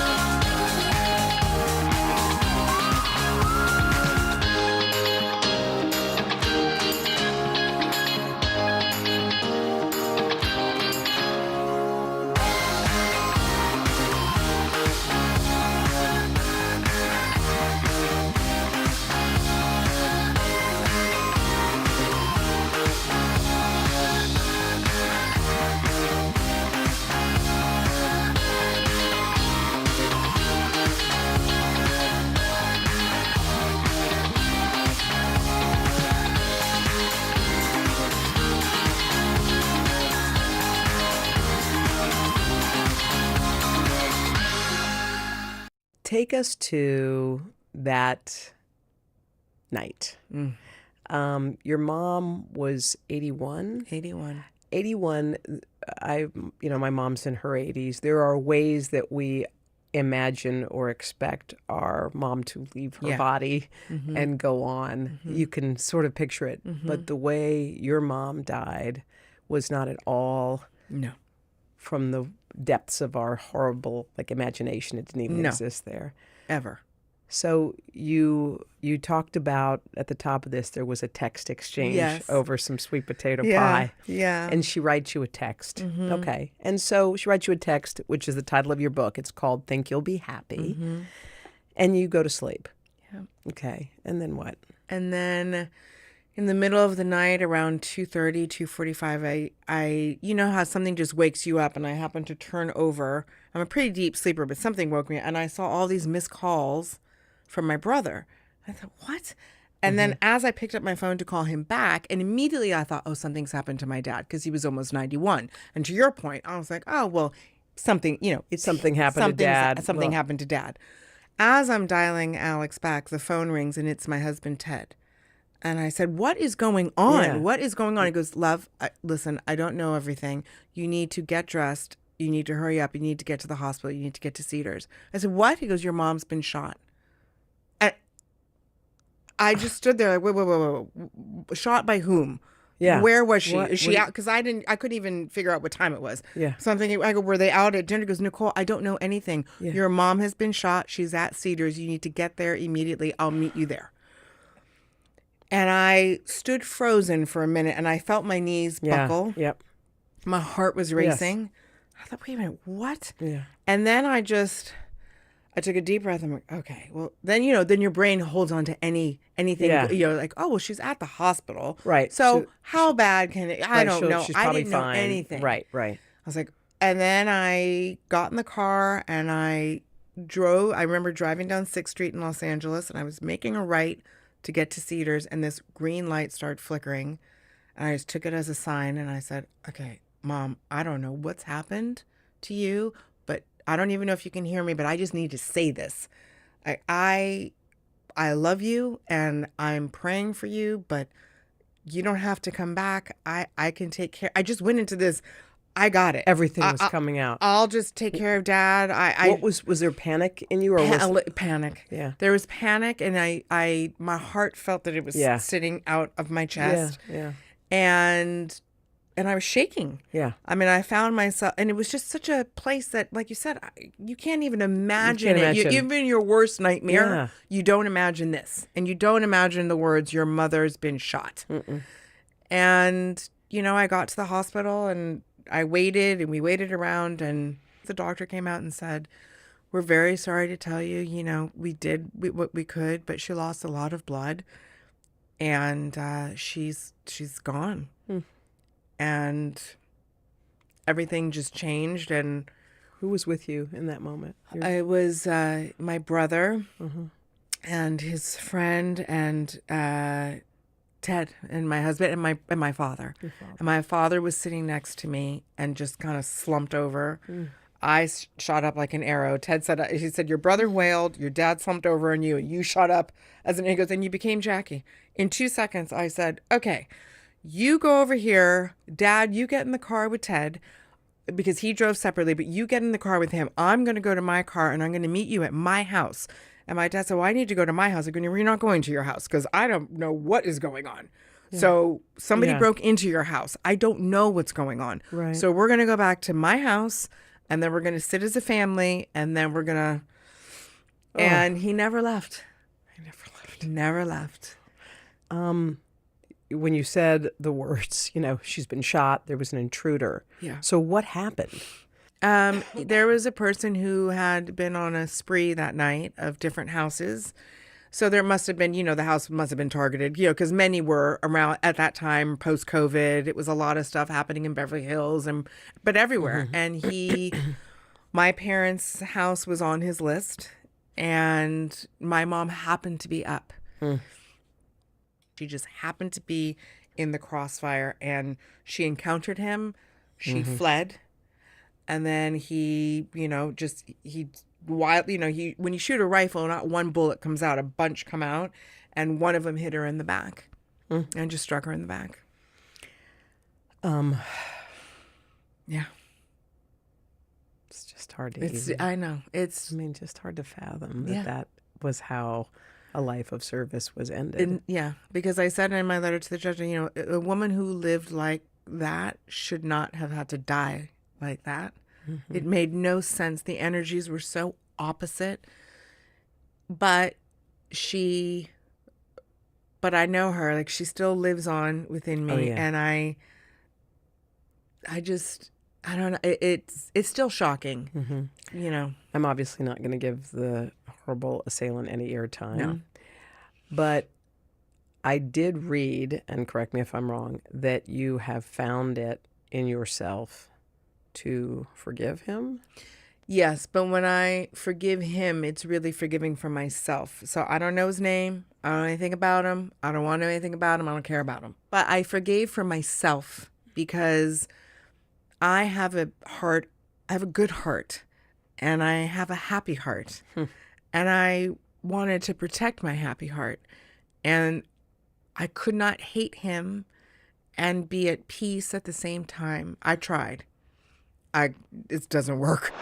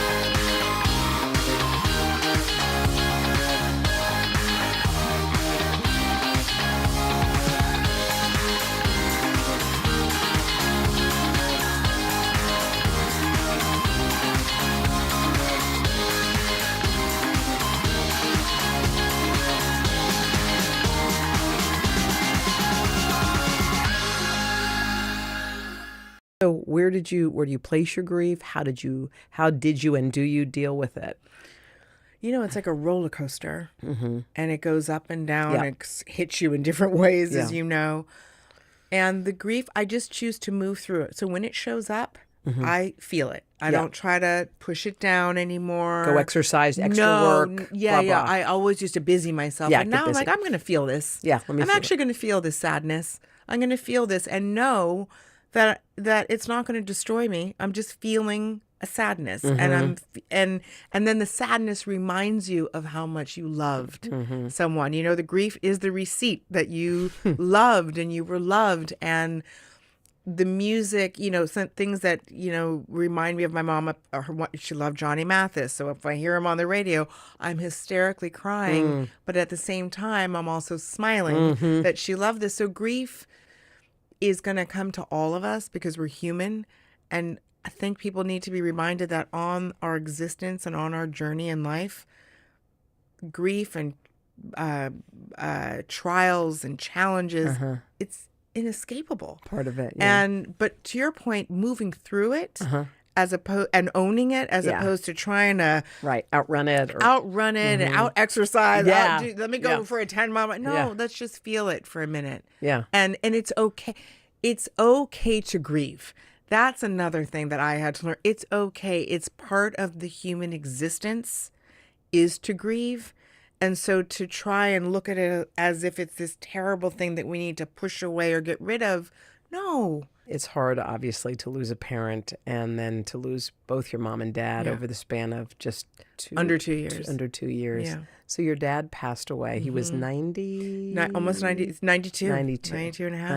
92 and a half. How was that for you? How did you handle that? It was absolutely, it's such a weird word to use, but beautiful, because it was so opposite from my mom. But to be a part of his transition that was peaceful and dignified, that was everything for me. I said, if we get this peacefully and dignified, then I've gotten everything, because he really did live his life. He lived a full life. And I got to tell him that on his last day. I said, Daddy, you're safe to go. And you have really run your race. And you won.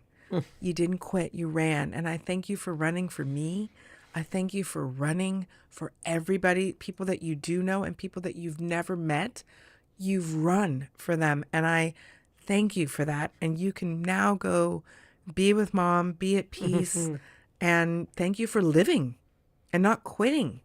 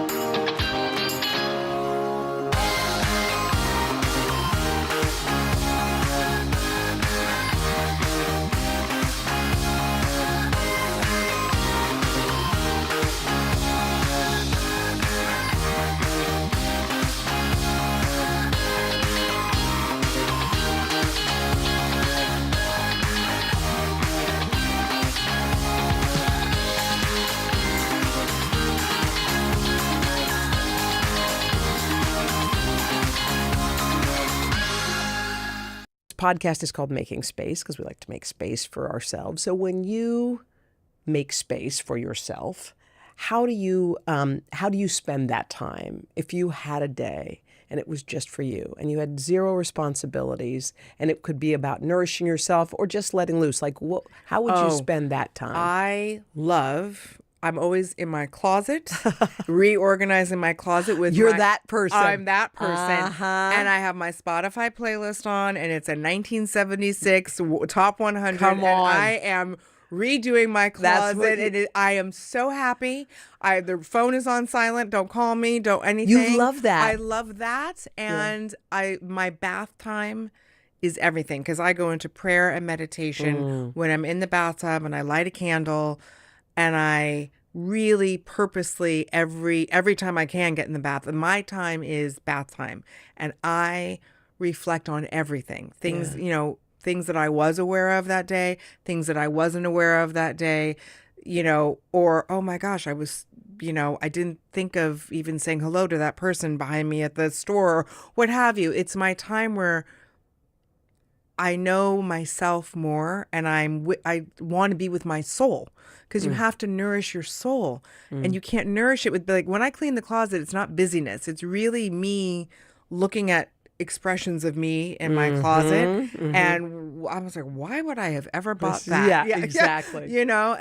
But those are my private, and then me with my dogs. If I'm with my dogs on the sofa, I'm never happier. I know. No.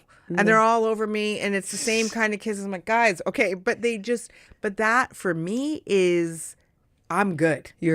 I'm happy. Do you think about when you will see your mom and dad again? Yes, I do. And how do you envision such a beautiful moment? I think that they are just going to be clapping and cheering, and my mom's going to be like, I knew it. But I'm excited for that. I know that moment will come. Yeah. And I really do believe that. And what made me happy when my father crossed, it sounds weird, but I was so happy for their souls to be reunited. I was actually happy for them and that they would be reunited and that they could look at each other and say, well done. Well done. Thank you. So much, Nicole. I appreciate so it. appreciate you. Thank you.